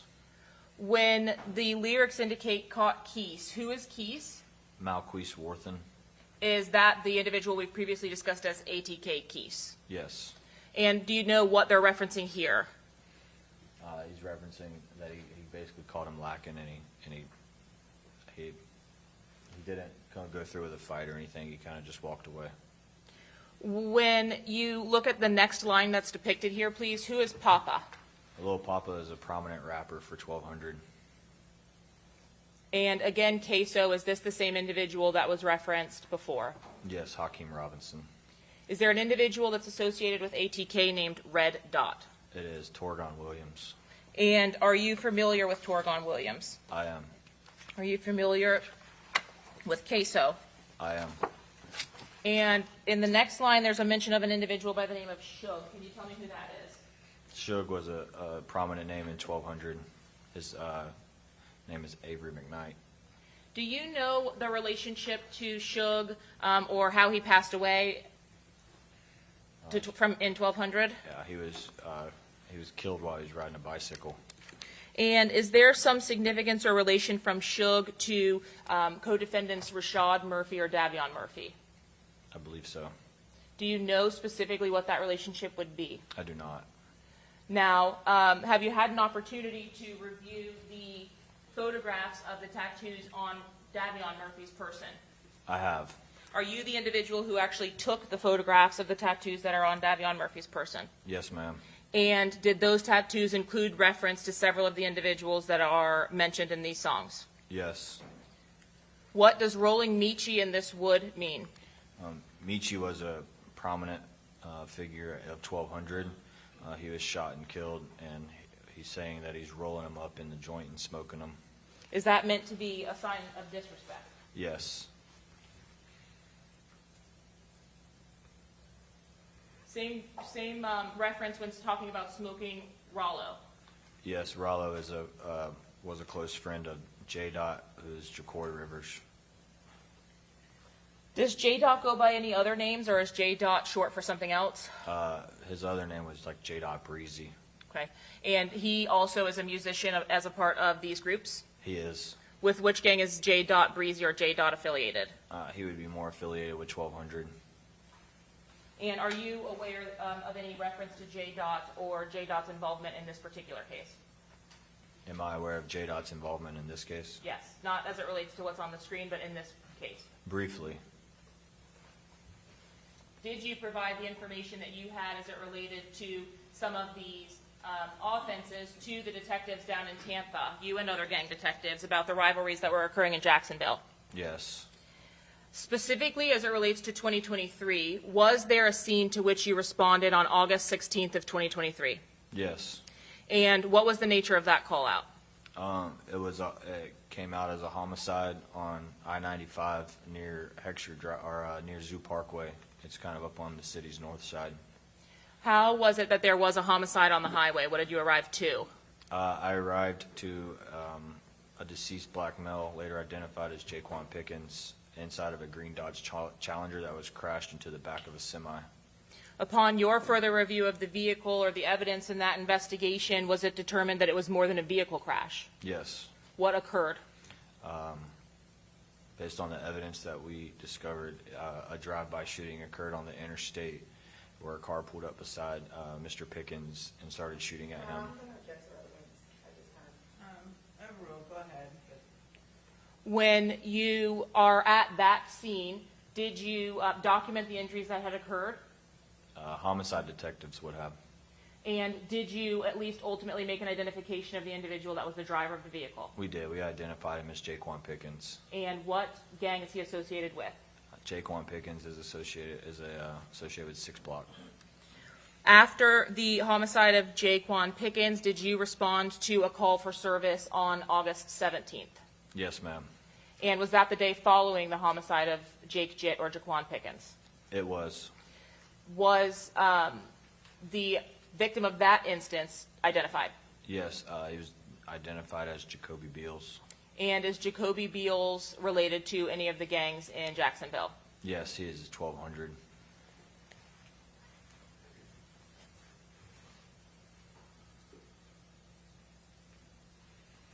Following the incident that occurred in August, were there several social media posts that occurred after Jaquan Pickens was murdered? Did anyone take credit for that murder? Generally, after all of gang-related shootings in Jacksonville, social media tends to boost up and get really active. A lot of people post and start disrespecting the deceased of the opposing groups. Does that also happen on October 6th and 7th when there are additional offenses that occur? Yes, Did you respond on October 6th to the homicide of Antonio Tilley? I did. And what was the nature of that call? Antonio Tilley and an Uber driver was located deceased after they crashed into a house. Evidence in that case showed that a female named Diamond Harris set up Antonio Tilley by sending him provocative. Relevance, hearsay, outside the scope of the court's prior order. Yeah, sustain, just talk about what actually happened to Mr. Tilley. What happened to Mr. Tilley to bring about his death? He arrived at an abandoned house and was ambushed by a black male. Was he shot and killed with a firearm? He was. And while you were working that scene, did you receive additional information or a call for service elsewhere in the city? I did, yes, ma'am. Where? It would have been in the city's side of town called Paxton. Is Prospect and 16th located in that Paxton area? Yes, ma'am. And what was the nature of that call for service? Were you able to determine who the victim of that was? Yes, it was Charles Jones was shot in his foot. Did you receive that call and request to respond while you were still working the first scene? Yes. Approximately what time did the October 6th shooting of Antonio Tilley actually occur was reported? I believe it was reported around like 2300 hours, which would be at 11 o'clock at night. I was not dispatched until like 1:30, 2 o'clock in the morning. And while working that scene, you received notification of the scene that Charles Jones had been shot? Yes, that notification came in around probably like 6:30, 7 o'clock in the morning. Was there evidence that was obtained from that attempted murder on Charles Jones from October 7th of 2023, and was that ultimately provided to law enforcement in this particular investigation? Yes, there was spent casings that were discovered on the shooting of Charles Jones. When you learned of the homicide that occurred here in Hillsborough County, did you provide assistance to the gang members in Jacksonville and also to the Tampa Police Department investigators that was about the gang activity in Jacksonville? Objection, moving on. Overruled, go ahead. Yes. Specifically as it relates to Charles Jones and Isaiah Chance, were you in your daily activities able to observe some interactions with the co-defendant and the victim in this case on the internet in the days leading up to Mr. Jones's homicide? I personally did not know.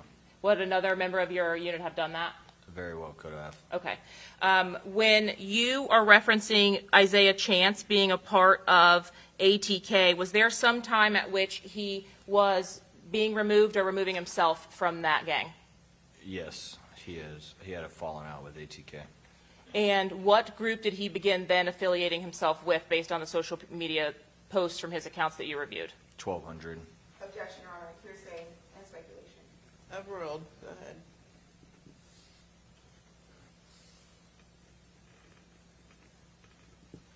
After the death of Charles Jones occurs in Tampa, were you alerted to new videos on social media and YouTube that had been posted by members of ATK or 1200?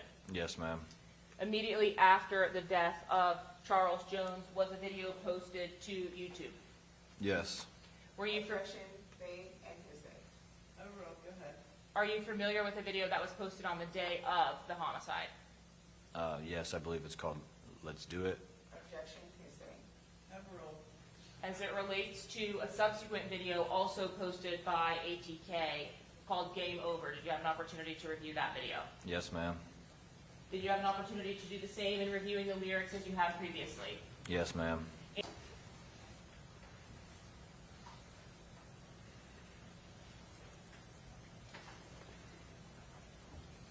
In addition to having viewed the music videos that were posted, did you have a chance to review the images that were depicted in those videos? Yes, ma'am. And do Wapawitachapa or Spinnabins have a hand sign for the gang 1200 to which they're related? Yes, ma'am, they do. And do they throw that sign in these music videos? Yes, ma'am, they do. Are you familiar with what that sign is?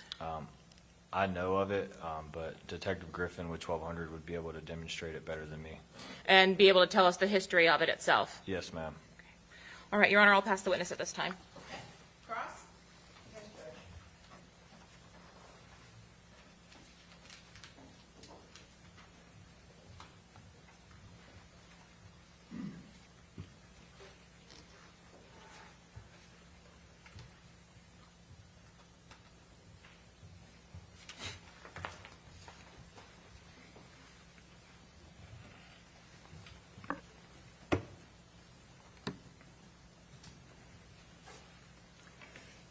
Now it is afternoon. Good afternoon, Good Detective Meter. afternoon.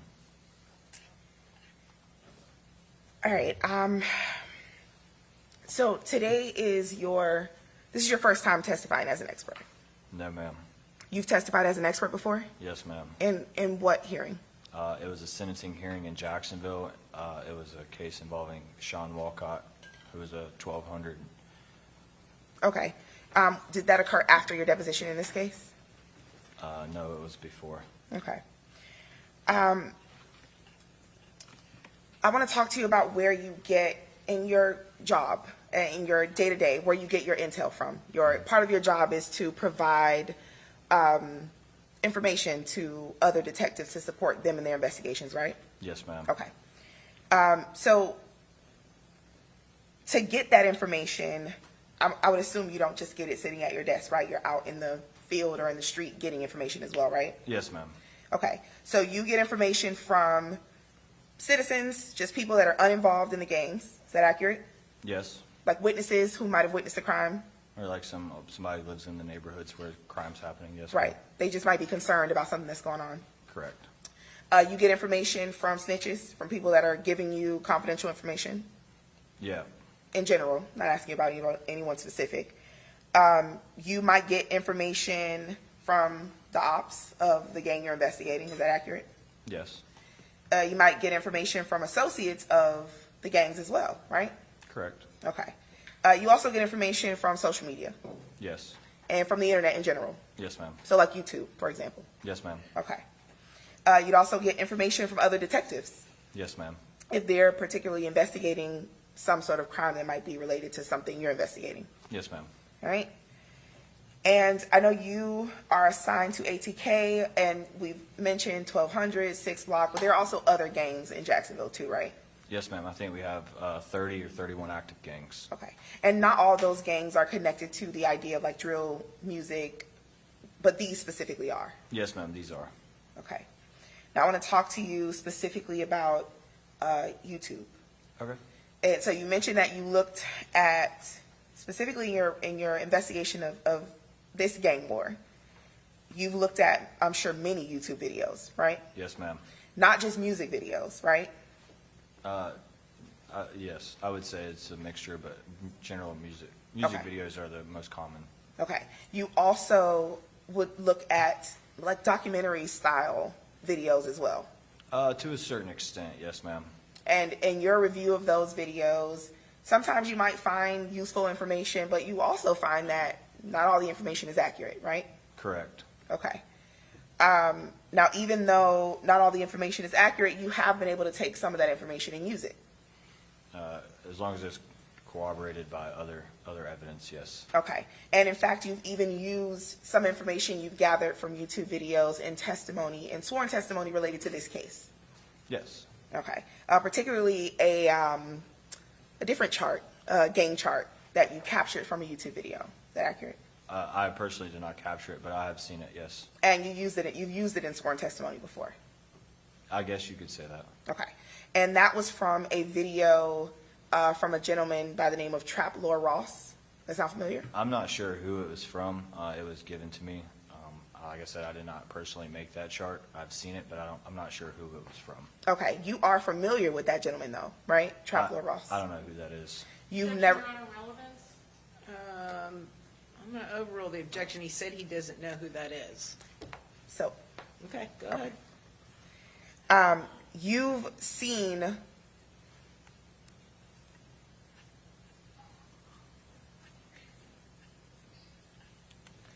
You've seen some of the hours-long documentary videos that sort of try to break down the gangs in Jacksonville. I've seen a few. And those videos have like millions of views. Potentially, I'm not sure how many views they have. Okay, a lot of views. You'd agree with that? I'm not sure how many views they have. Potentially thousands of comments, a lot of comments. I'm not sure about the comments either. Okay. You would agree with me that a part of in your investigations that you sometimes go through the comments in these videos? It depends. On what? What would it depend on? It depends on the video itself.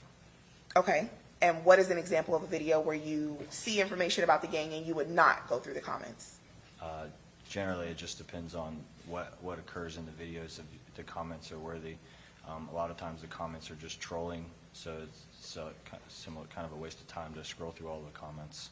And how would you know if the comments are trolling unless you go through them? Well, I don't go through all of them. I've went through them on some videos, but not all videos. Okay, so it sounds like what you're saying is you might start go through them, and then if you don't see anything useful, you move on. Yeah, depending on the video. Okay. And that's not just for the documentary style videos, it's also for the videos where there's music videos. Yes. And that's also going to be for videos that are posted on social media. Sometimes. Or pictures or any sort of post that's posted on social media. Yeah, sometimes. And these social media posts and YouTube videos and other information that's posted on the internet, in those comments are going to be people that are talking about what occurred or their opinions of those things, right? Sometimes. And this is stuff that's just open to the public. Yes, ma'am. Right? So it could be people from Jacksonville commenting on this stuff. Could be. And I'm sure you've probably seen people from other cities or even other states commenting on this stuff. The usernames, I'm not real familiar where they're from. Understood, but you wouldn't dispute me that there's no, it's not specified to Jacksonville. You don't have to be from Jacksonville to comment on this stuff, right? That's correct. Okay. All right, and you'd agree with me that the fact that this sort of gang beef is ongoing, this is common knowledge? I would say yes. You'd agree with me that the fact that 1200 and ATK or 1200 and 6 Block have a beef is common knowledge? It would depend on your definition of common knowledge. I would say that like a normal citizen of Duval County may not know about this, but if you live in the neighborhood, it's pretty common knowledge to people who live in that neighborhood or into these type of wars and gangs. Okay, so let me take it a step back. You're saying that people in Jacksonville don't have knowledge of this? I would venture to say that there is people in Jacksonville who do not have knowledge of this, yes. Okay. These crimes, when they occur, these are things that are posted on the normal news, right? Some of them, yes. Okay. And I'll just use one example. When I See You video, these videos have millions of views. Yes. The Who I Smoke video has millions of views. Yes. Right? But it's your position that just normal people in Jacksonville probably don't know about this? Yes. Okay.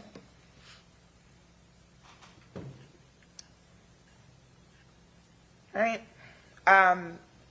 So you wouldn't agree with me that it's common knowledge that in Jacksonville, that Young and Ace was shot in this 2018 town center shooting? Once again, I would probably venture to say what the definition of common knowledge is, that not everybody in Jacksonville is going to be aware of that now. Okay, so I'm not asking about what everyone knows. I'm not asking for every person that has ever, touched foot in Jacksonville. I'm saying generally, that people who watch the news, who are on social media, who maybe listen to rap music, or who just live in Jacksonville and are concerned about the safety of their community, that in common knowledge, people are aware that these things are going on. That shootings in Jacksonville occur, yes. Specifically, that shootings between ATK, 1200, 6 Block are going on. I wouldn't say that. Okay. The shooting that happened in 2018 at the town center, that was on the news. Yes, ma'am. That was highly publicized on the news as well, right? Yes, ma'am. And that's the subject of the When I See You video. Yes, ma'am. Okay. The one that has millions of views. Yes, ma'am. Okay.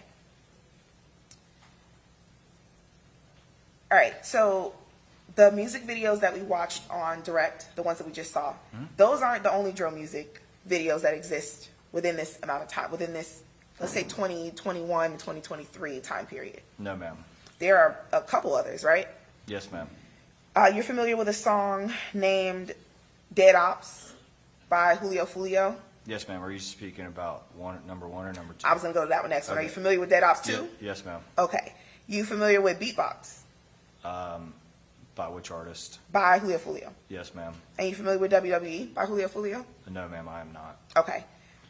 The four that we mentioned before, Dead Ops 2, and Beatbox. You've watched those videos, I'm sure, right? Yes, ma'am. Those are videos that you also use to assist you in your investigation of these crimes. Yes, ma'am. Okay? Those are videos that you've reviewed and analyzed the lyrics of as well. Yes, ma'am. Okay.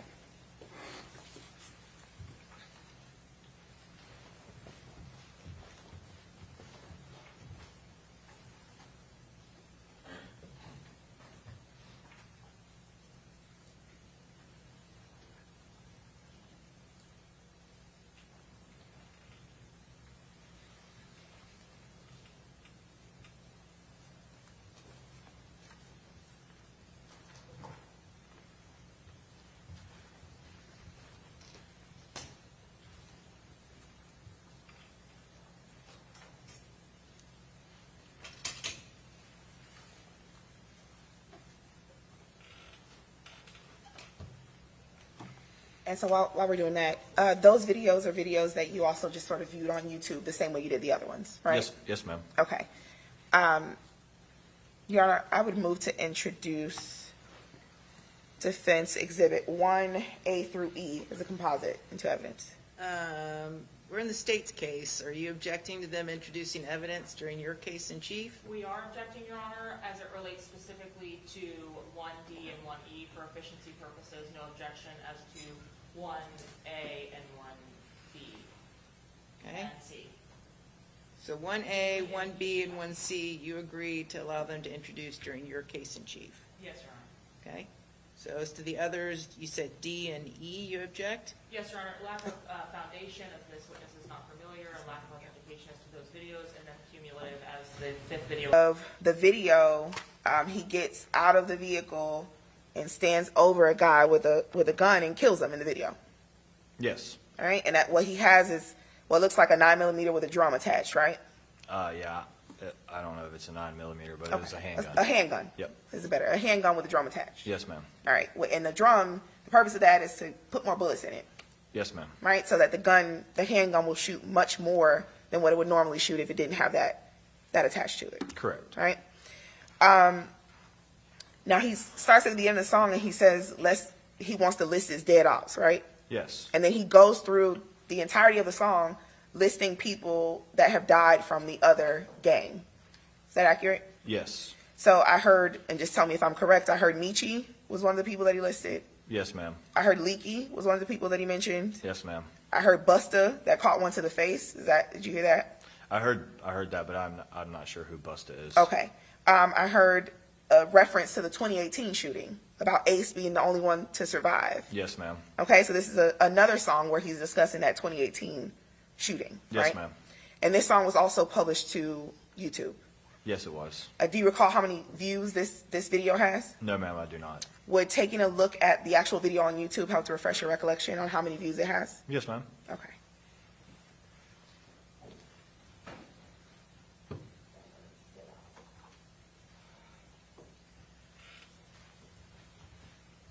so just take a look. If you can just, scroll down. Sorry, Your Honor, I didn't ask for permission to approach the witness. I can see it, yes, ma'am. Okay. It says, Is that refresher? it says 30 million views, and the video was posted 4 years ago. Okay, so that's an additional 30 million views to the other almost 100 million views on When I See You and Who I Smoke, right? Yeah, I'm not sure the exact numbers, but that would be an additional 30 million, yes, ma'am. Okay, taking a look at the views on Who I Smoke and When I See You, would that refresh your recollection as to how many views? Yes, ma'am. Okay. I can do it live. Okay.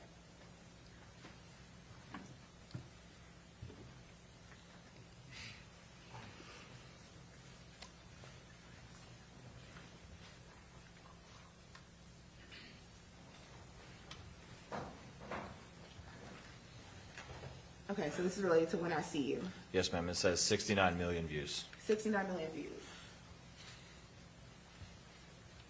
And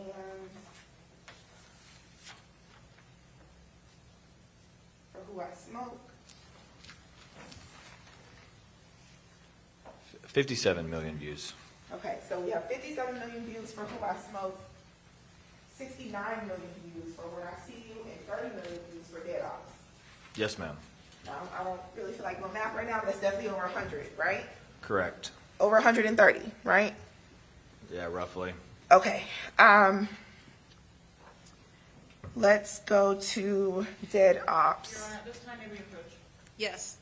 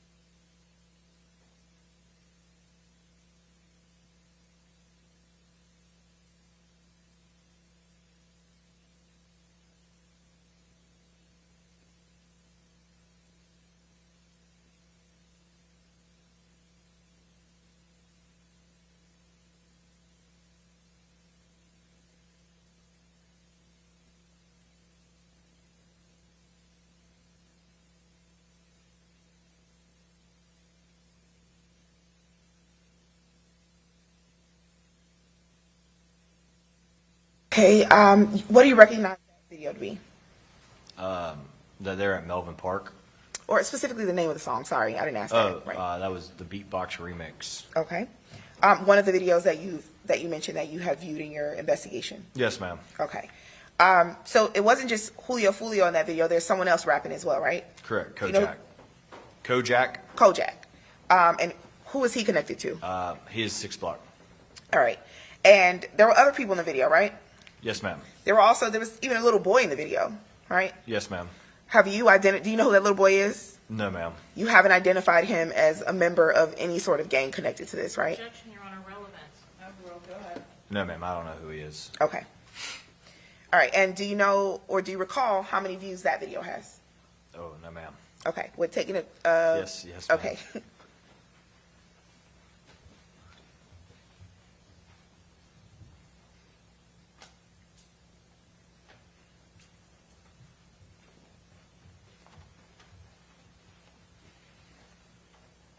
That one has 20 million.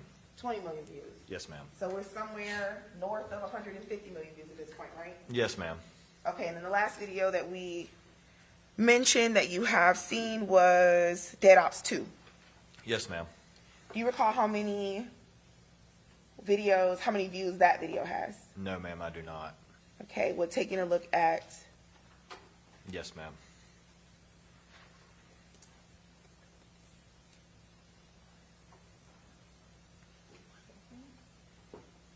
okay, That one's going to be 7.4 million. 7.4, so maybe 160, somewhere around that? Yes, ma'am, roughly.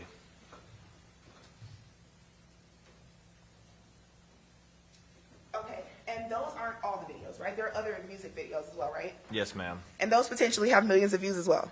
Potentially, yes, ma'am. Okay. All right.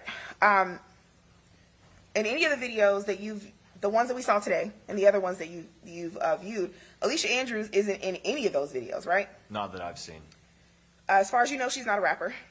Not that I'm aware of. As far as she's not a ghost rapper writing lyrics for any of these people, as far as you know? The lyric part, she hasn't at least been on where you like Apple Music and stuff like that. You can see who written by. Her name has not come across any of those. No, ma'am. And that was going to be my next question. First, if you've ever looked to see who was credited for this music. Yes, ma'am. And Alicia Andrews is not credited for any of this music. Not that I've come across. Okay. You also haven't heard her mentioned in any of these songs. No, ma'am, I have not. And I believe you already said you haven't seen her in any of the videos, right? I have not seen her. Okay. In the Who I Smoke video, in the Game Over video, Yes, ma'am. despite the fact that Young and Ace is sort of taking credit for the Julio Foolio murder, he hasn't been arrested related to this case. Is that accurate? That's accurate. All right. I want to talk to you about the October 2023 shooting of Mr. Jones in his foot, I believe it was, right? Okay. So, where did that occur? It occurred in Duval County in an area town called Paxson. Okay. And is that one of those towns that has like a separate police department or? No, ma'am.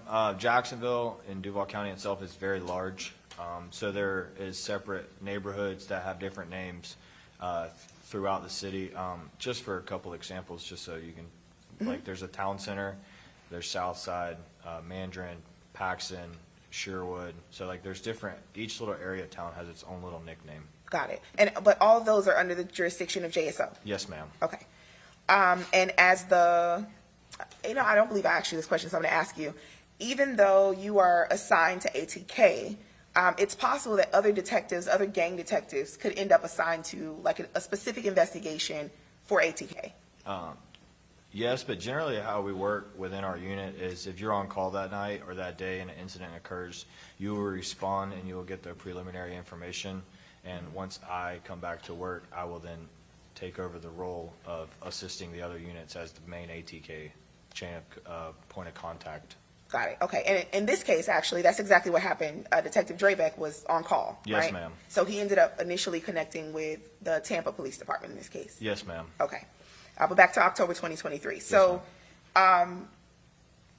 would you describe yourself as like the lead detective as it relates to that shooting? No, ma'am. Within the sheriff's office, we have different investigative units. We would be more of like an intelligence unit, or we have a robbery violent crimes unit that handles robberies and violent crimes, more like shootings where people do not die. And then we have a homicide unit that handles homicides. So we assist them with intelligence and other information that we may have. Okay, so you could end up assisting as far as giving intelligence to on a wide range of different crimes. Yes, ma'am. Right? So you could be helping a robbery detective, homicide detective, maybe even like a grand theft situation. You could be working on any crime as long as it's connected to a gang. Yes, ma'am. Okay. And you were actually working on this crime as well? Yes, ma'am. I responded to that scene. Yes, ma'am. Okay. And so your job and your responsibility is to assist them, to give any information that you might have that could assist is to give to them, right? Yes, ma'am. Okay. And as far as what you know about that crime, you know that he was shot in the foot and that he drove himself to the hospital, right? Yes, ma'am. And you know that it occurred after or within hours of an ATK member being shot. Shot and killed, yes, ma'am. Shot and killed, right? Yes, ma'am. You still have not made an arrest in that case, the October 2023. There has not been an arrest, no, ma'am. All right. And you don't have any evidence to suggest that Alicia Andrews was involved in that shooting? I do not, no, ma'am. No. She obviously, you have not made an arrest, so she was not arrested in relation to that shooting. That would be correct. Okay. You don't have any evidence to suggest that she knew about that shooting? I do not. That she was on the scene of that shooting? I do not. You don't have any evidence to suggest that she was aware or knew any of the people that you suspect were involved in that shooting at the time? No, ma'am, I do not. Okay. Now I want to talk about the evidence in this case specifically. Okay. You didn't draft any reports in this case, right? Related to the homicide in itself, no, ma'am. Okay. Did you draft any other reports? Some Duval County related incidents, yes, ma'am. Connected to this incident? It would be connected to Duval County cases. Okay, not the murder in this case? No, ma'am. Okay. You didn't collect any physical evidence. Obviously, you weren't in Tampa. You were in Jacksonville, right? Yes, ma'am. Okay. At what point do you kind of step in to assist or to take over from Detective Drabeck? We worked along together pretty much the entire case just because it was a lot of information and stuff in the back and forths. So I would say I never took it over completely. We worked alongside each other the entire time. Okay. And if you had to put like a time on it, how long would you say you and Detective Drabeck are assisting in this case? From the day it happened until current day. Okay. All right. You would agree with me that one of the catalysts to this back and forth gang war is that 2018 shooting at the town center? I would say that was a very big moment in this war, yes, ma'am. Okay, and we've heard a lot about, so I just want to kind of refresh the jury's understanding. So Okay. this 2018 shooting, Young and Ace is shot and survives, correct? Yes, ma'am. His brother, Trayvon Bullard, is also shot and actually dies in this shooting. Yes, ma'am. There's another gentleman named Jacoby Grover Yes. that dies, Yes, ma'am. and Royale Smith, that is 23. He also dies. Yes, ma'am. Okay? You don't have any evidence to suggest that Alicia Andrews is personally connected to any of these individuals that died? That died? I do not. Okay. Or to Young and Ace, I who do survived. not. I would assume, but I'm going to ask that you relayed, or you and Detective Drabeck relayed your knowledge about this 2018 shooting and the origins of the gang war. You relayed that to Detective Ramos, who's the lead detective in Tampa. Yes, we have. Okay.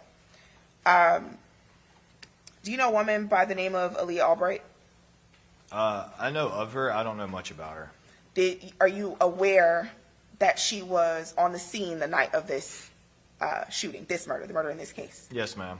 And I'm sure you have reviewed the video footage, the surveillance in front of the hotel. Yes, ma'am. Right before the shooting occurs? Yes, ma'am. Okay. So you would recall that Ms. Albright gets out of a vehicle and then goes inside of the hotel lobby, immediately proceeding. I see you're looking at the state. Did you? No, just look around. Oh, okay. She proceeded inside of the hotel lobby immediately before the shooting happened, right? I would, the last time I saw the video was a good while ago. I would need to refresh my Sure. memory on the video. No problem. Your Honor, I'm going to object to outside the scope of direct. Yes, what's this relevant to? Your Honor, can we go sidebar about this? Yeah. I don't want to make this argument. Come on up.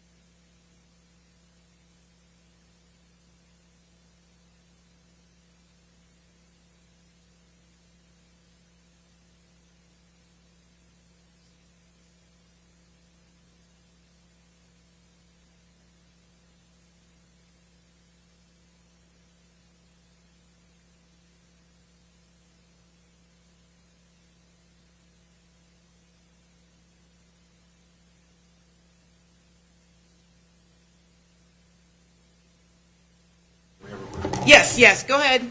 Take a 5-minute recess. All right.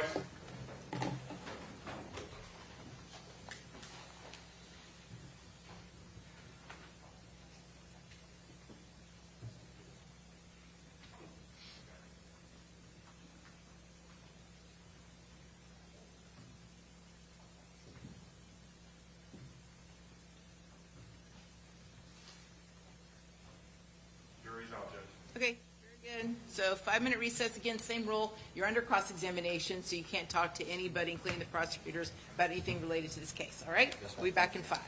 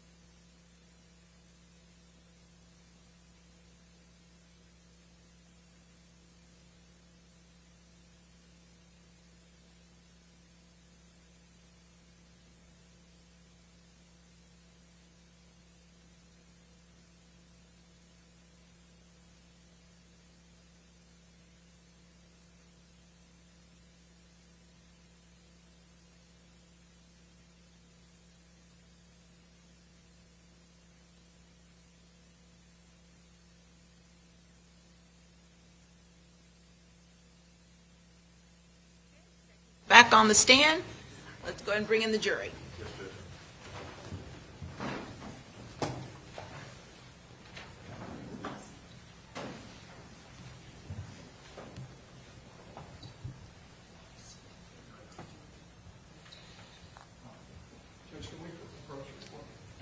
Yeah.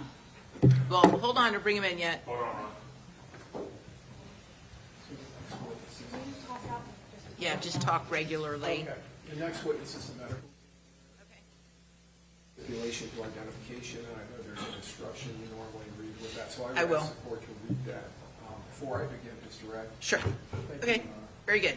All right, now let's bring in the jury. Yes, sir. All right. Learn the rest of the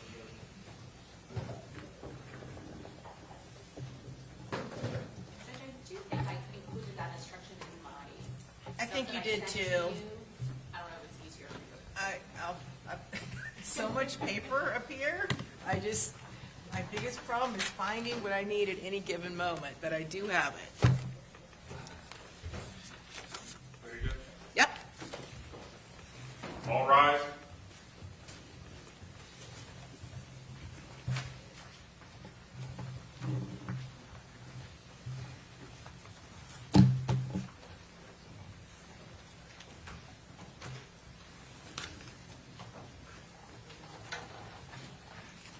Jury is in good. Okay, very good. You may proceed attempting to lay the predicate. Go ahead. Yes. Wait.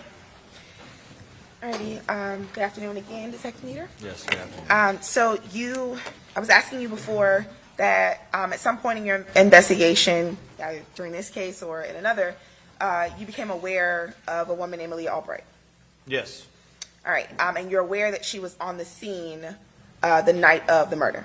yes, Specifically, that she was a part of the group of people that Julio Foolio was with the night of the murder. yes, Right, and you reviewed the video surveillance that shows her entering into the hotel?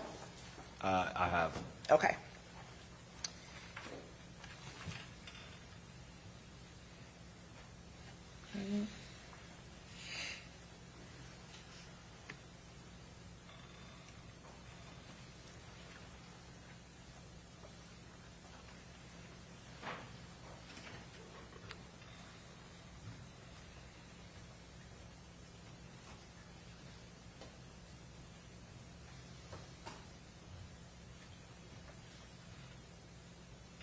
And for the record, what are you getting ready to show this witness? What is this? That's what he just testified to. I know, does it have an exhibit number for the record? Yes, sure, Your Honor. It's Exhibit 22B. Okay, very good. 22B6. All right, so I guess you're supposed to be looking. I'm gonna go try to limit this to exactly where I'm going.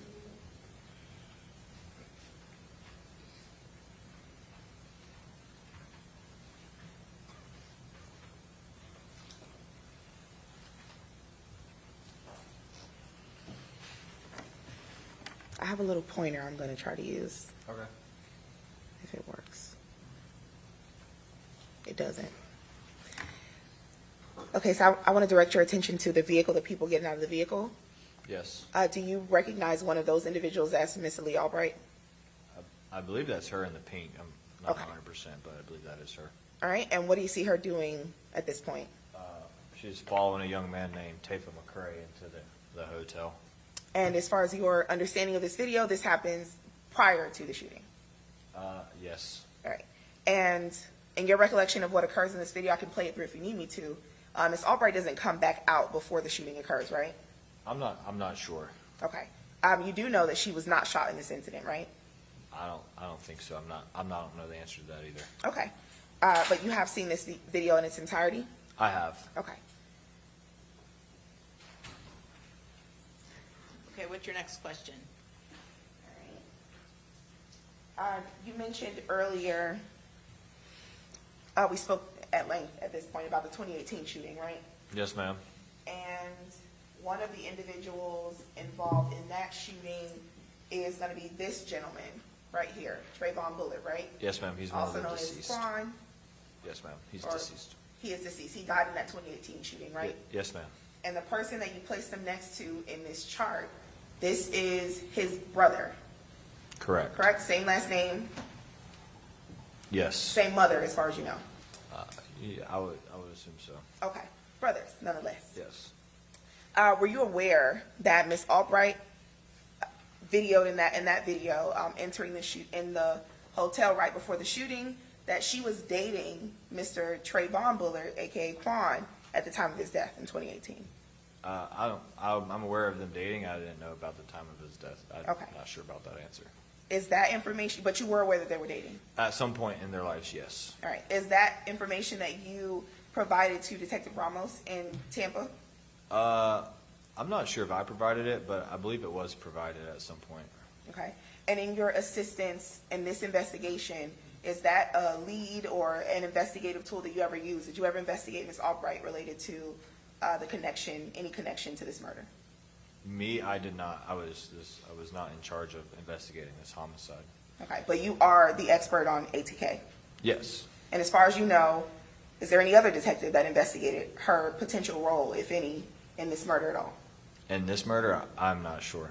Okay.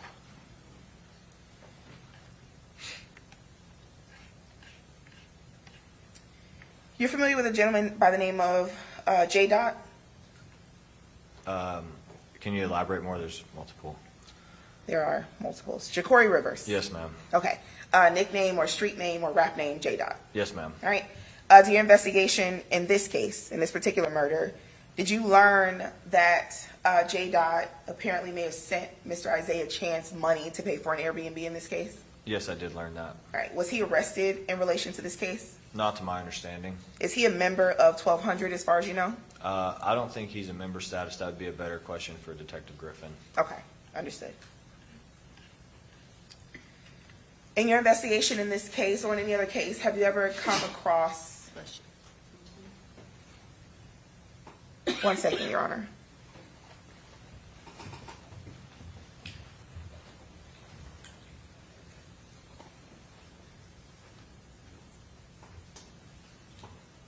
Have you ever come across a young woman by the name of Kalin Enright? I believe, I don't recall her name, but I believe so. Yes, ma'am. Let me ask let me frame it a little bit better. Okay. Did you review any of the information that was taken from the iClouds of the suspects in this case? Very limited. Did you review any information from the iCloud of Mr. Sean Gaithright? No. None? None. Okay. All right, let's talk about what occurred after the murder in this case. Is it your understanding, based on information that you've received, that after this murder, that Mr. Isaiah Chance and Mr. Rashad Murphy made posts on social media sort of celebrating this murder? Yes. And specifically made posts of, not a football girl, Tom Brady and Bill Belichick? Yes. Right?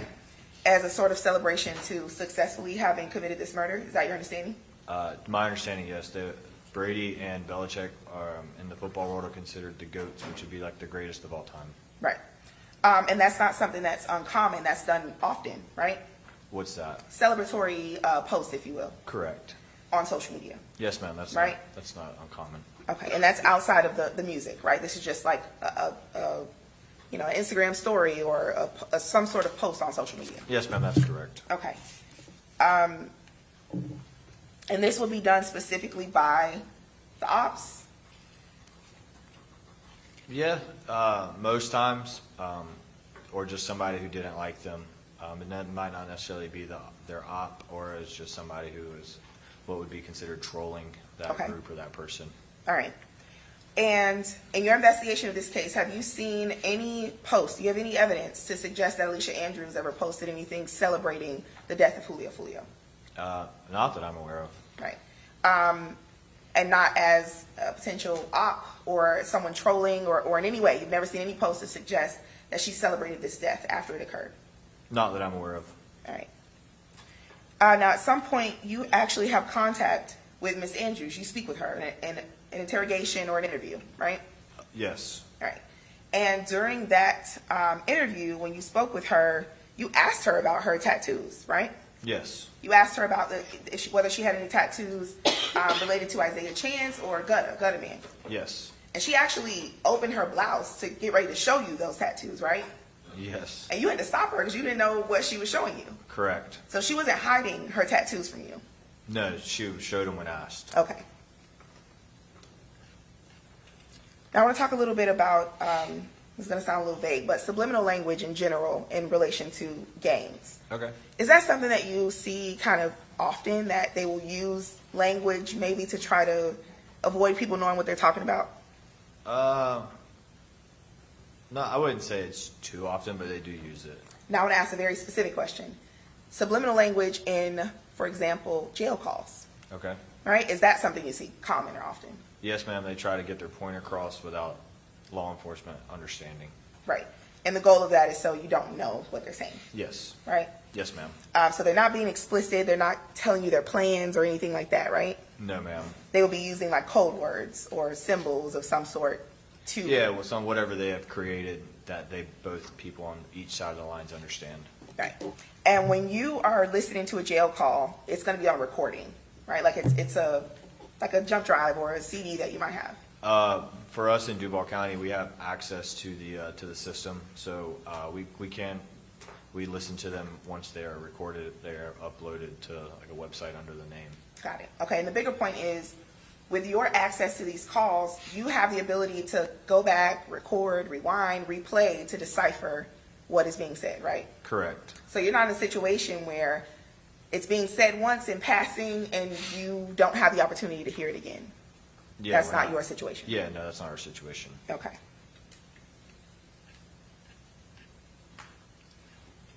All right. Would you agree with me that there are a lot of unsolved murders and crimes related to this gang in Jacksonville, these gang issues in Jacksonville? Yes, I would say that's a fact. All right. And the cases that are solved, you sort of track those as a part of your investigation? Yes. Like you keep up with who's been, convicted or who's going to trial, who's off the street, who was let back out on the street? Yes, ma'am. Okay. You're aware of someone by the name of Queso. You mentioned it before, right? Yes, ma'am. Okay. And Queso, as far as you know, is a member of ATK? He is. Right. And you listened to many of Young and Ace's songs that mention Queso. Yes. You're familiar with the lyric in one of Young and Ace's songs where he says that he dropped $50K on Queso's lawyers? I don't know the exact song that you're speaking of. But you're aware that Young and Ace or ATK has paid for Queso's attorneys? Allegedly. I don't know if that's the truth or not. Okay. You're not aware, allegedly or in fact, that Young and Ace or anyone associated with ATK paid myself or anyone sitting at that defense table? Your Honor, improper calls for speculation. You can answer. That would be between you and y'all and Young and Ace. I have no idea. I'm asking you if you know. I have no idea. Okay. You don't know? No, ma'am. All right.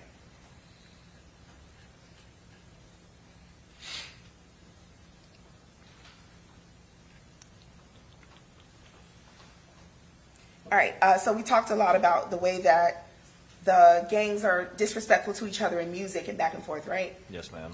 But there are also some instances where the members of the gangs will communicate in a almost not threatening way on social media.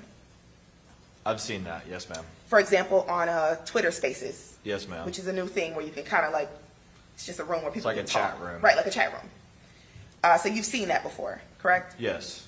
And specifically, you've seen it between members of ATK or 1200 and 6 Block. I have. All right.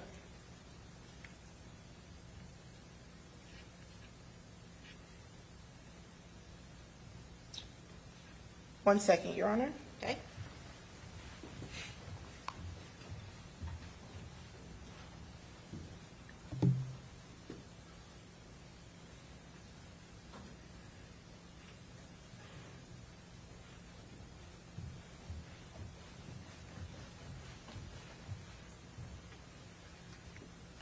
Okay. Outside of the allegations in this case, you've never investigated Alicia Andrews in connection with any crime connected to ATK? No, ma'am. You've never investigated her in connection to any crime connected to 1200? No, ma'am. You've never investigated her in any crime? Overruled. What's your next question? Well, I guess 2 other gangs that I was going to list, Your Honor. Go ahead. In connection to 6 Block? No, ma'am. In connection to, I guess, what would be considered out east? No, ma'am. And in connection to any other gang in Jacksonville? No, ma'am. Right. Outside of the accusations in this case, her name has never come up as a person of interest in relation to any of these gangs or the crimes that are connected to these gangs. I notice you keep looking at the state when I ask you questions. Other than, Yeah, so you can answer the question. other than this one, no. Other than this crime, no, I haven't. Okay. You're not aware of any close or intimate relation or connection that Alicia Andrews has to anyone that was murdered in this gang war? Murdered? No, ma'am. Okay. You don't have any evidence that Alicia Andrews had any personal or close connection to any of the people that are mentioned in these music videos that we have watched? Not the ones we've watched, no. Any ones that we haven't watched? Yeah, I would say there's a wide variety of them out there. I would say she has connections to ones we haven't watched. And let me be specific. I don't mean her boyfriend, Isaiah Chance. So I'm asking if you're aware of any sort of personal, intimate relationship that Alicia Andrews has to any person that has been murdered and mentioned in any of these videos? No, ma'am, not murdered. All right. Other than the fact that she was dating Isaiah Chance, strike that question.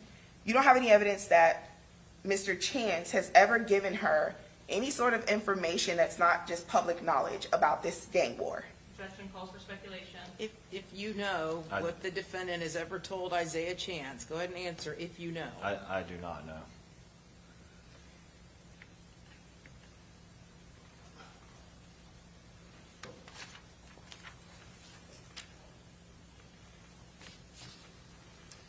In your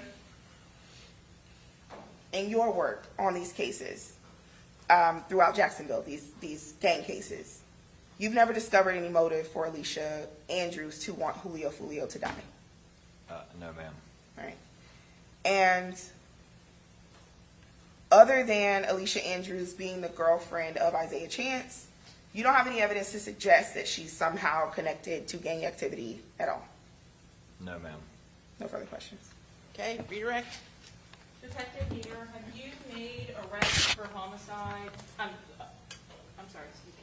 Have you made arrests for homicide or conspiracy to commit murder in Jacksonville in your time in the gang unit or before that from individuals that were related to these gangs that were not paid for defenses by Young and Ace? Me personally, I've not been the affiant or like the author of any of homicide reports, but I've been involved in them, yes. And have you had any cases where there was some paid-for defense team by Young and Ace that you can establish proof of? I'm not aware of who pays for defense attorneys. Is that, whoever's going to pay for an ultimate defense attorney, does that even have any part of your consideration regarding your investigation? No, ma'am. You were asked in relation to whether Miss Andrews has a close personal connection or relationship with anyone from these videos that had been murdered. How about people from these videos that have not been murdered and are still alive? Yes. Have you had an opportunity to review the cell phone extractions or the data that's been collected from Miss Andrews' device? Not the thing entirely, but I viewed some of it. So some of the extraction pages or packets of information? Yes, ma'am. Some of the chats that were extracted from her device? Yes, ma'am. Based on the extractions from her device, is it apparent that she has knowledge of who Robert Howard is? Yes, ma'am. Is Robert Howard Kenny Capps? Yes, ma'am. And was Mr. Howard present at the scene of the homicide of Charles Jones in this case? Yes, ma'am. Was Robert Howard convicted for the homicide of the co-defendant's brother, Rashad Murphy, convicted for his homicide, Spaz? Yes, ma'am, he was. When did that homicide occur? What year? I'm not sure the exact year, but I know the facts of that case. How did Spaz die? He was at a Raines High School football game where he was shot and killed by Robert Howard and Adrian Gaynor, which is Bibby. Robert Howard ultimately served 5 years for it and was on probation at the time of this incident. Based on your review of the cell phone extractions from Ms. Andrews' device, or at least a portion of those, are you able to also make a connection that Bibby is mentioned in that device? Yes, ma'am. How about ATK Keese? That's a member of a gang that's different from 1200. Was ATK Keese referenced in that device? Yes, ma'am. Objection to vague as to being just referenced in that device. Whose device? Was there evidence in Miss Andrews' phone of her communications with ATK Keese and direct messaging in the Instagram? Yes, ma'am. Was there screenshots of those communications between this defendant and ATK Keese in that device? Yes, ma'am. How about screenshots of messages from that extraction between this defendant and 6 Block member Kay Shorty? Yes, there was. And is that the same Kay Shorty that you previously described had some kind of falling out or split off from 6 Block and is now We All We Got, YAWG? WAWG. That is the same Kay Shorty. His name I'm is not Therese. objecting to this line of questioning and actually asking to go sidebar. No, the door was And I open. would ask No. that I be allowed to make my arguments in front of the jury, Your Honor, rather than sit on the sidebar, based on this testimony. No, I've ruled. No, the door's been opened. It's not related to the door being open, Your Honor, that's why I'm asking for a sidebar. I just am ruling the door's been opened, okay? No, you may proceed. You indicated that your involvement in this particular case was attempting to share information about the gangs from Jacksonville to the Tampa officers. Is that accurate? Yes, ma'am. Did you have communications directly with Detective Ramos? Yes, ma'am, I did. Was there another member of your unit that was actually providing or acting as the lead for the Jacksonville portion of assisting Tampa Police Department in this case? That would have been Detective Drabeck. So in your role, did you provide Detective Drabeck some assistance with providing whatever information you could from Jacksonville to Tampa? Yes, ma'am. You indicated that the homicide at the Rains High School was of Spaz. Do you know the real name of Spaz? Joe Rod Adams. And the relationship to Spaz and the co-defendants in this case, Rashad Murphy specifically, what is that relationship? It's either his brother or cousin, I'm not sure. Overruled. What was the answer? It's either brother. It's a close family. It's either brother or cousin. I don't know for sure. Is that the same for Davion Murphy? Yes. Would the lead detective who investigates 1200, Craig Griffin, have a better idea of the relationship between the two? Yes, ma'am. And again, you are providing information as you can as to what posts you believe were relevant from social media, and again, the information is history, as far as history is concerned from these Jacksonville gangs. Is that right? Yes, ma'am. You were asked about whether you had the opportunity to speak with Alicia Andrews in Jacksonville. Is that correct? Yes, ma'am. Did that occur after her initial interview with law enforcement as it relates to her relationship to this homicide with Detective Ramos? I'm not sure when Detective Ramos spoke to her. I can just recall myself and Detective Drabeck speaking with her. And do you have an independent recollection of the interview that you had with her? I wouldn't be able to tell you everything that happened in there. Was it a formal interview? I don't believe so.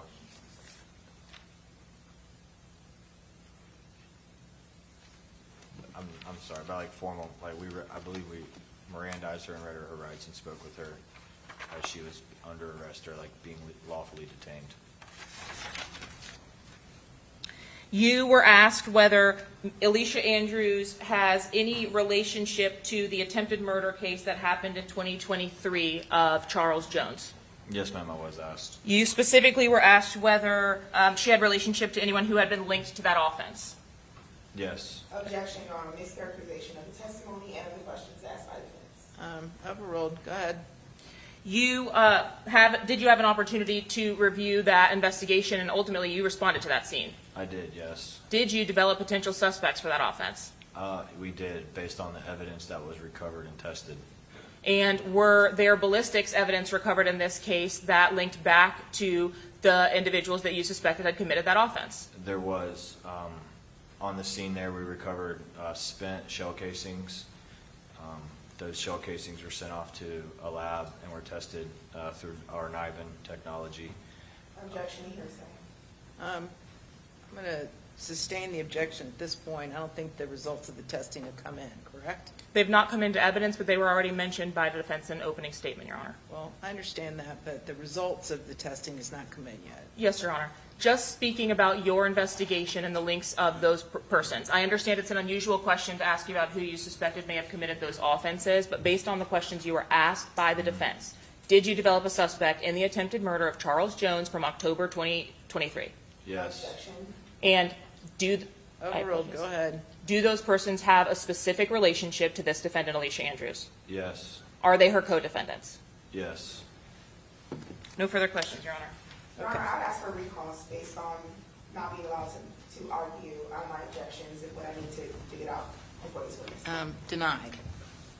Okay, may this witness be excused, subject to recall? Subject to recall. Okay, very good, thank you.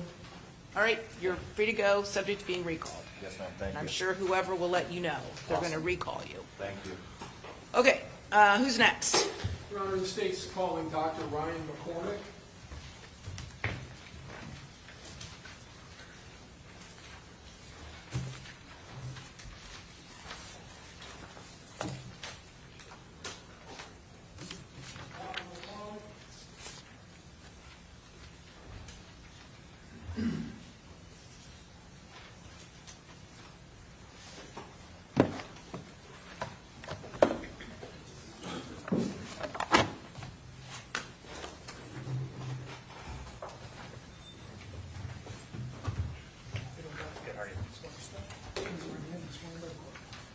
Do you swear or affirm that the testimony you're about to give will be the truth, the whole truth, and nothing but the truth, so help you God? Ready. Thank you, sir. Okay, have a seat, and I'm going to read the stip now, correct, Mr. Harmon? Yes, Your Honor. Okay, so, ladies and gentlemen of the jury, when the parties agree that certain facts are true, that is called a stipulation of fact.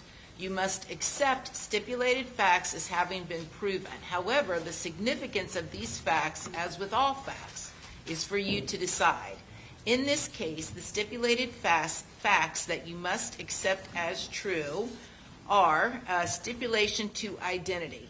It is hereby stipulated by and between the defendant, Alicia Latoya Andrews, and the state of Florida, that Charles Jones, the person named in count 1 and 2 of the indictment in this cause, was found deceased on June 23rd of 2024 at 11606 McKinley Drive in Tampa, Hillsborough County, Florida. An autopsy examination was performed on the body of Charles Jones on June 23rd, 2024 by Dr. Noah Riley, D.O. We hereby certify that the foregoing stipulation is made in good faith and for the reasons herein alleged, dated this 27th day of October 2025, and then the stipulation is signed by Mr. Harmon, Assistant State Attorney, Jeremy McClymont as attorney for the defendant, and the defendant herself, Ms. Andrews. All right, very good. You may proceed. Thank you, Your Honor. May it please the court. Good afternoon. Would you please state your name? Ryan McCormick. Can you spell your last name, please? Yes, McCormick. How are you employed, sir?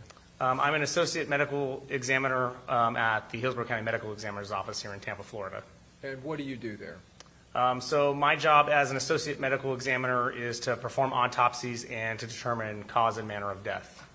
All right. How long have you worked for the Hillsborough County Medical Examiner's Office? I've worked for Hillsborough County for just over 6 years. Can you tell the jurors your educational background? Yes, so I received my undergraduate degree in microbiology from the University of California, Davis. I then attended medical school and received my medical doctorate from Temple University in Philadelphia, Pennsylvania. Afterwards, I went to residency for anatomic and clinical pathology over at Emory University in Atlanta, Georgia. At the end of my anatomic and clinical pathology residency, I took my board examinations in both anatomic and clinical pathology and passed those. The board exams are really just multi-day exams to show you're competent to go out and practice on your own. At the end of my residency, I then started a one-year fellowship in forensic pathology at the Fulton County Medical Examiner's Office in Atlanta, Georgia. And at the end of that 1 year, I then went ahead and I took my board exam in forensic pathology and passed that exam as well. So are you now board certified in certain areas of pathology? Yes, I'm board certified in anatomic, clinical, and forensic pathology. Doctor, how many autopsy examinations have you performed in your career? I've performed approximately anywhere from 2,000 to 2,200 autopsies. And have many of those involved gunshot wounds? Yes. Do you have an approximate number out of the more than 2,000 autopsies? I typically do anywhere from 20 to 30 homicides a year, which are typically gunshot wounds. Probably like three quarters of those are gunshot wounds. And then I supervise trainees, essentially, who are doing autopsies on gunshot wounds. And then suicidal gunshot wounds, I've probably done a few hundred in my career. So I've seen quite a bit. Is the medical examiner's office here in Hillsborough County, is it related in some fashion as a teaching institution to the University of South Florida's medical school? Yes. How so? So the medical examiner's office here, we teach resident physicians how to perform autopsies. We also teach fellows who have completed their residency how to be forensic pathologists and how to perform the job duties of a medical examiner. And they get on-the-job training at the medical examiner's office here? Yes, correct. Can you tell the jurors, as far as medicine, the area of forensic pathology, what that deals with? Yes, so forensic pathology is the study of natural disease and trauma, and how either the disease or trauma causes or contributes to someone's death. Doctor, have you testified previous to today as an expert in the area of forensic pathology and medicine? Yes, I have. Approximately how many times? Approximately a dozen times. In what jurisdictions? Both here in Hillsborough County and in Fulton County in Georgia. The term cause of death, what does that term mean? So the cause of death is defined as the initial disease process or injury process that starts the chain of events that leads to a person's death. And the term manner of death? So manner of death is a statistical classification scheme that medical examiners use. It's a medical classification scheme that kind of synthesizes all the data that we have from autopsy, from toxicology testing, from circumstances, and we try to fit deaths into these categories for statistical purposes. What are the other manners of death other than homicide? Besides homicide, there are natural manners of death, which are things like cancer or high blood pressure. We have accidental manners of death, which are things like car accidents, drug overdoses. We have suicide as a manner of death, which would be self-inflicted injury that led to a person's death. And then we have an undetermined category where we, after all of our investigation, we can't really determine or place it into one of those categories neatly, so we consider them undetermined. Okay, so I'm going to draw your attention to this case, a case involving a decedent by the name of Charles Jones. Was Mr. Jones' body transported at some point to the medical examiner's office? Yes. Okay. And was there an autopsy performed on his body? Yes, there was. All right. And was that by Associate Medical Examiner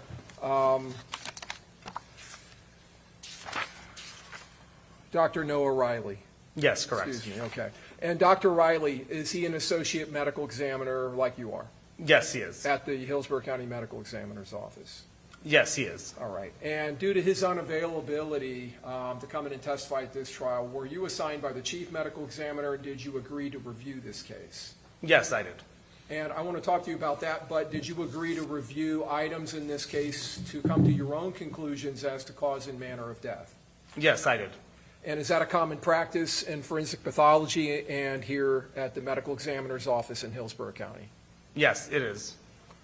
When fellows that come in from the University of South Florida and they perform autopsies and render cause and manner of death, frequently they will take jobs in other locations throughout the United States?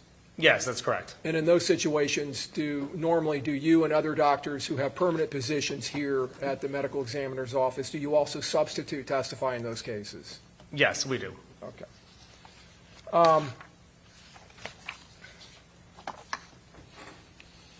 Is there ultimately, when a autopsy examination is performed, is there ultimately a report of diagnosis and autopsy on that decedent that is generated by the examining doctor? Yes, there is. And is the examination of the decedent in the autopsy procedure, is it commonly photographed or documented in a photographic manner by the medical examiner's office? Yes, throughout the autopsy process, really throughout from the time the body gets to our office to the time we complete the exam, we're doing digital photography. So in this case, we're dealing with Hillsborough County Medical Examiner Department file number 2405732 involving Charles Jones. That number, that file number, is that unique to him and to his file in your office? Yes, it is. Okay.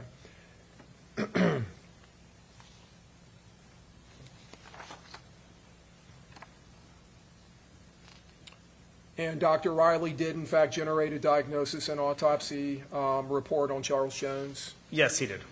Does that report follow a certain format that is generally followed at the medical examiner's office? Yes, And have you had an opportunity to review that report? I did. As part of my review, I reviewed the autopsy report, yes. Did the autopsy report include anatomical drawings by Dr. Riley where he was describing, by drawing these and indicating where injuries occurred? Are you referring to like the body diagram? The body diagrams, yes. Yes, so the case file did have the body diagrams within them, yes. And did you review all of the photographs that were taken during the autopsy procedure in this case? Yes, I did.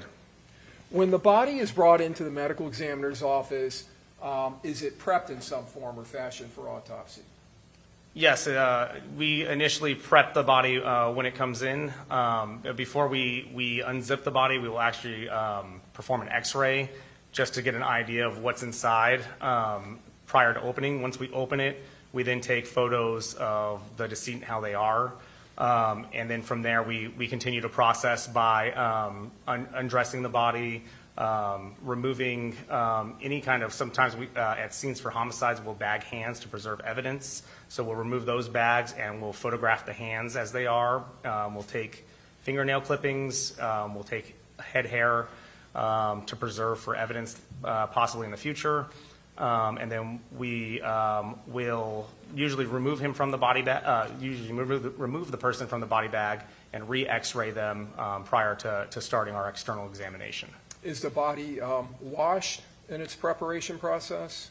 It is eventually, but typically what will happen is we'll do what we call the external examination first. So we'll go through and look head to toe and pretty much perform a physical exam documenting natural disease findings, trauma, physical identifying features.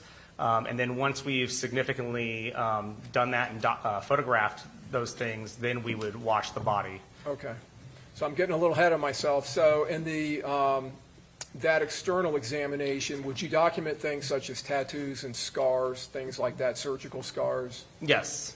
And would you make observations of any external injuries, such as a gunshot wound that may have an external component? Yes. Okay. Is the body weighed and measured? Yes, it is. In this case, do you recall what Mr. Jones' height and weight were at autopsy? He was 6'2" and 135 pounds. Okay.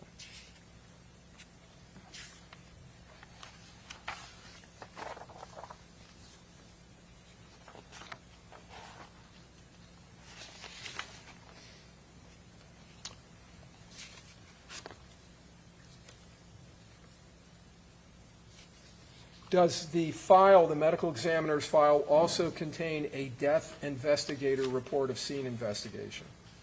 If there's a scene response, then yes, it will have a scene report or some kind of documentation of the scene findings. In this case, was there a death investigator report of scene investigation? Yes, there was. And did you review that? I did, yes. So one of the forensic investigators with your office responded to this scene? Yes, that's correct. And when the body is transported from the scene, is the body typically placed on a sterile cloth or blanket of some type? So typically when the body is examined at the scene, it is placed on a brand new kind of white blanket just to preserve any kind of evidence that may fall off the body while they're examining it on scene. And then they'll take the sheet with the body and put it in a brand new body bag and seal the body bag for transport to our office. Okay. And there's some agency that the medical examiner's office contracts with that brings the body to the medical examiner's office from the scene? Yes, correct. In this case, when Mr. Jones' body was brought in and he was removed from the body bag, was there some object that was found in the body bag that had come off of the body? So there was a fragment of a projectile found within the body bag when they initially were processing. Okay. And was that ultimately collected by Dr. Riley? And I'll get to that in a little bit, but was it ultimately collected and packaged in some way? Yes. Okay. Based on your review, Dr. McCormick, have you come to an opinion as to Charles Jones? Well, let me rephrase that. Have you come to an opinion as to a reasonable degree of medical certainty as to Charles Jones' cause of death? Yes. And what is that? His cause of death is gunshot wounds to the torso. And have you come to an opinion to a reasonable degree of medical certainty as to Charles Jones' manner of death? Yes. And what is that? Homicide.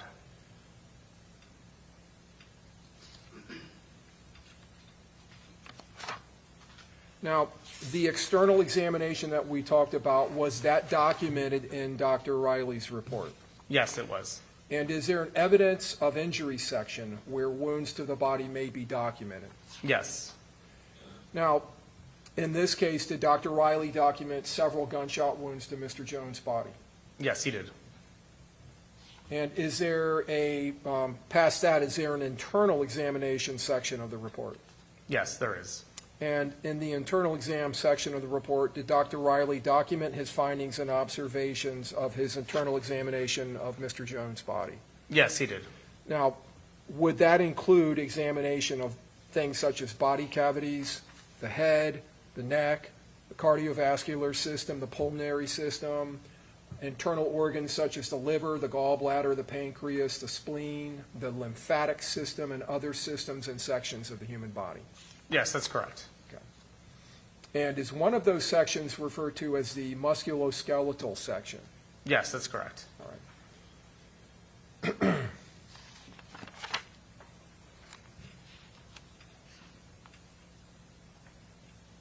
So I want to start under the evidence of injury section of the report dealing with a gunshot wound to the victim's chest. And I'll ask, first of all, did Dr. Riley label that in some form or fashion? Yes, I believe he did. Okay. And did he label it as, I believe, wound A? Yes, I think that's correct. Okay. And is that label there for any reason other than just documenting and distinguishing that wound from others? Yeah, I think it's just for ease of understanding which wound he's referring to. Okay. All right. So these letters, as we walk through this, they're not there sequencing the wounds as they were inflicted in time or anything like that? Correct. Usually when we label wounds, it doesn't indicate severity or order of injury. Okay. As part of that wound, was there an entrance wound on the upper right chest? Yes, there was. And was there any exit wound associated with that gunshot wound? No, there was not. May I have one moment, Your Honor? Yes.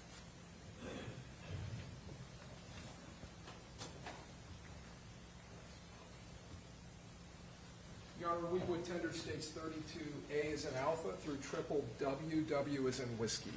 Any objection? Anything more specific? Okay, admitted. Publishing states 32A, and I'm just looking, you can look over your left shoulder there, Doctor. Do we see the wound on the right side of Mr. Jones' chest? Yes. And is it right here where my finger's pointing? Yes, correct. Now, we see another wound that I'm going to talk to you about a little bit later, this wound on the upper right arm. Do you believe that these two wounds are associated in some form or fashion? Yes, I do. Can you explain to the jury? So the general, so first off, the wound on the right arm that you see in the exhibit is superficial. It's what we consider a graze wound. And so it doesn't actually enter into the right arm itself. And if you, just from this picture, can kind of see that it's kind of in a line with the entrance wound on the chest. So my opinion is that it's likely the same projectile or bullet that caused this injury pathway. So it grazes the right arm and then enters the right chest. Okay. Can you tell us what internal structures in the body that projectile passes through during the infliction of this wound to the right chest? So the injuries sustained to his chest included pretty much defects or perforations of the lungs, the heart, and the aorta.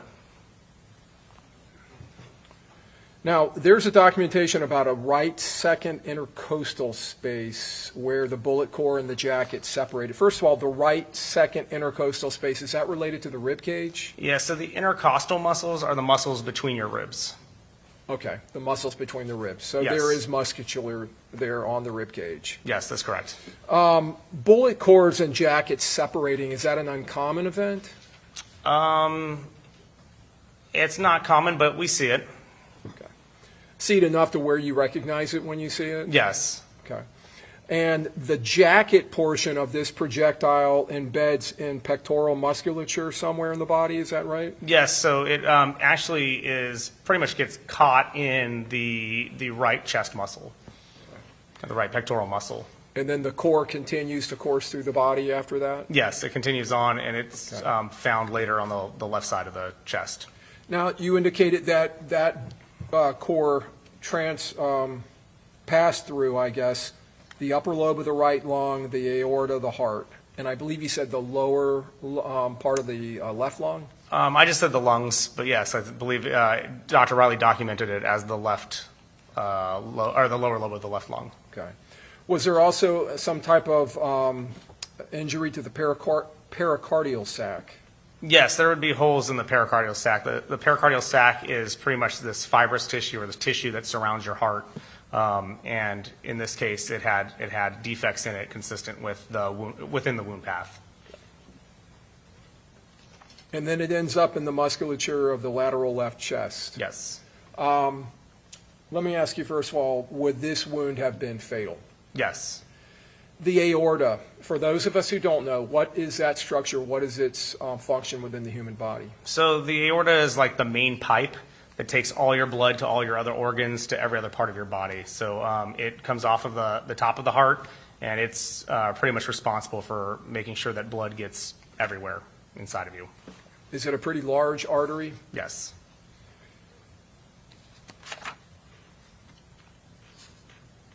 Were there associated injuries to this wound, such as hemothorax? Yes. And hemothorax, what does that term mean? Hemothorax, so hemo just means blood, and obviously thorax is chest. So really it's blood within the chest cavities. So you have some really minuscule space between your lung and the inside of your chest wall, and fluids can accumulate there. So there's a buildup of blood in those spaces. Was there a documented amount of 700 milliliters of liquid and clotted blood in the right pleural cavity? Yes. What is the right pleural cavity? Again, this is the right. The pleural cavity is the space between the lung and the chest wall. Okay. And then there was a left hemothorax consisting of 1,100 milliliters of liquid and clotted blood in the left pleural cavity, so the same area on the left side of the body? Correct. And then another 50 milliliters of liquid and clotted blood in the pericardial sac, which you've already told us is a sac that it surrounds the heart. Yes, correct. So we're talking about almost 2 liters of blood just in this wound. Yes. Is that a significant amount of blood and bleeding? Yes, that is. What is the total volume in an average adult male? The average adult male can have anywhere from 4 to 5 liters of blood. Was the separated jacket and bullet core, were they recovered? Yes, they were. And were they photographed? Yes, they were. And were they sealed into appropriately labeled envelopes? Yes. So those would have been available for law enforcement to come and pick up?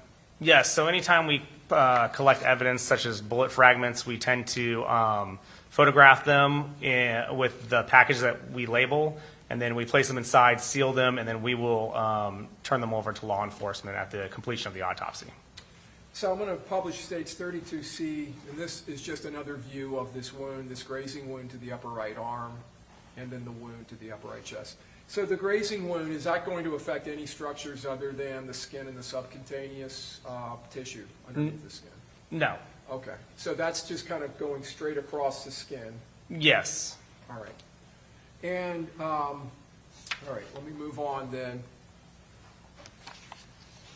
Oh, with this wound, the way it entered the body and its direction, were you able to determine or, based on your review, the direction of that wound track?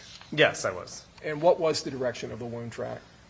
So when we give trajectories, just to understand this, is we don't know what position the person is in when they have these wounds inflicted, right? We move around a lot, we're flexible, and since we can't tell based off the wound track, we have to go by what we call the standard anatomic position.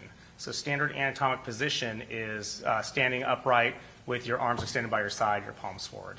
So in relation to the standard anatomic position, this bullet path was right to left, front to back, and downwards.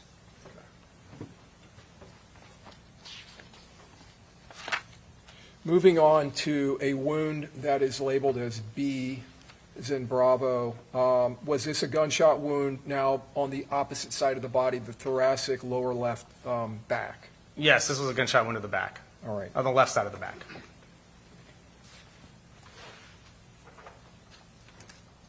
Publishing states 32E. Is that wound reflected here in this photograph, at least the external portion of the wound? Yes. Okay. And we have these two wounds that I'm pointing out on the lower left back. Were both of those gunshot wounds? Yes, the wounds that are labeled 3 and 4 were both entrance gunshot wounds. Okay. And one of these is the B wound that we're talking about? I believe it was number 3 was the B wound. Okay. Or what Dr. Riley had distinguished as B. All right. So the one that is, for lack of a better way of describing it, above the number 4 wound. Yes. That is an entrance wound. Is there an exit wound component to that gunshot wound? No. Were there any exit wounds in any of these wounds? No. So this wound, what part of the body, what anatomic structures did the projectile pass through? So this wound passes through the left kidney. It passes through the diaphragm, which is your muscle that helps you breathe, and it passes through the left lung. Okay. Is this a fatal wound? Yes, it can be. Now, the diaphragm, is that an important structure as far as its function and it being injured? Does it have an effect on the body when it's injured like this? Yes, it would compromise to some degree your ability to breathe. Does the diaphragm, does it assist or does it work with the lungs in breathing? Yes, so the purpose of the diaphragm is as it's a muscle, and as it contracts and relaxes, it actually allows air to enter your lungs and then pushes air out.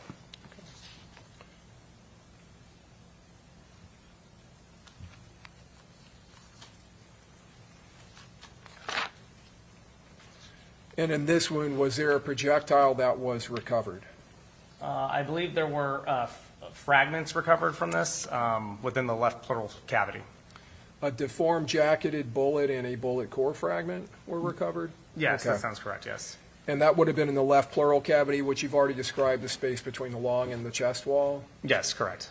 And the left kidney, respectively, I believe. Were those projectiles also appropriately sealed into appropriately labeled envelopes? Yes, they were. All right. What was the direction of that wound track? So again, in relation to standard anatomic position, this wound track traveled from back to front. It traveled, I believe it was from right to left and upward. All right. I'm sorry, left to right and upward. Left to right and Yes, upward. left to right and upward. So it's on an upward trajectory through Yes, the body. it was pretty steeply upward. All right. And let's move on to the wound below that, number 4, which is labeled C in the report. Is that also an entrance gunshot wound we're looking at? Yes, that is. And is there, well, you've already told us there's no exit wounds in Yes. this autopsy. Okay.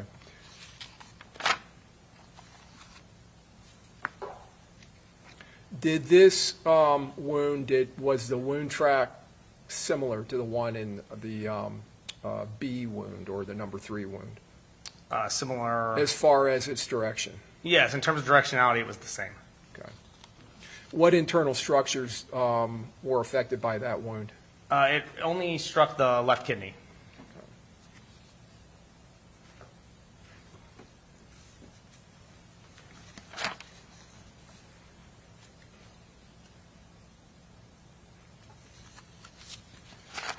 So Mr. Jones suffered 2 gunshot wounds to his left kidney? Yes. Okay. And were the projectile or projectiles that caused that wound collected by Dr. Riley? Yes, there were fragments that were collected by Dr. Riley in that wound path. And did he follow the same process of placing them into a sealed envelope and marking it appropriately? Yes. Okay. With both of these wounds, were there associated bleeding, I guess, or associated wounds? So yes, with the with gunshot wound labeled number 3 on here, or on this this photograph, it probably has some bleeding within that left pleural space. I don't recall him mentioning blood within the abdominal space. But there would be some kind of soft tissue hemorrhage. There was, based off the picture, some hemorrhage around these injuries. And you indicated that the wound track or the wound direction in number 4, or label C within the report wound, which is below the number 3 or B, that it had a similar direction. Yes, it was back to front, left to right, and upwards as well. Okay. So I want to ask, with these wounds to both the chest, the trajectory of the wound through the chest and the A wound, and then this B and C wound on the victim's back, I want to ask you if those wounds would be consistent with having been caused while the victim was seated in a car by shooters in front of the car, while the victim was both turning to avoid the gunfire and then trying to turn his back to the shooters and crawl through the front 2 seats into the back seat. Yes, they could be consistent with that. Especially the fact that he would be bent over. Would that, in your opinion, would that account for this upward trajectory, or could it, through his body? Yes.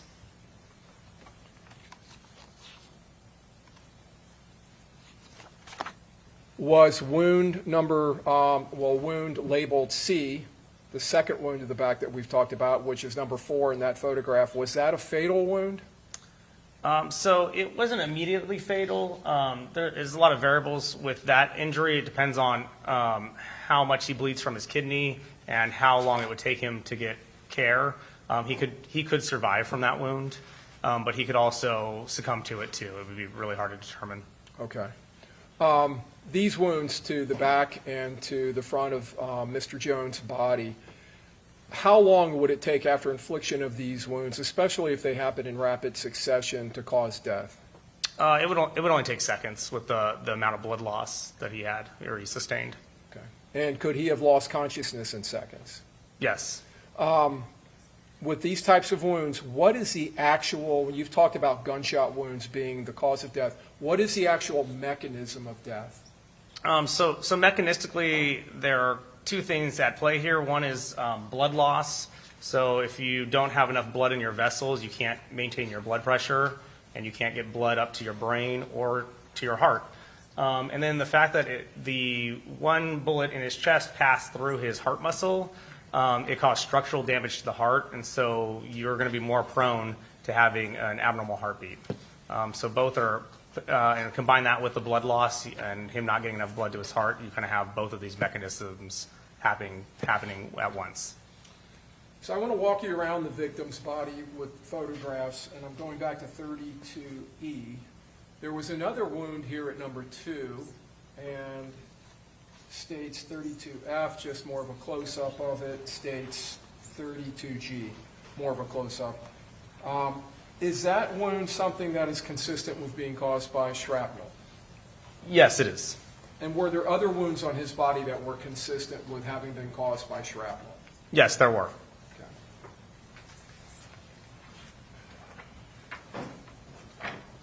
States 32P is in Peter. This incised wound to the victims, that's his left elbow, is that correct? Yes, correct. All right, and this would be the interior or the outside of his arm? This would be the outside of his arm, yes. Okay. Is that a wound that is consistent with having been caused by shrapnel? Yes, it could be consistent with that. States 32Q, just a close-up of it.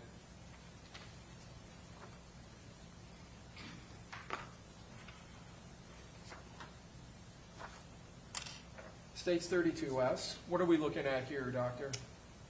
This is the this photograph shows the outside of Mr. Jones's right ankle Okay. or lower leg. What kind of wounds are those? These are what we would consider as abrasions or superficial defects, possible lacerations. They would be consistent with shrapnel as well, or some kind of projectile fragment hitting his body. 32T, just a close-up. Back out. And then above those two wounds, we see this little wound up here. Is that another injury that would be consistent with shrapnel? Yes.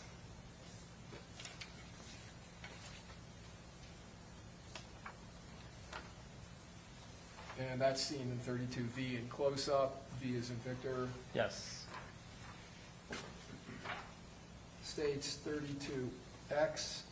There was an injury to the victim's right hand, right here in the palm side of the hand. What type of injury is that? This again looks like an abrasion to his hand. Okay, 32Y. Just a close-up of that. Something else that could have been caused by shrapnel? Yes.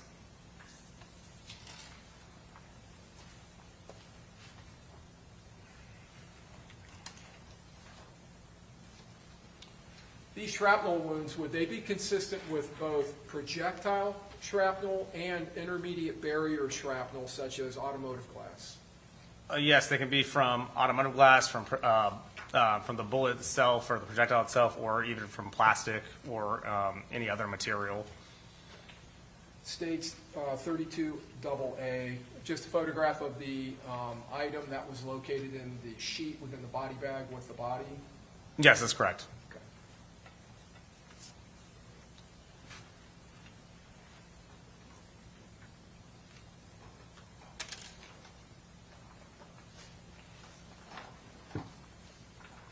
I'm going to show you some photographs of Mr. Jones' clothing. 32K is in kilo, double K. Sock from his leg. Would this be consistent with those two abrasions on his lower right ankle? The shrapnel coming through the cloth and causing those injuries? Yes, so these could be consistent with those injuries. When a person suffers either shrapnel or gunshot wounds and they're clothed, is it not uncommon to find defects in their clothing? No, it's not uncommon. States 32 double B, we see a hole here with the blue background and another one up here. Again, defects in the clothing where the bullet may have passed through the clothing? Correct.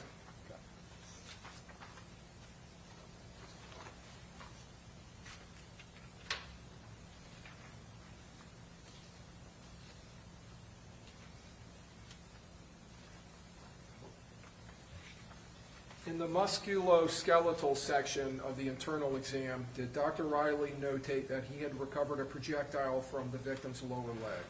Yes, correct. And I think he described it as a remote injury. Yes, that's correct.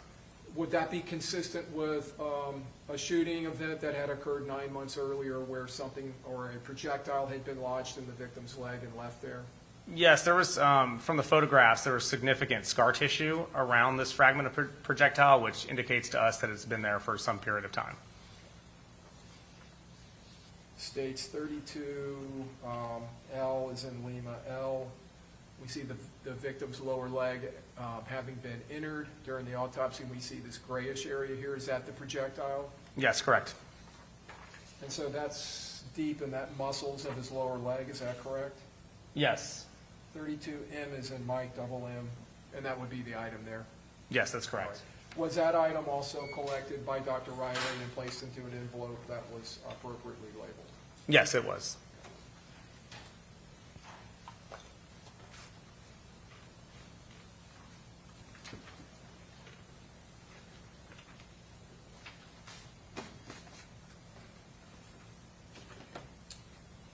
So when we were talking about the appropriate labeling, states 32 double P, as in Paul, we have here an envelope that's labeled right leg, and we have a sticker on here that has the victim's name, the medical examiner's case file number. I can rephrase, Judge. Thank you. Is this label that's on the envelope, does it contain the medical examiner's case file number? Yes, it does. Does it contain the decedent's name? Yes, it does. Does it contain Dr. Riley's name Yes, it does. and the date of autopsy? Yes. And is it labeled with an agency's name there? Yes, that's correct. And that's your office's designation? Overall, you can answer that one. Yes, that's our office address and name of our office. Does the labeling have a place for the doctor to indicate the position in the body that the item was recovered from? Yes, it does. And is it indicated on this envelope? Yes, it is. And that's from the right leg? Yes, correct. And does it indicate whether it's a bullet or a pellet or a jacket or a fragment? Yes, it indicates that it's a fragment. States 32Q, double Q, photograph. Now, would this be the fragment from the lower right leg that we were just looking at, the remote injury? I don't recall. Usually we take a picture with the envelope and the projectile that will indicate what piece went into which envelope. It actually might be. Actually, the remote injury, I think, is from the left leg. These would have been fragments in the right leg. I guess we were looking at the right leg, those abrasions. So the initial image you showed with the muscle being incised, that was the left leg. That was the remote injury. There was additional shrapnel that was recovered from the right leg as well, though. And in this photograph, we do see down here the item that was recovered? Yes, correct. Okay. And is that what you were talking about, usually photographed together? Yes. Okay. So with the remote gunshot wound to the left leg, we're going to look at that photograph. And there appears to be an item down here. Would that be the item that was recovered? From the left leg, yes.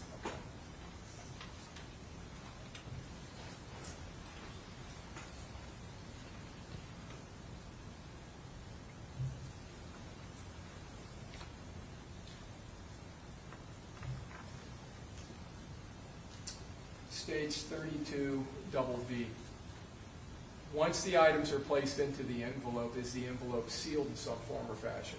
Yes, it is. How is it sealed? We use red evidence tape, and we'll seal along the seams on the back of the envelope, and then we'll sign and date our initials on the back, overlying the red evidence tape. And this is 32 WW, W is in whiskey. Does that show the evidence tape and Dr. Riley's signature and the date? Yes. And is he following your standard operating procedure as far as sealing those envelopes? Yes.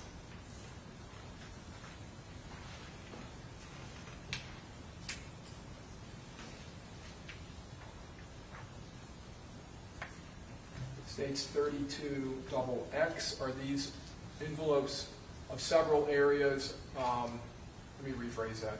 Are these envelopes of items that were collected from several areas of the body? Yes.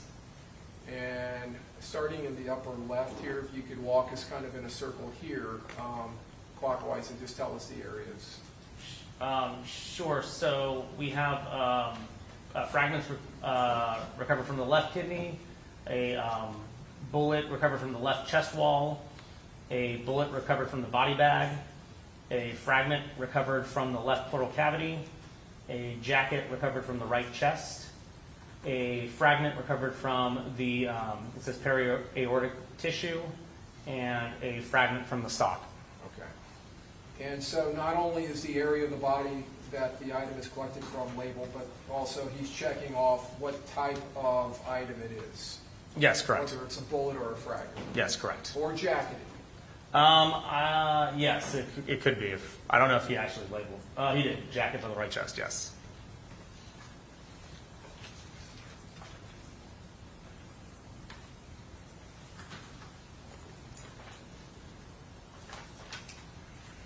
May I approach the witness, Your Honor? Yes. All right, I'm going to show you what's been labeled as 32. I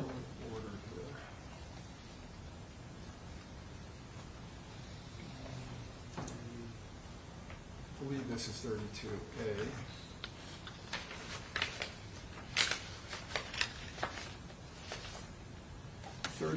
There's a smaller envelope inside of the bigger envelope, is that correct? Yes. Do you recognize the envelope? Yes. And what is the envelope? The envelope is a fragment that was collected from the left pleural cavity at the autopsy of Mr. Jones. Okay. Your Honor, we would tender States 32A. Any objection? Admitted. Is it, what is it, 32, you said 32A, but I think it's 30, what does it state on there? I'm sorry, 33A. Okay. Any All of objection these to, are 33. any objection to 33A? Okay, admitted. So 33B.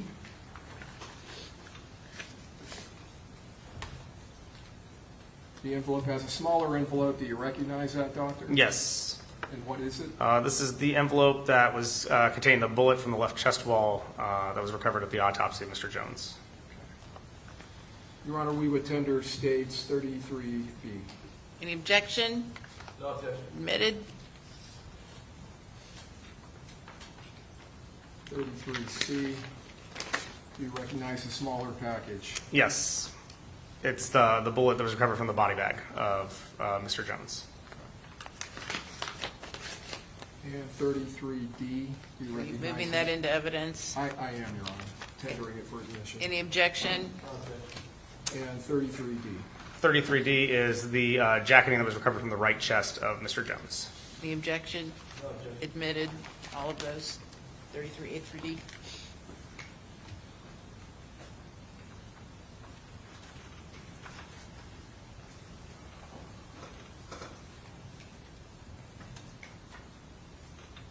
Move to publish 33D as in Delta.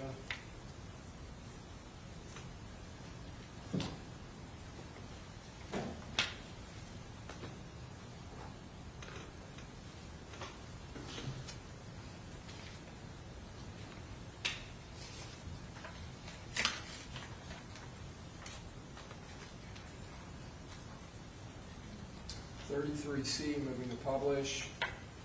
And this is the item that came from the body bag? Yes. And it's described as a bullet by Dr. Riley? Yes, correct.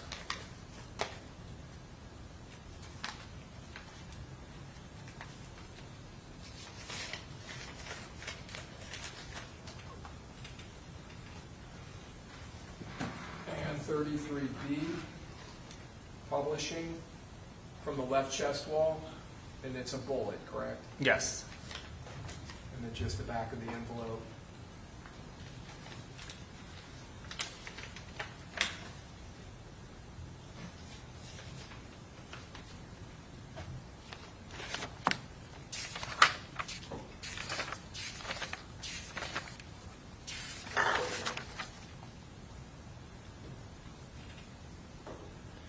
The autopsy in this case actually occurred on June 23rd of 2024, is that correct? Yes. All right, I think I had said the 24th. I think one of these may be dated the 24th.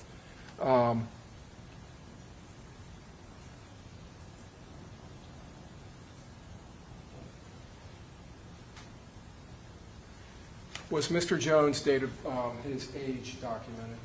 Yes. What was his age? I believe he was 26. Do you mind if I refer to the record or to the? Oh, that's fine if you want, if it will refresh your memory. Yeah, I'm pretty sure it was 26. Okay. Yeah, he's 26.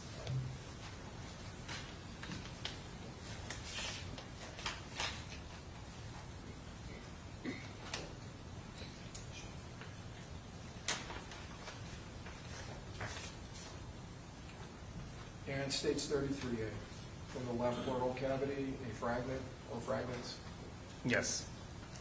and the back.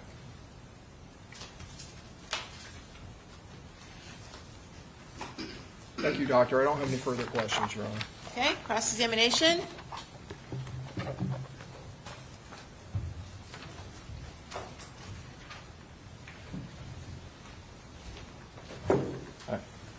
Did you perform the autopsy in this case? I did not. Another medical examiner did? Correct. All right. And how many gunshot wounds did Mr. Jones have?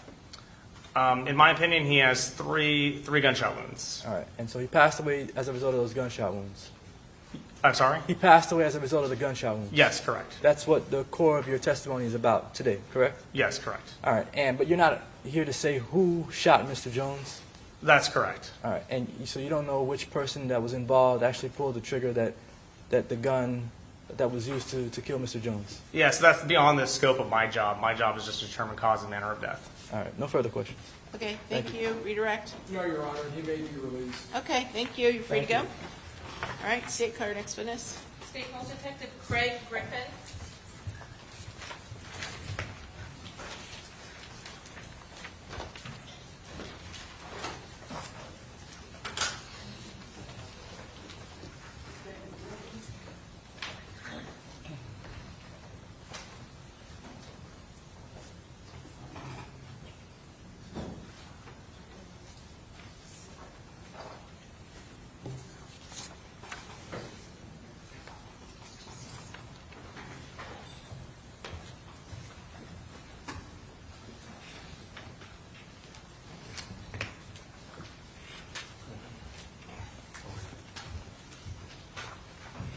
Do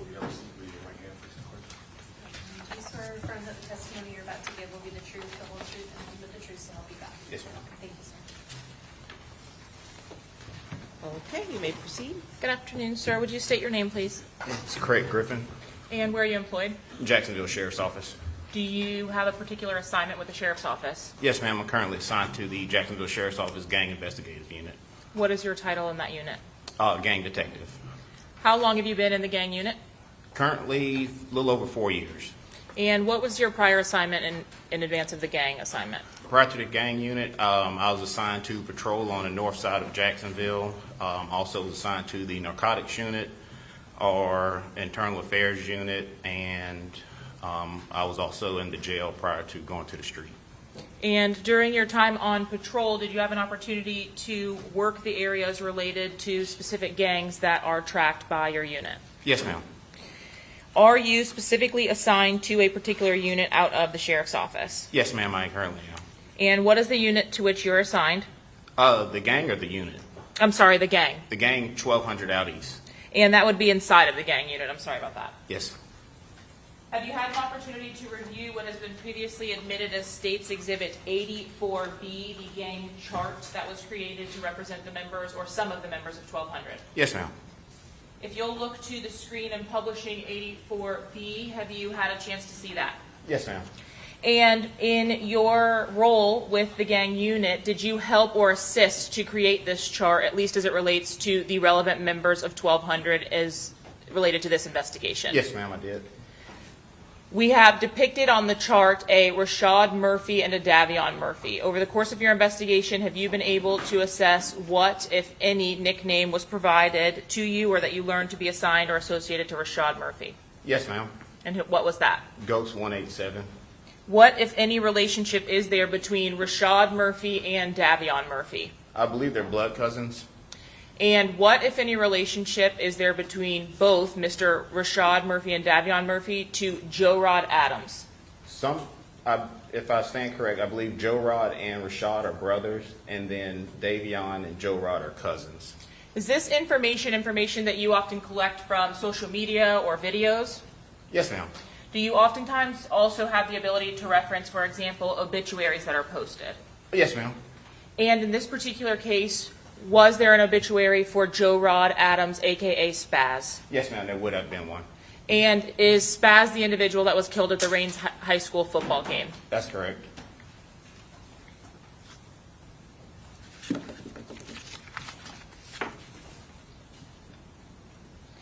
Did you, in this particular case, have any involvement with the investigation that was conducted into the homicide of Charles Jones?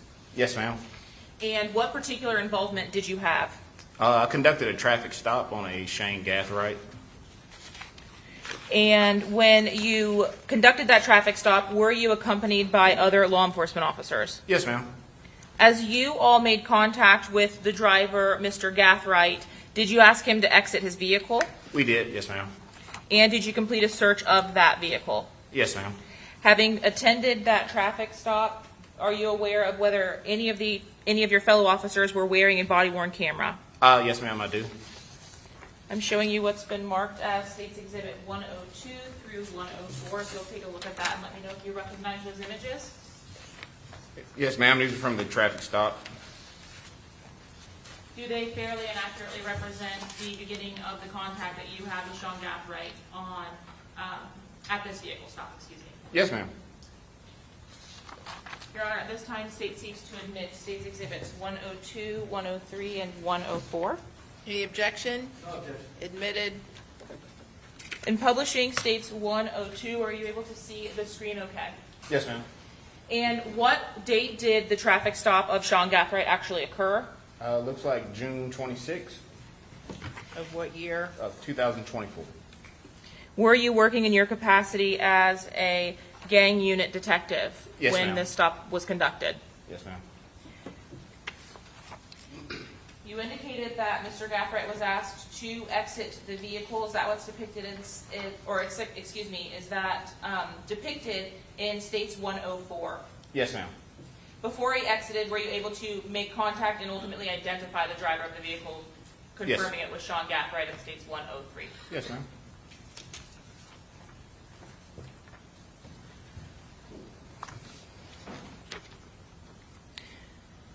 Specifically as it relates to your work with, is that the only actual involvement that you had, roadside or otherwise, with the Tampa Police Department case, other than providing background or historical information about the 1200 gang? That, and then also the interview of Rashad Murphy.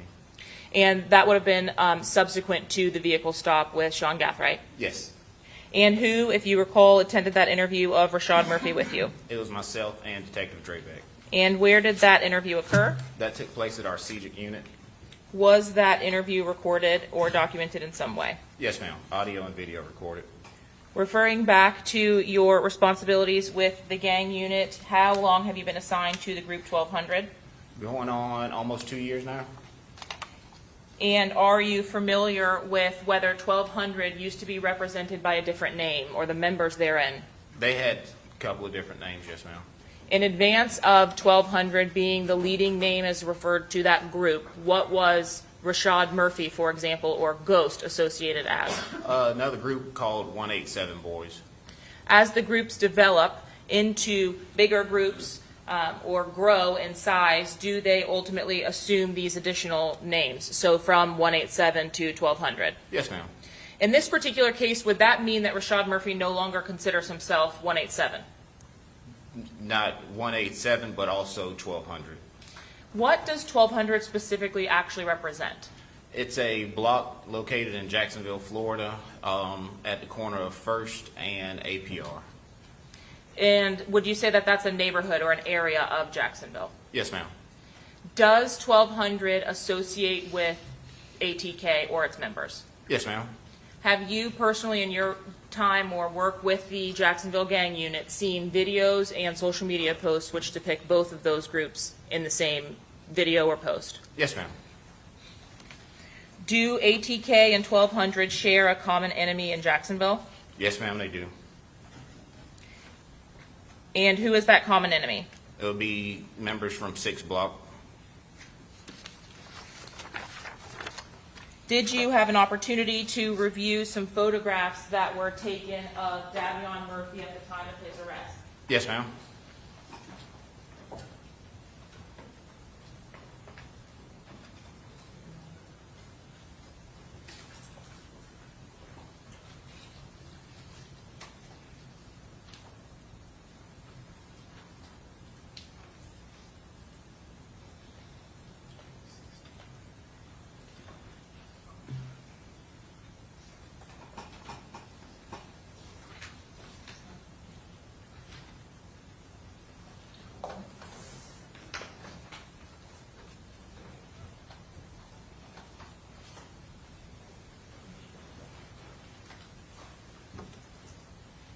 May I have one moment? Yes.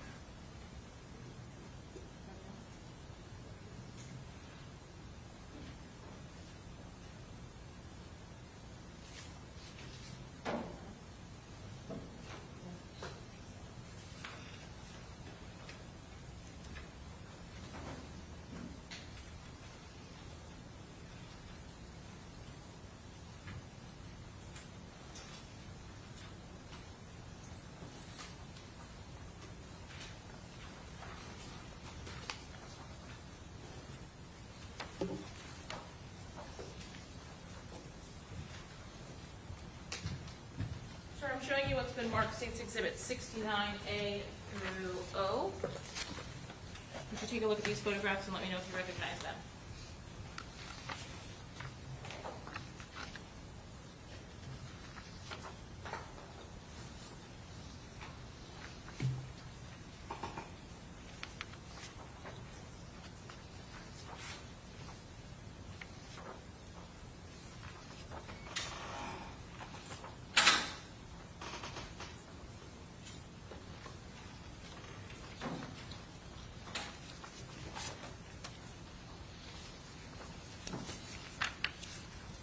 Yes, ma'am. They're from the interview room inside the CJIC unit.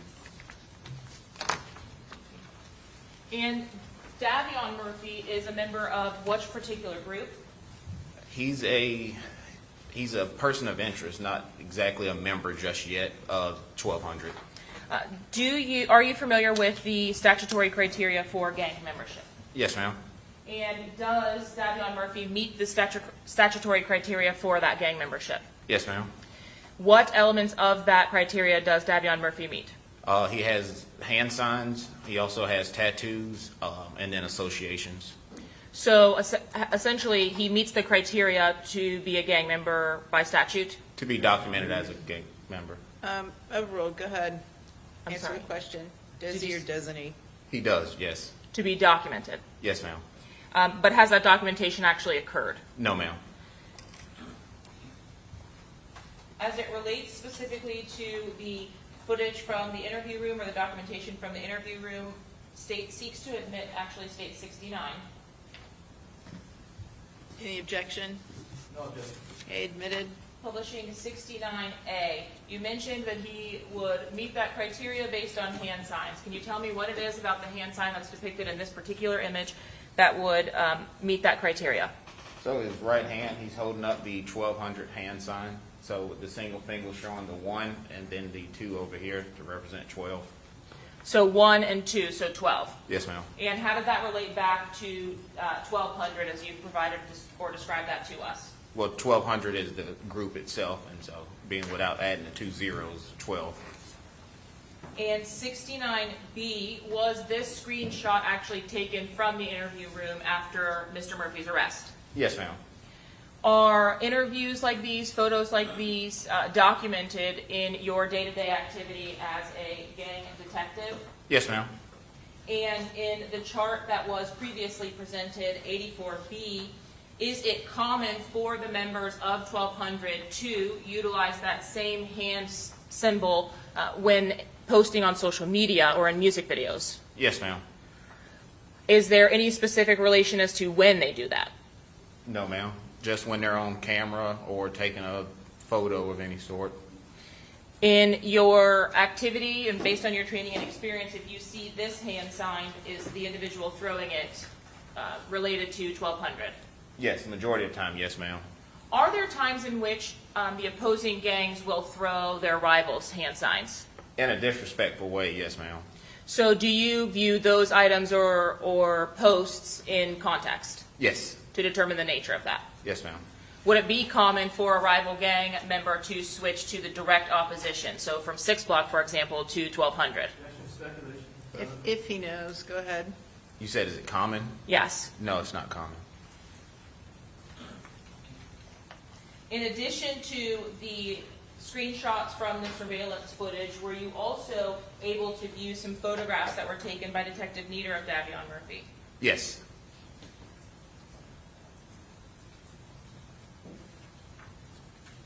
In 69D, are you able to tell us what, if any, significance was related to the tattoo on Mr. Murphy's neck?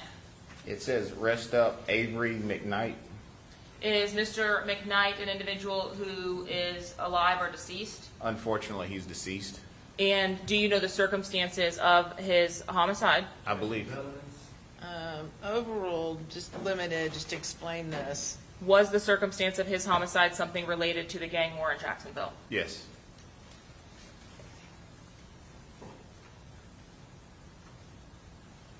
(69E), specifically as it relates to the tattoo across the bottom of Mr. Murphy's midsection. are you familiar with an individual that went by the moniker of Suge? Yes, ma'am. And was Suge a name that is regularly utilized or mentioned by 1,200 members? Yes, ma'am.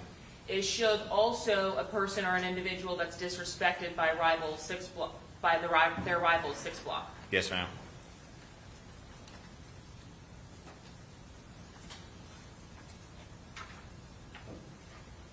Now, previously had Davion Murphy and Rashad Murphy represented 187. Yes.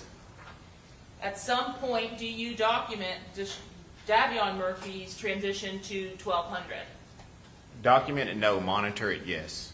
So is there some mechanism by which you all record updates that you'll see or items that you think may prove valuable in when you do updates to documenting or undocumenting specific members? Well, yes, because everybody has to be redocumented every 5 years. So is there a log or some record that you can keep for documentation or items that would go towards potentially meeting that criteria? Yes, it's called an FIR. So having received these, would you have added essentially a note regarding Davion Murphy and his tattoos or known tattoos had you not had them before? Yes, ma'am. Was there another tattoo in state 69H that was depicted on the left side of Mr. Murphy? Yes, ma'am. And are you familiar with Jacoby? Yes, long live Jacoby J. I'm not familiar with that Jacoby. Jacoby Wright or Jacoby J? Jacoby was hook on the end, and then you have Jacoby Wright at the bottom. But I'm not familiar with Jacoby Wright. Okay.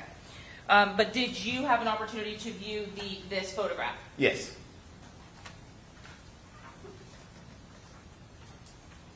Were you able to view a photograph of tattoos that were taken on the bicep and shoulder area of Mr. Murphy as well?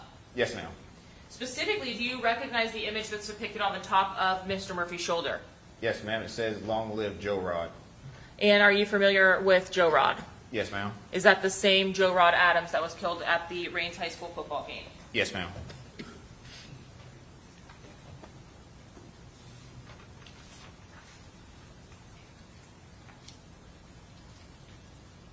Were there several Suge tattoos across Mr. Murphy's body? Yes, ma'am. And lastly, do you recognize the name Corbin from your investigations? Yes, ma'am. And who is Corbin? Corbin is a deceased member, Corbin Johnson. We heard some music videos earlier today referencing Corbin's kidnapping. Was there some kind of relationship between the gang rivalry and the death of Corbin Johnson? What do you mean? Meaning, was it related to this gang beef or gang war?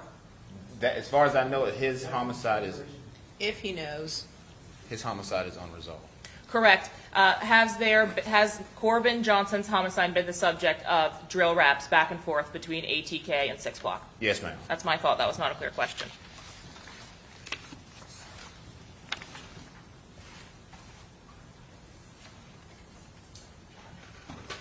I'll pass the witness, Your Honor. Okay, cross.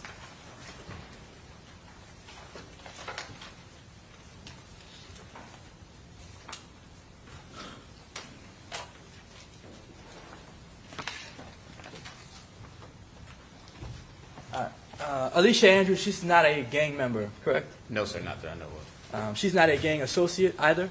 Not that I'm aware of. All right, and that's according to the Florida statutes? Not that I'm aware of. Not on my radar. All right. These 1,200, when did it start? Early 2000s. Early 2000s? Yes. So this is going back, you're saying more than 20 years? Roughly, yes, sir. All right, so when was it the 187 boys? 187 would have came around probably 2015, 2010, 2015. Okay. So earlier when you said that, I guess it was Ghost, Rashad Murphy, he was Yes. part of 187 boys? Yes. So do you know what time frame he was a part of 187 boys? I don't, not offhand. All right, so he was a part of 187 boys, and then he switched over to 1,200? How does that work? So 1,200 as a whole, it's a neighborhood.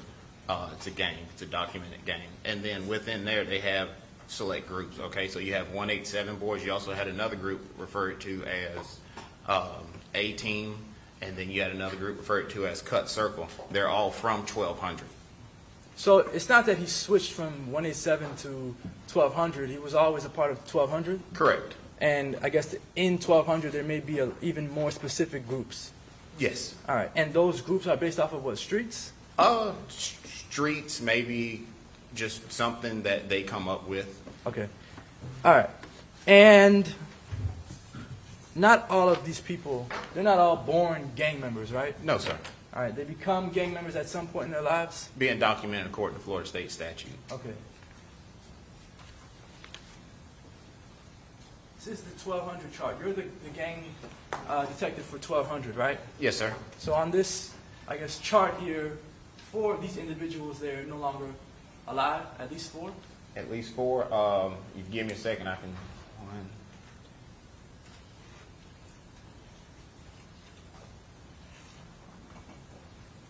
I count at least 6. 6? I have, from your testimony, you can add or something to it. But I have Shug is no longer alive. Correct. Davion Murphy had his name tattooed on him. Is that Correct. correct?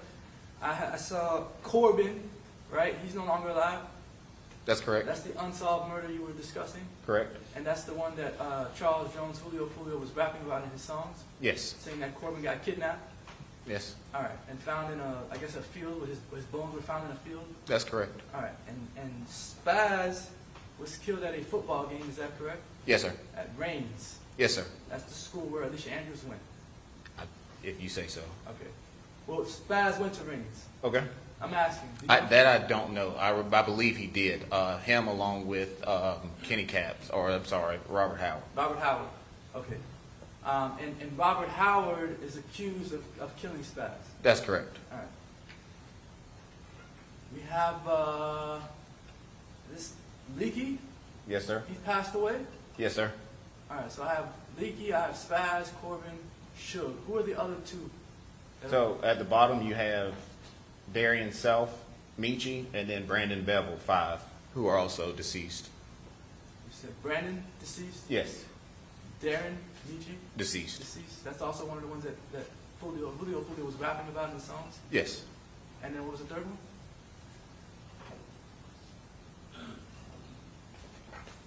No, that should be 6. I think you mentioned 3 on the bottom, did you? He said 2. 2. Okay, so just those 2. All right. And the others, are they still in 1200 that are on this chart? They're still, yes, sir. Well, so J-Dot, not so much. He would be J-Dot. associated to a different gang now. J-Dot, is this Jacory Rivers? Correct. He's in a different gang now? Yes. What gang is he in now? I would possibly tie him to the Bloods gang. The Bloods gang? Yes. So he's no longer with 1200? No. Do you know why he's no longer with 1200? I don't know. All right. And Bloods gang, is that a Jacksonville gang? No. All right.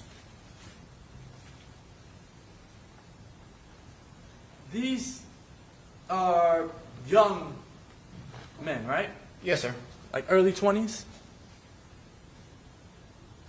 Early to late 20s. Early to late 20s. Mixture of. All right. And there are other individuals on here who went to Rains High School, correct? I believe so. I'm not 100% sure on that one. And if I told you that Alicia Andrews went to Rains High School, would you have any reason to doubt that? No, sir. In high school, were all of these individuals, were they gang members in high school? Not that I recall. So at some point down the road, maybe they become gang members after they leave high school or when they drop out. Is that possible? Or during high school, because Sometimes. you have Instagram, you have social media. So sometimes they become gang members in high school, right? Yes. Sometimes after high school. Yes, sir. All right.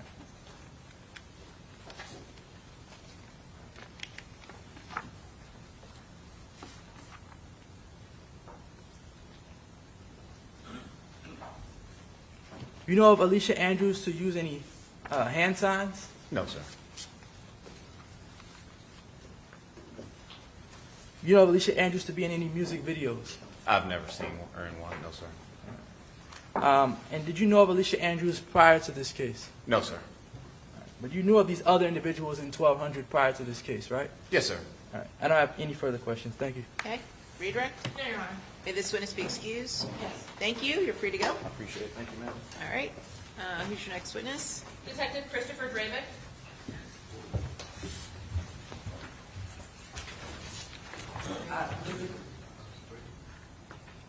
Sure. Quick one? Okay.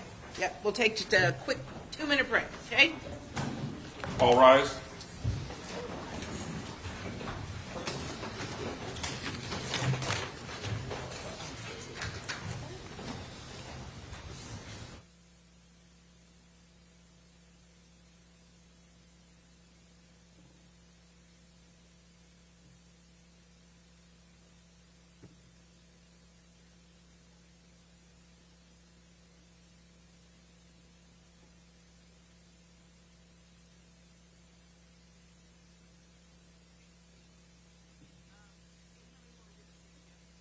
One, Your Honor. Just this next detective? Yes, sir. Okay. Okay.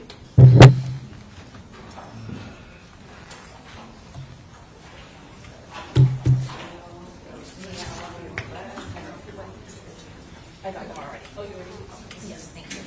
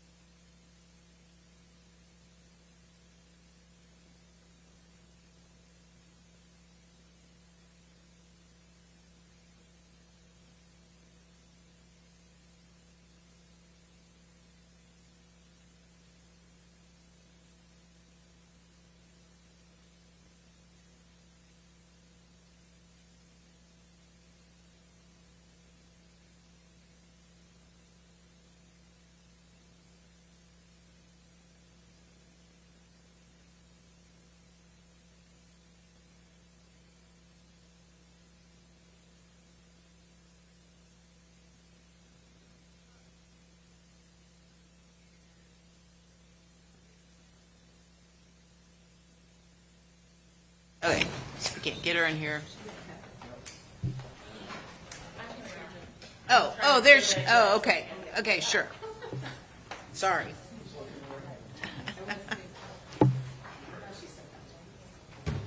She's here.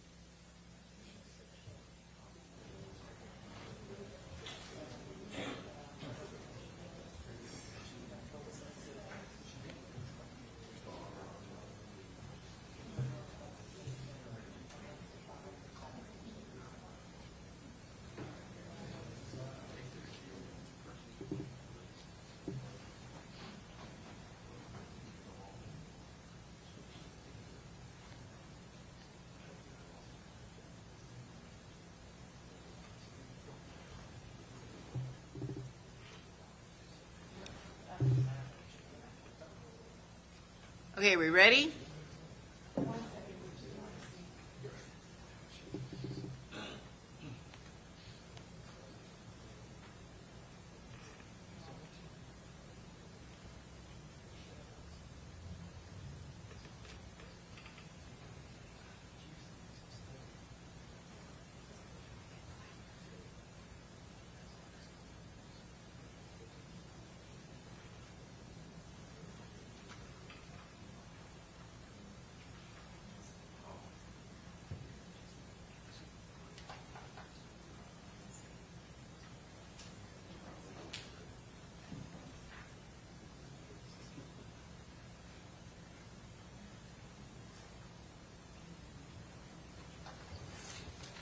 Okay, we ready to go? I believe so, Your Honor. Okay, very good.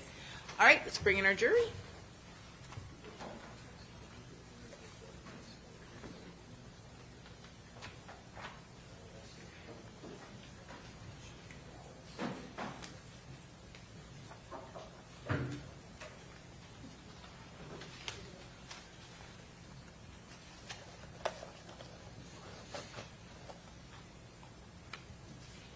All rise.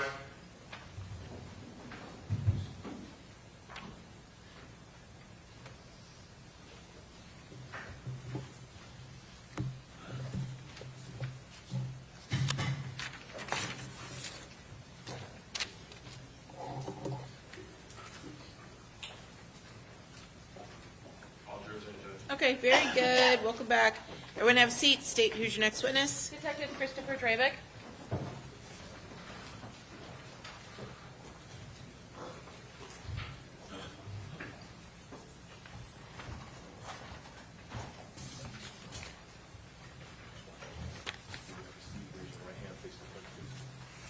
You swear or affirm that the testimony you're about to give will be the truth, the whole truth, and nothing but the truth, so help you God? I do. Thank you, sir. Okay, you may proceed. Good afternoon, sir. Please state your full name for the jury. My name is Chris Drabeck. And where are you employed? I work for the Jacksonville Sheriff's Office. Are you also a member of the Jacksonville Sheriff's Office Gang Unit? I am. How long have you been employed with JSO? Going on 9 years, since May of 2017. And are you also assigned a specific gang or gangs in the unit? Yes. Who are you assigned? I'm currently assigned a criminal gang called 21st Street and another criminal gang called Rack Chasing Family. So not any of the ATK, 1200, or 6 block gangs that were referenced specifically in this case? No. Are you familiar with those gangs? Yes, Do you work alongside the detectives who are specifically assigned to those gangs? I do. And were you familiar enough with those gangs and in your workings with those detectives to create the charts that we previously admitted as State's Exhibit 89, in this case, for the gangs? Yes, we facilitated the charts together. Did you maintain a relationship with the lead detective from the homicide investigation from Tampa? I did.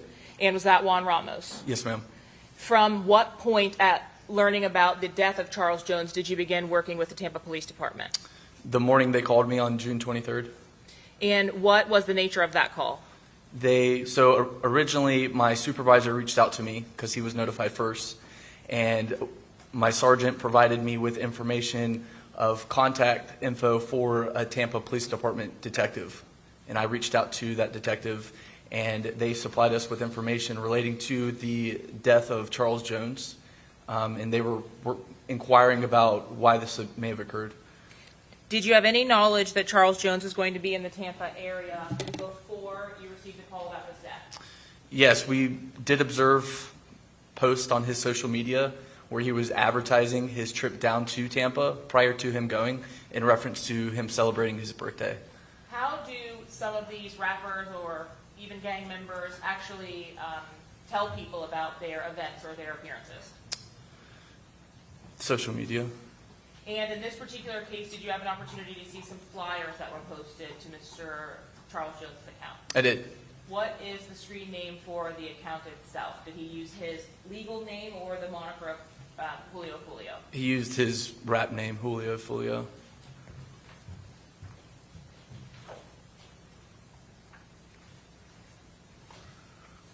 I'm showing you what's been marked as 95B, 1 through 10, and 95C, 1 through 4.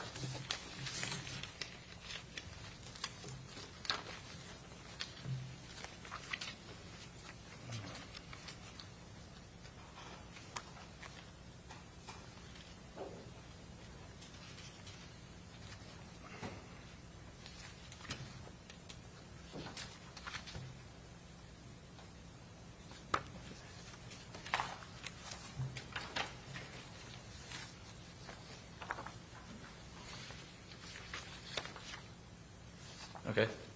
Did you have an opportunity to view Charles Jones's Julio Foolio Instagram account in advance of him coming down to Tampa? Yes, I routinely would monitor Julio Foolio's Instagram account prior to this. Even though he was not one of your assigned gang members, you would be monitoring his account? Yes. Why is that? I think it's imperative for detectives assigned to the gang unit to have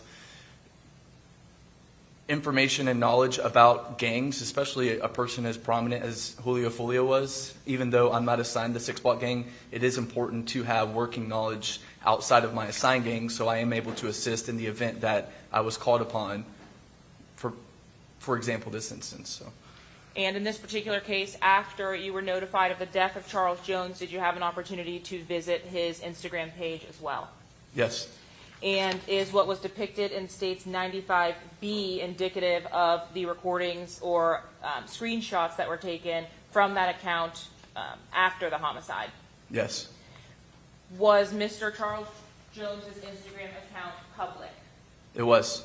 So you were able to access it by just searching the name, essentially? Yes, sir. At this time, Your Honor, the State seeks to admit State's Exhibits 95B and 95C. Any objection? Okay, 95B and 95C are admitted. As it relates to the flyers that went out for Mr. Jones' birthday, I'm showing you 95C. Is this the flyer that you mentioned was posted that notified you, at least, that there was going to be some kind of club appearance in the Tampa area? Yes. Do you recall when this post made it to social media? I know it was sometime prior to June 23rd. I believe it was a week or so before. And did you have an opportunity to see from the flyers at least the location, exact location of where Mr. Jones was expected to appear? He's advertising the club teasers. Was the information that you had regarding 6 block members being in Tampa only limited to Mr. Jones, or did you receive information that additional members would also be present at that time on June 22nd? There was an additional post that he had made in reference to his travels down to Tampa, and we did see another person in that post, and it was Robert Howard. Showing you C2. Is this the post that you're talking about? Yes, the gentleman on the right with the yellow hoodie, that's Robert Howard. He goes by the nickname Kenny Caps. He's a 6 block gang member. And you had this knowledge in advance of the actual trip down to Tampa, is that right? Yes. Now, both of the appearances that were annotated in the post that he was giving, did you provide any information that you can recall about rivals or about his arrival to Tampa? I did not communicate with Tampa prior to this. In your review of the Julio Foolio Instagram account after the homicide, is this when you first looked to the account what you would see in opening it? Yes. And were you able to actually look back to view in B2 here additional posts that were made by Mr. Jones? Yes, he had quite a few posts. Was there one post in particular that became relevant to your case or investigation? Yes. And can you show us which post that is that's depicted in this? Starting from the top, at the top in the middle, you have the teasers flyer that he had posted. If you go one post below that, so directly in the middle, it's a image of his face. That's an Instagram reel he posted. What's an Instagram reel, if you can describe that for the jury, please? It's a video posted on his Instagram account. But more specifically, this appears to be a shared Instagram reel that was originally posted on a separate social media application called Triller. And Triller is similar to TikTok. It's just videos. As a part of your review of this account, were you able to actually click on that reel itself? Yes. What information does the reel give you when you actually select it or click on it? Like, what information are you provided? Is there a caption? Is there likes? What do you see when you get to access these? So when you click on the post, you obviously watch the video, and then just below it there is a caption notated by the user of the account, who is Julio Foolio, and that caption reads, "They thought I checked out that last time. We don't celebrate foot shots," with some emojis.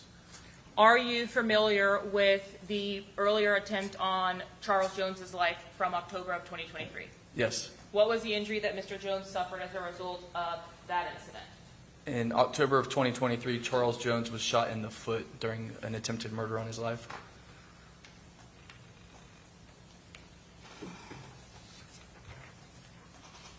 As it relates to this particular investigation, did your involvement also include the impounding of a device related to Alicia Andrews? There was a cell phone device seized from her, yes. Did you have an opportunity to review some of the contents of that device upon its impound and extraction? I did conduct what I would describe as a preliminary review of the cell phone device. So I wouldn't suggest it was a full review of the download, but I did look at it. Does the Sheriff's Office also have digital forensics analysts that will actually help to go through that data with you or for you? We do, yes.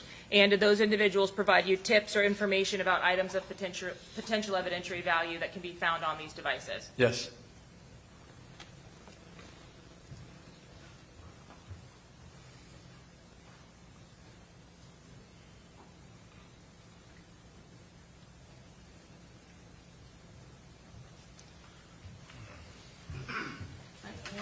Showing you what has been marked for identification as 76B5 through 7. Do you recognize these extractions from that device?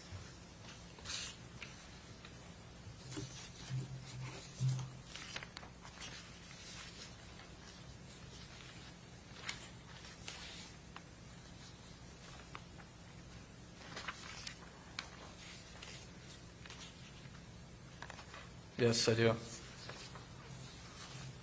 Your Honor, at this time, the state seeks to admit states 76B5 through B7.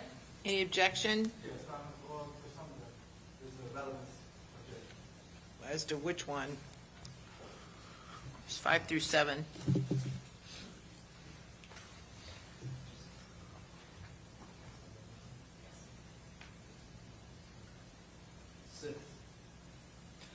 Okay, come on up.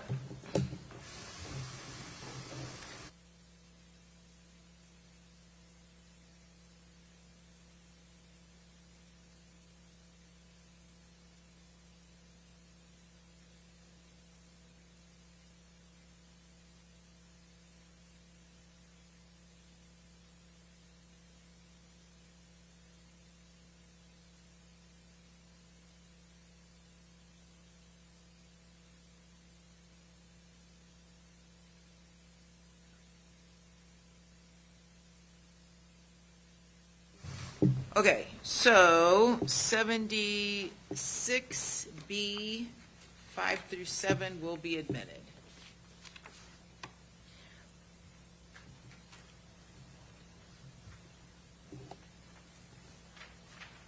In publishing 76B5 was there a screenshot from the post that was referred to on the reel from Charles Jones's Instagram account retrieved from that device? Yes. And this is the device that was identified to the defendant, Ms. Andrews? Yes. And did you have an opportunity to review the actual original post from State's 95C? And Ms. Ismer, I'm sorry for the record, what exhibit did you just show this witness? This is 76B5. Thank you. Did you have an opportunity to review both the images that were retrieved from Mr. Jones's social media account, meaning the reel that was posted to his account, against the screenshot that was retrieved from Ms. Andrews' device? Yes. And did you have an opportunity to compare them against each other? Yes.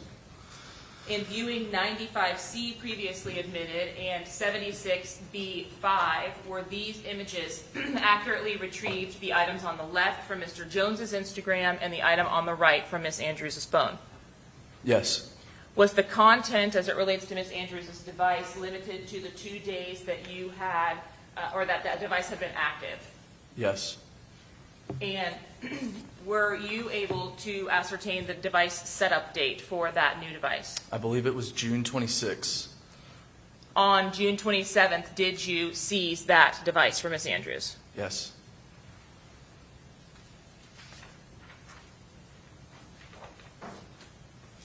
Were there additional items of potential evidentiary value retrieved from that device for Ms. Andrews? Yes, ma'am. In 76B6, were you able to identify the individuals depicted in this image saved from that same device? Yes, I do. And who is the individual depicted to the left? That is a gentleman named Xavier Harrison. He is a ATK gang member who goes by the nickname Fat Zay. And who is the individual, if you know, identified to the right? That is a gentleman named Torgon Williams, and he is also an ATK gang member, and he goes by the nickname ATK Red Dot. Has ATK Red Dot been referenced or mentioned in some of the social media videos that were drill raps or disses posted by 6 Block? He has been referenced in music historically, yes. Lastly, in State's 76B7, do you recognize any of the individuals depicted in this image from the extraction?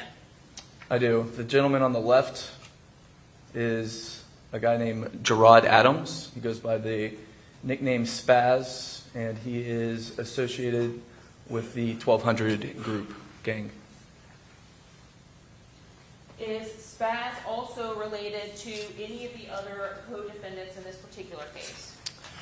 Spaz he's deceased now. He was murdered, I believe, back in 2018. But he is related to Rashad Murphy and Davion Murphy. Did you have an opportunity to see and interview Davion Murphy? I did. And are you familiar with how he looks? Yes, ma'am. Have you seen a photograph from the arrest of Davion Murphy? I have. And have you had an opportunity to review the Ring camera footage from the Airbnb in Tampa?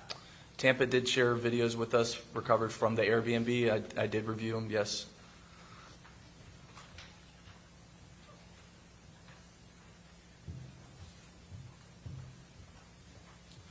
I'm showing you states 38A and B as well as 90C.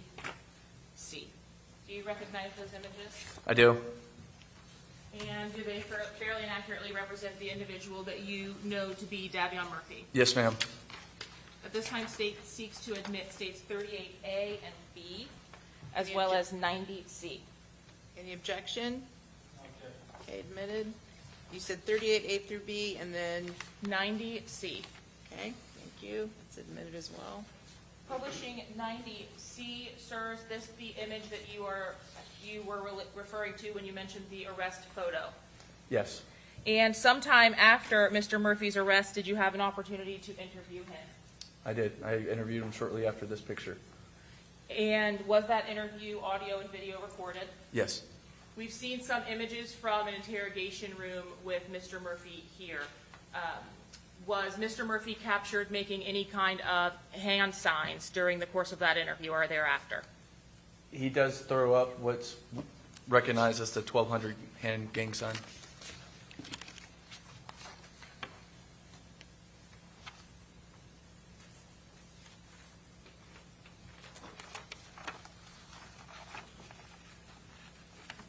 Are you familiar with Rashad Murphy? Yes. And does Rashad Murphy have any nickname that you are aware of? He goes by the nickname Ghost.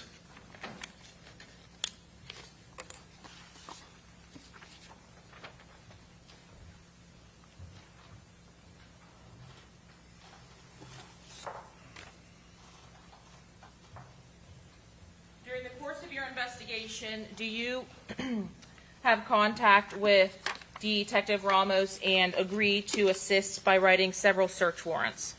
I did assist by drafting quite a few search warrants.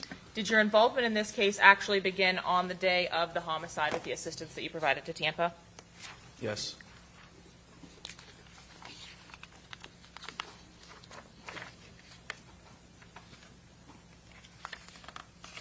When you saw or received the notification that Mr. Jones had died, did you do any follow-up work in reviewing the social media accounts of members of 1200 or ATK? Yes. And after it was relayed to you that Mr. Jones had died, were there members of both groups taking responsibility for this homicide? They were doing what we commonly see when a prominent gang member is murdered. They were trolling on social media by posting laughing emojis and other related celebratory posts. So when you are actually notified, is that by Detective DeJesus from the Tampa Police Department? Yes. In starting with your involvement, did you have any information about a possible suspect vehicle? They did share with us at some point early on that there was potentially a black Chevrolet Impala involved. And in that initial call, were you able to relay any information about potential leads from incidents that you had investigated or seen on social media in the weeks leading up to the homicide? Yes. What information was it that you were able to obtain in your day-to-day duties related to the homicide or leading up to it? During the conversation I was having in the first day that they were reaching out to us, I did share with that detective that I had screen recorded a conversation that Julio Foolio was having approximately 2 weeks prior with another person named Isaiah Chance on Spaces, which is formerly known as Twitter. It's an open chat room where people can enter and speak to each other. Is it a video of the person speaking when you're in Spaces, or do you just hear voices? It's just their voice. So they log into Spaces, which is previously Twitter. They'll log in with their account and join these open chat rooms and just communicate. So you're only hearing their voice as they talk to each other. Did you actually document that Spaces communication between Isaiah Chance and Charles Jones? I screen recorded it and preserved it, yes. And would that have been on June 6th of 2024? Yes, it would have. Without telling me the contents of it, were you ultimately made aware of a communication between Sean Gathright and Rashad Murphy on the same date regarding the Spaces conversation? I was made aware of that, yes. In the hours after Charles Jones's death, did you see posts made to social media by Isaiah Chance? Yes. Are you familiar with the handle associated to Isaiah Chance's Instagram account? Yes, it's Gutazay with a bunch of G's. And do you know the social media handle for Rashad Murphy? Yes, it was Ghost187. Had you, in your review of Isaiah Chance's Instagram account previously or since this homicide, documented any interaction on social media between Isaiah Chance and Rashad Murphy? Can you ask that again? Yes. Was there a social media post to Isaiah Chance's Instagram account tagging Rashad Murphy? Yes, there was. And would it have been tagging his handle? Yes, his username.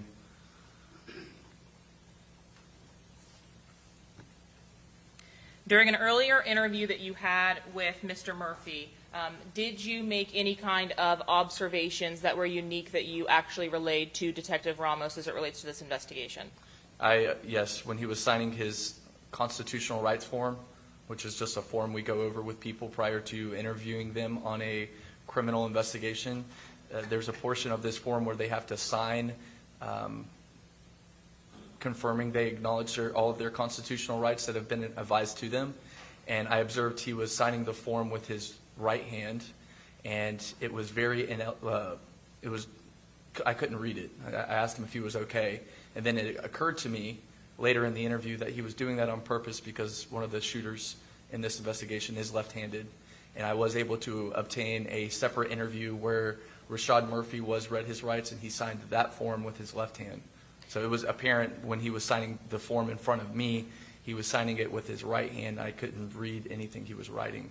So in the earlier interview of Rashad Murphy, would that have been before the death of Charles Jones in an unrelated investigation? Yes. What? Overruled, go ahead. Were you able to observe the hand that Mr. Murphy signed his documents with? He signed. Overruled, go ahead. He signed it with his left hand on that occasion.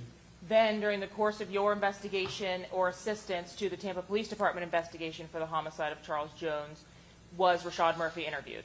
Yes. And did he utilize a different hand in signing those forms? He was attempting to sign it with his right hand.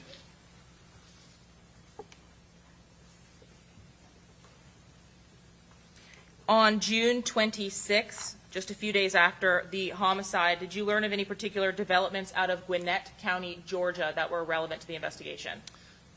Detective Ramos did share with us that Rashad Murphy had been taken into custody in a county in Georgia. Was Rashad Murphy taken into custody by himself? No. Was he accompanied by another individual?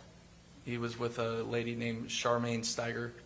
Do you know Charmaine Steiger to be the mother of Mr. Murphy's children? She is.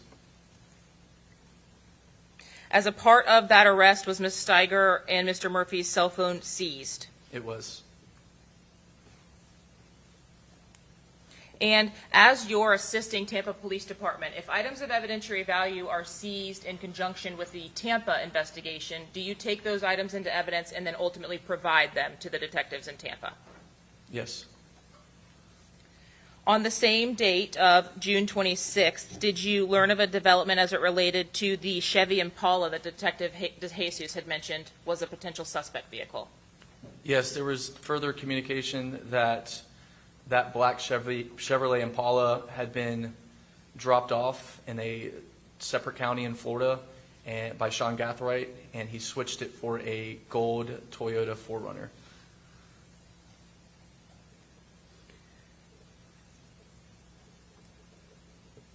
So the black Chevy Impala, may I confirm that that was located in Polk County? That sounds right. Was Sean Gathright ultimately stopped in a vehicle stop in Duval County in that 4Runner? Overruled, go ahead. He was. And was that also on June 26th? Yes, ma'am. Pursuant to a search of that vehicle, were you notified of the findings or the items that were located within the gold 4Runner that Sean Gathright was stopped in? I was notified. Within that vehicle, was there a cellular device that was taken into evidence? Yes. Was there also a new phone in a box? Yes, there was. Was there ballistics evidence that was impounded? Yes. And did that include spent shell casings from the interior of that vehicle? Yes, there were spent shell casings in a box inside of the vehicle he was driving. Did you relay the findings to Detective Ramos? Yes, ma'am. And are you aware of whether each and every one of those exhibits or items were impounded at that time? They were. By June 27th, the Thursday after the homicide, did you develop sufficient probable cause with other members of JSO to execute a search warrant on the residence of Sean Gathright and Isaiah Chance? Yes.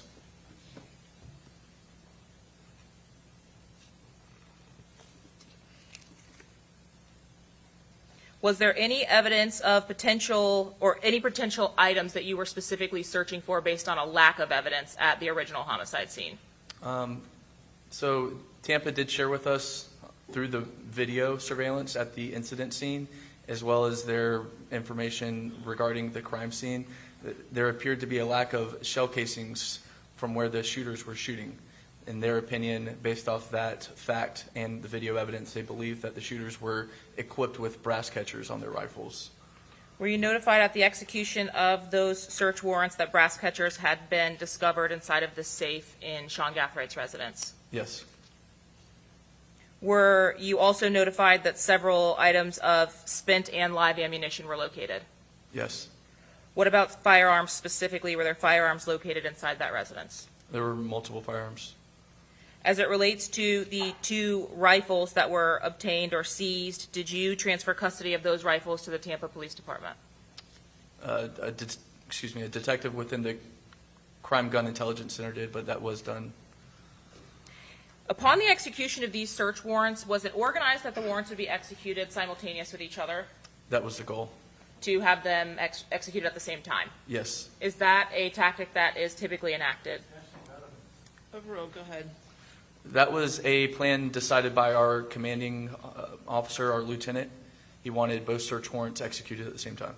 Are you familiar with the circumstances of the warrant execution at the Isaiah Chance residence? Yes. Was the goal of having both warrants executed simultaneously actually accomplished? It was. Was there any delay at the Chance residence before the warrant could be executed? Overall. Overall, go ahead. There was a significant delay for the occupants of Isaiah Chance's house to come out. Who were the occupants of Isaiah Chance's residence? Overall, go ahead. Isaiah Chance and Alicia Andrews. Upon the execution of the search warrant, once they actually exited the residence, upon the execution of the search warrant, is this the day in which the device from Miss Andrews, from which we've seen the extraction reports, came? Yes.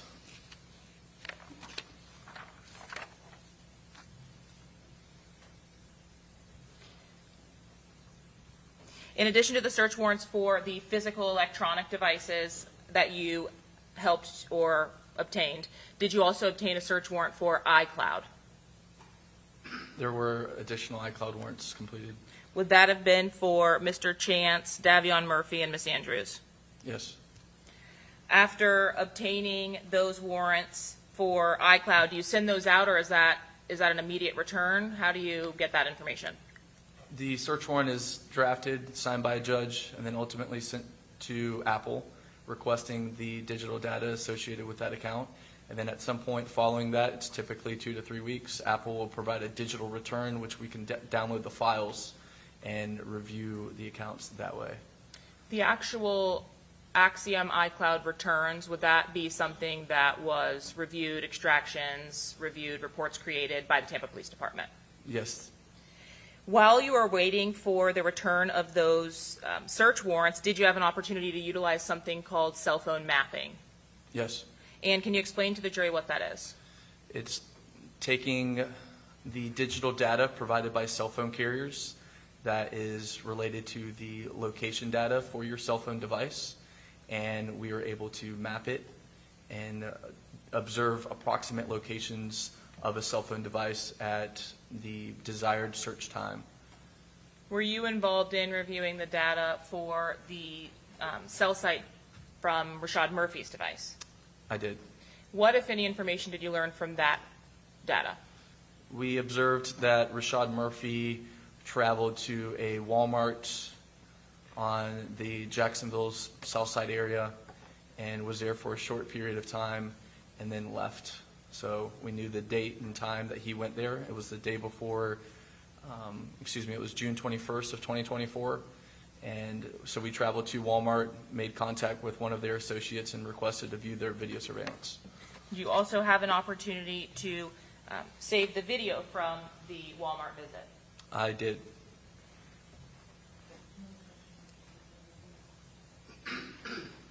Showing you Mr. Marcus states 99 and 100. Okay. The item contained on the disc of the Walmart recording, are you the person who made the recording from the Walmart? Yes. And is the item in 100 a fair and accurate representation of a screen grab from that recording? Yes. At this time, state seeks to admit states 99 and 100, Your Honor. Any objection? No, Be admitted. You were able to get a recording from the video surveillance from Walmart, right? Yes. And from that were still shots created of Rashad Murphy inside and states 100. Yes. Did you provide this information from the June 21st, roughly 11 p.m. visit to Walmart to Detective Juan Ramos? I provided him the video, yes. Had you had an opportunity at this point when you received this cell site data to review the videos from the Julio Foolio murder? I had observed the video of the murder prior to obtaining this, yes. And was there a reason that you provided these particular images to the detective? Yes. What was that? The clothes that Rashad Murphy is wearing in his trip to Walmart appears to be the same clothes that he's wearing when he kills Foolio. Were you also able to see the device that Rashad Murphy was using in his Walmart trip? Yes, he's using the cell phone device that's ultimately seized in Georgia. For the surveillance footage that you saw from Walmart, was Mr. Murphy by himself? He was walking around the store by himself. Did you also obtain the receipt from the transaction that Mr. Murphy had at this time? Yes.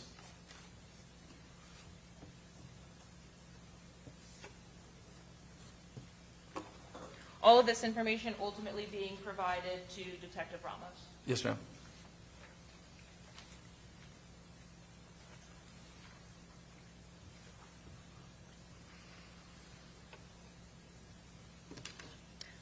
Lastly, was it confirmed by you that arrest warrants had been obtained for all 5 of the defendants by July 27th of 2024? Yes.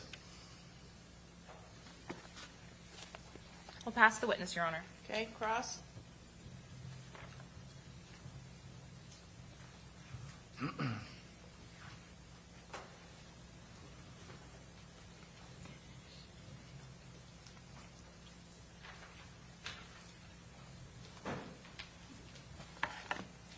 All right, Detective Drebeck, you are the lead in JSO for this case. Is that correct? I would say I helped the most, helping Tampa facilitate this case, yes. You spoke to Detective Ramos from Tampa Police Department the most. Is that correct? I'm not quite sure how much he spoke to the other detectives within our unit. I know it was significant. I know my communication with Ramos was quite a bit. I don't know how that pales in comparison to the others. All right. Well, you gave Detective Ramos most of the information from JSO, right? For the most part, yeah. All right.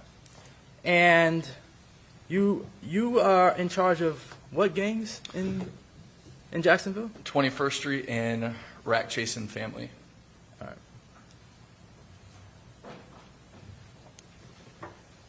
Are any of those 2 gangs associated with in any way ATK or 1200 or 6 Block?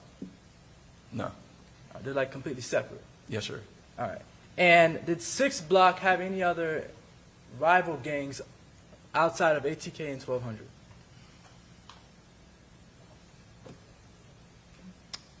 I would say those 2 were the most noteworthy. Most noteworthy, but were there other rival gangs to 6 Block?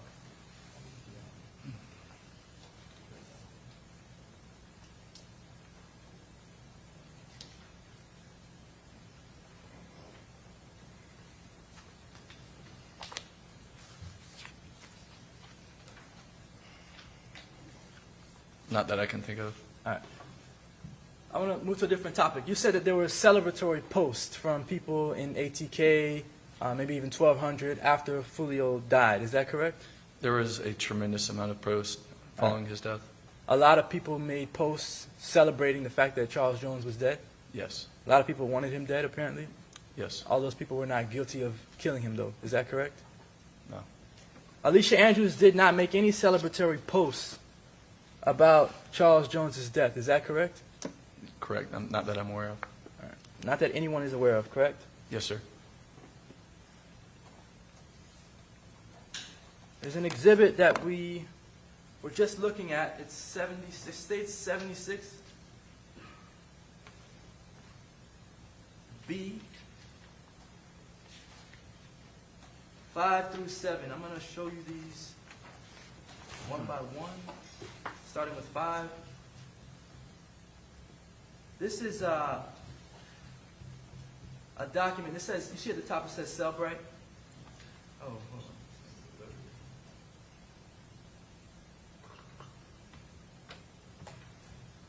You see at the top it says Cellbrite? I see that, yes. All right, and Cellbrite is a cell phone reader software. Is that correct? Yeah, Cellbrite's an application investigators use to review cell phone extractions. All right. And so this Cellbrite report here is an extraction of, or at least a portion of an extraction of Alicia's phone. Is that correct? Yes. All right. And this little photo here, that's a photo of Julio, Charles Jones? Yeah, so that's a thumbnail of what the data to the left is referencing. All right. And this thumbnail,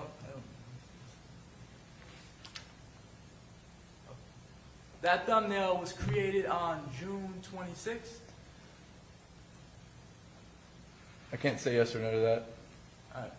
Is that what the extraction says, that it was created on June 26th? That's what the extraction But notates. you're not sure if that's how, if that's the way to correctly read that or interpret that extraction? Sure. The best way to describe this is that this is, from what we know, because the device was activated on June 26. It appeared that the user of this cell phone device was backing up their prior iCloud. So if you were to buy a new phone, you would transfer your data through your iCloud download. So it's transferring your contacts, a lot of your old media files. So I can't say for certain when this post or this image was captured originally, but due to the transfer of data on June 26, that's why it's timestamped that way, so I can't say when it was captured. All right. So essentially, someone who had this device downloaded, I guess, their iCloud onto the device. Yes. And then, potentially, this thumbnail that you see of Julio Foolio came from that download. Potentially. Yes. So we don't know when this picture of Julio Foolio was actually viewed and downloaded to the device or to the iCloud. That's fair. All right. And this is the thumbnail, but a bigger picture of it? Yeah. Do you know if Alicia Andrews, so let me tell you, you don't know if Alicia Andrews accessed this photograph? I can say that the device she possessed, the iCloud that is downloaded onto that device and where this image came from was from her iCloud, but specifically, did she personally view it? I can't say that. You're aware that her boyfriend used to use her phone, is that correct? Yes, sir.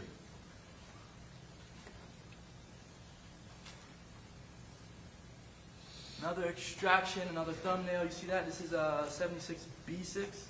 Yep. Same sort of thing. June 26th is the creation date. You see that? Yes, sir. All right. And this is the picture of, you said, red dot, right? The gentleman to the right in that image is I'll show you. Torgon, ATK Red Dot. Okay. And the fact that this photograph is in Alicia's phone, what relevance does that have to this case? Well, Fat Zay to the left, he was in music videos with one of the defendants. He was in the music video with one of the defendants? Yeah, Isaiah Chance. Oh, was he in a music video with Alicia Andrews? No, you're just asking the significance. And then also ATK Red Dot, he just plays a role in a lot of the historical Jacksonville gang war. All right. Do you have any communication between Red Dot and Alicia Andrews? Not that I'm aware of. Do you know if she even knows him? I don't know that. Do you know if she knows the bigger individual in the photograph, Alicia Andrews? I don't know that.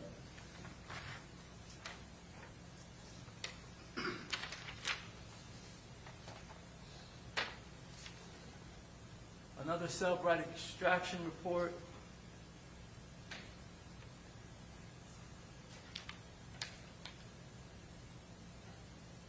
All right, June 27th. You see that date? I do. And the thumbnail there, you see it? Yes. That thumbnail is of an individual named Spaz.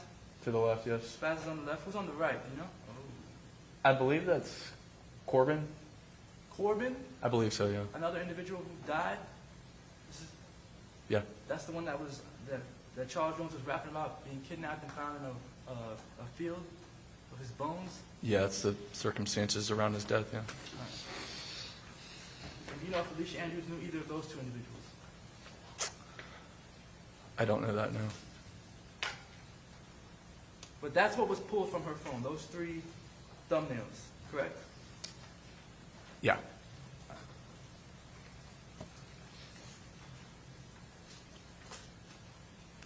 You also mentioned that you got the iCloud return for Alicia Andrews, is that correct?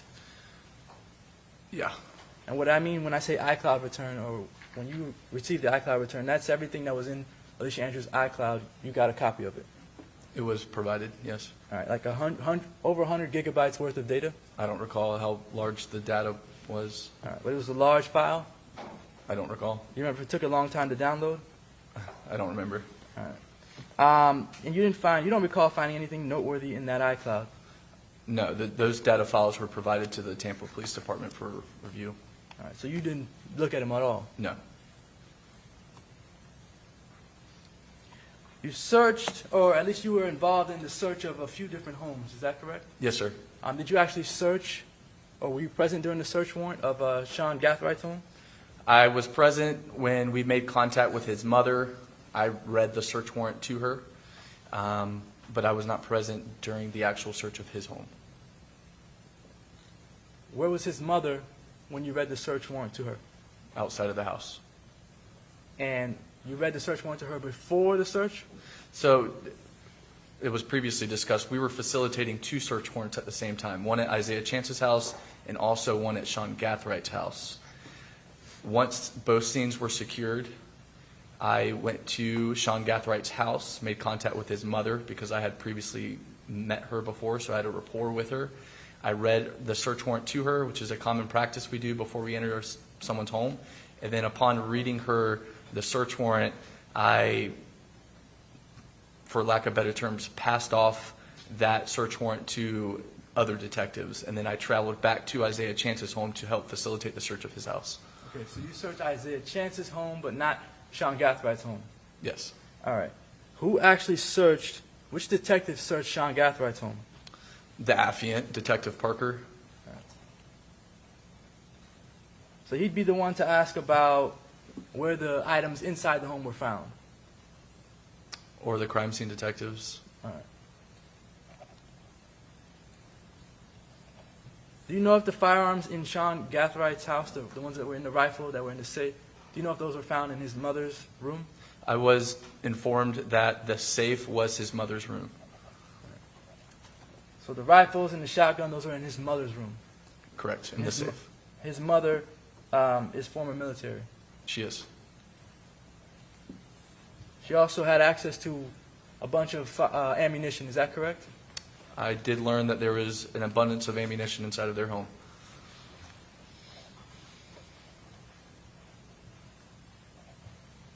All right, so the arsenal of weapons and ammunition that were found in Sean Gathwright's home, were you ever able to determine what actually belonged to Sean Gathwright from what belongs to his mother? No. But surely, out of all the pictures, you've seen the pictures from the Yes. search warrant, correct? Yes, sir, I have. So out of all the pictures, you're not able to say what actually belonged to Sean Gathright No, and what belonged to his mother. correct. And Alicia Andrews' home, that was never searched, correct? Correct. All right. Why not? Well, law enforcement is held to a standard of having probable cause in order to search a home. Absent having probable cause to apply for a search warrant that would then be signed by a judge, you would simply ask for consent to search a home. I do not believe that probable cause ever existed to search the residence of Alicia Andrews. So there was never even probable cause to search Alicia Andrews' home? As far as I'm aware, no. All right. Not even till this day? Correct.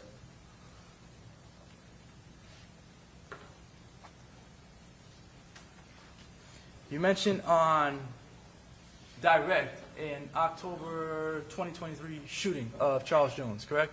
Yes. An attempt at his life? Correct. And that crime has gone unsolved? Yes, there's been no arrest on that case. All right. And there's also no probable cause to arrest anyone for that case at this point? Correct. 2 years later? Yep. Certainly, Alicia Andrews is not a suspect in that shooting, correct? Not that I'm aware of. You have any indication that she even knows about that shooting? I don't. Do you know of a woman named Aaliyah Albritton? Yes. One second.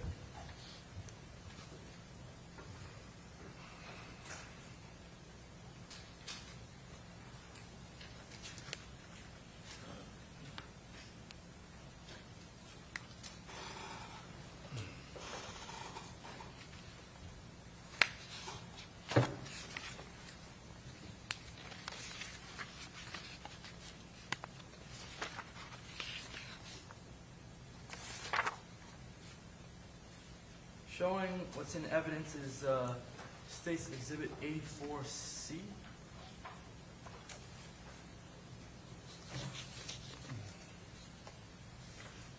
Now, you're not the gang detective for ATK, is that correct? Correct. All right. But do you know who Young and Ace is? Yes. All right. That would be this individual here, Yes. the so-called leader of ATK? I don't know if he's the leader, but he's certainly the more well-known, prominent prominent. one? Yeah. Okay, safe to say. All right. So, you're aware of his brother, this Trayvon Bullard? Yes, sir. Nickname is Quan. Yep. 2 times. All right. And Trayvon Bullard and Quan 2 times, he dated at one point Aaliyah Albritton, correct? I was made aware of that, yes. All right. And Trayvon was killed. Do you know who killed him? There's been rumors, but no one's been arrested. All right. No one's been arrested, but 6 Block takes credit for the killing. Is that correct? Yes. All right. And Charles Jones himself rapped about Trayvon's killing Yes. and has made disrespectful music towards the death of Trayvon. Is that correct? Yes. All right. And did you speak, by any chance, did you speak to Aaliyah in this case? No, sir. All right. When you were investigating, you were aware that Aaliyah was with Charles Jones when he was shot and killed? Yeah. All right. And that was despite the fact that Aaliyah dated someone that Charles Jones rapped about killing. Okay. You're aware of that? Yeah. All right. Did you investigate Aaliyah for any potential motive for killing Charles Jones in this case? That is a fair question. You're using the term investigating. This homicide occurred in Hillsborough County, right? So the duties of the Jacksonville Sheriff's Office gang unit specifically was to assist Tampa Police Department in their investigation. At no point, were we referencing Aaliyah Albritton for an interview. So no, she was not talked to on our behalf. So fair question, fair answer. You are in Jacksonville. This murder happened in Tampa, right? Yes. So you're not responsible for any investigation really in Tampa. is what you're saying? The legal jurisdiction of a homicide occurring in Hillsborough County has no implications for law enforcement in Duval County. But just in the simple terms, you're not responsible for the investigation in Tampa. No. That's Detective Ramos. Correct. Another individual, he's the lead. Right, and he's employed in Hillsborough County. Understood.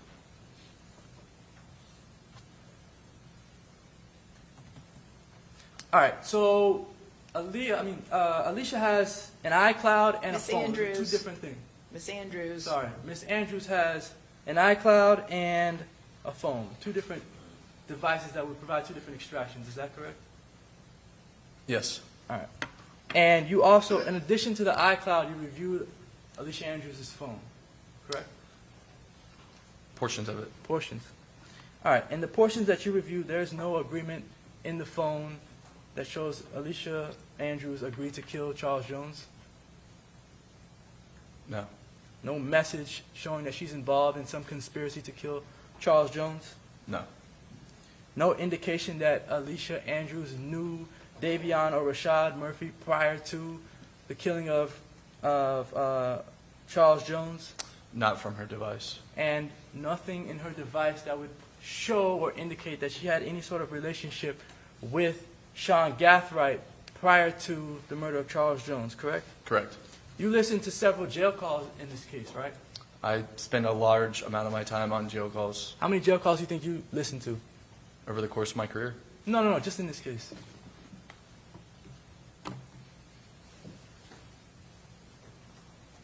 I would estimate 50 to 100. All right. And you began listening to those jail calls in the early stages of the investigation, correct? Yes, sir. To try to figure out maybe if there's someone in jail talking about who killed Charles Jones. Yes. You did get some information pertinent to this case through listening to the jail calls, correct? Yes. All right. That information led you to Isaiah Chance.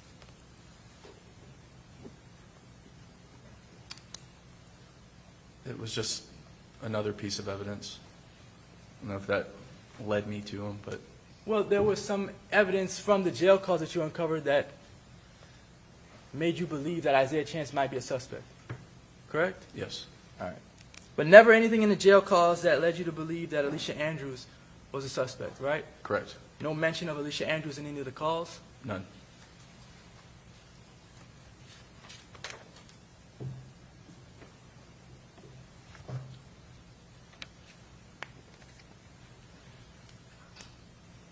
You've watched several music videos with all this gang activity back and forth?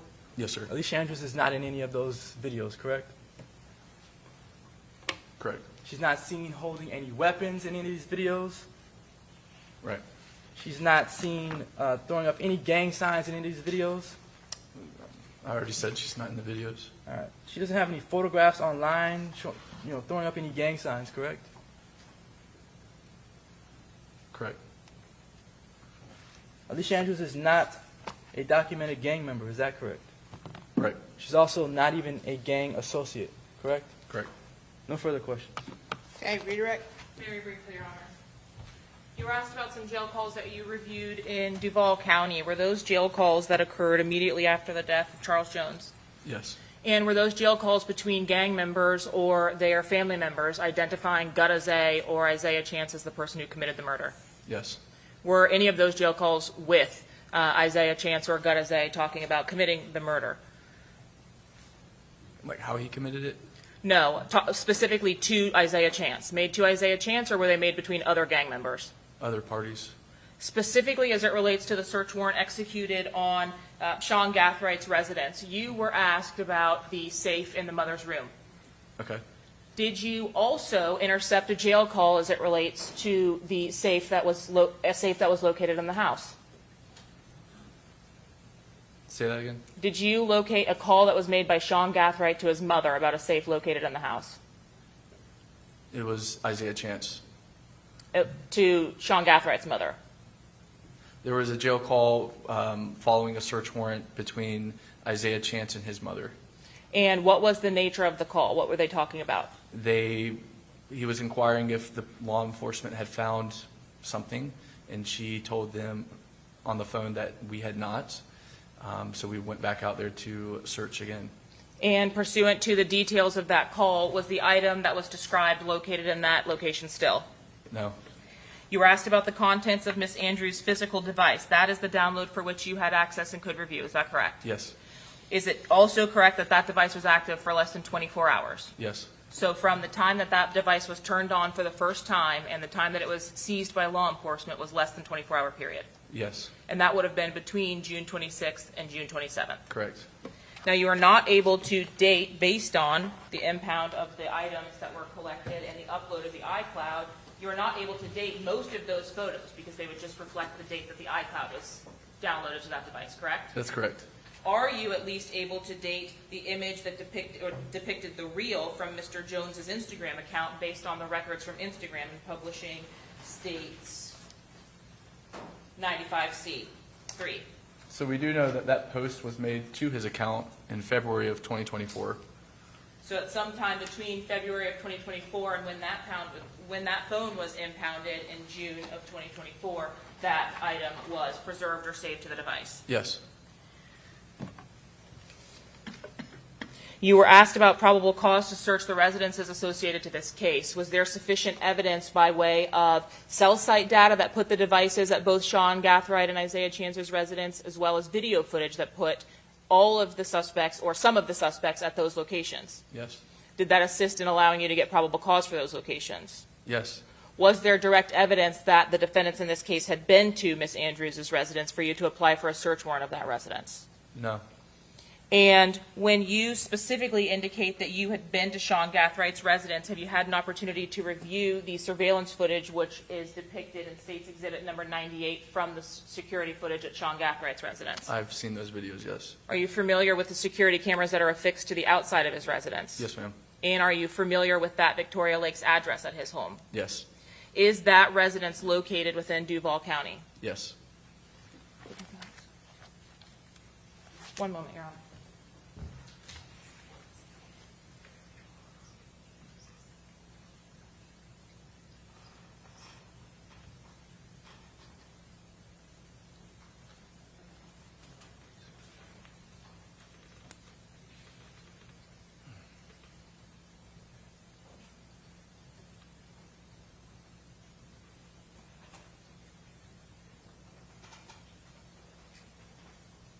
As a part of your review of the video surveillance from Sean Gathright's residence, are you able to say that it fairly and accurately represents the exterior of that home? Yes. And lastly, from your involvement in this case with the execution of the search warrants as well as the work of the crime scene detectives and other officers from JSO, have your contacts with Mrs. Andrews always been at Mr. Chance's residence as it related to this case? So for the execution of the search warrant, the impounding of the devices, et cetera. Yeah. Did any of those contacts happen at Mrs. Andrews' residence, which would allow for a potential for probable cause to search there? No. Nothing further, Your Honor. Okay, may this witness be excused? Subject potentially to recall, I don't know. Yes, Your Honor. Okay, all right, thank you. You're free to go. Thank you. All right, so members of the jury, we worked a little late, but as you can see, when we get a witness on the stand, we try and wrap it up. So we will be in recess overnight, and just remember my previous admonitions. Don't read, watch, listen to any news accounts, social media accounts related to this case. Don't talk to anybody about it, and don't do any independent investigation or research. See you all tomorrow morning at 9 a.m. Thank you. All rise.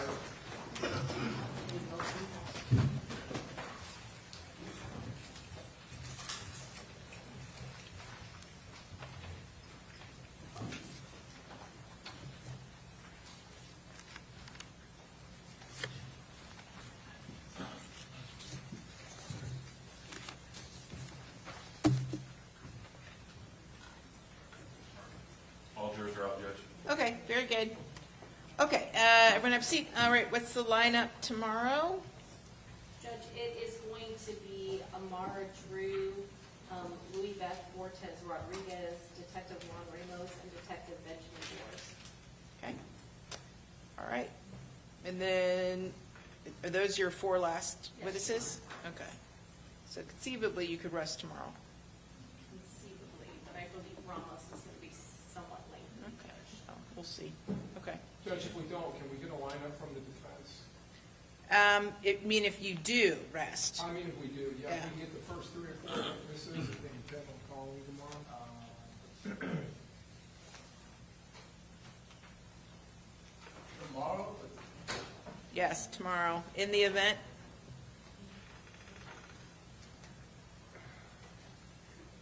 It would be Robert Howard. So if you can brought tomorrow, I mean, I don't know. Do you want him transported tomorrow? I can.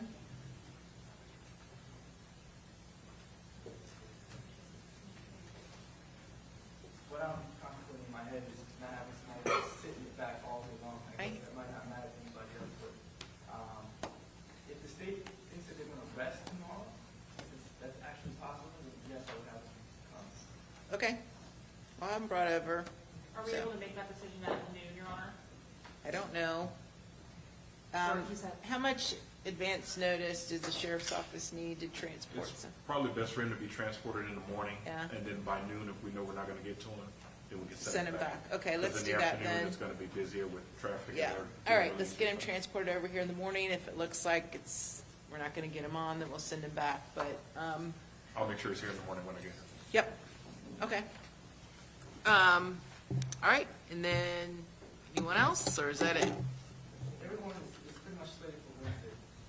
I'll tell you Anthony Alava, Joel Jordan, Kayla,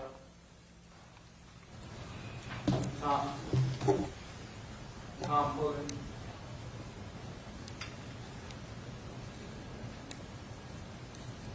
Okay. Oh, Detective Campbell. Detective who? Campbell.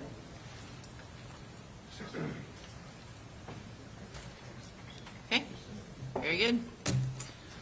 All right, see you guys tomorrow, 9 a.m. Court's adjourned.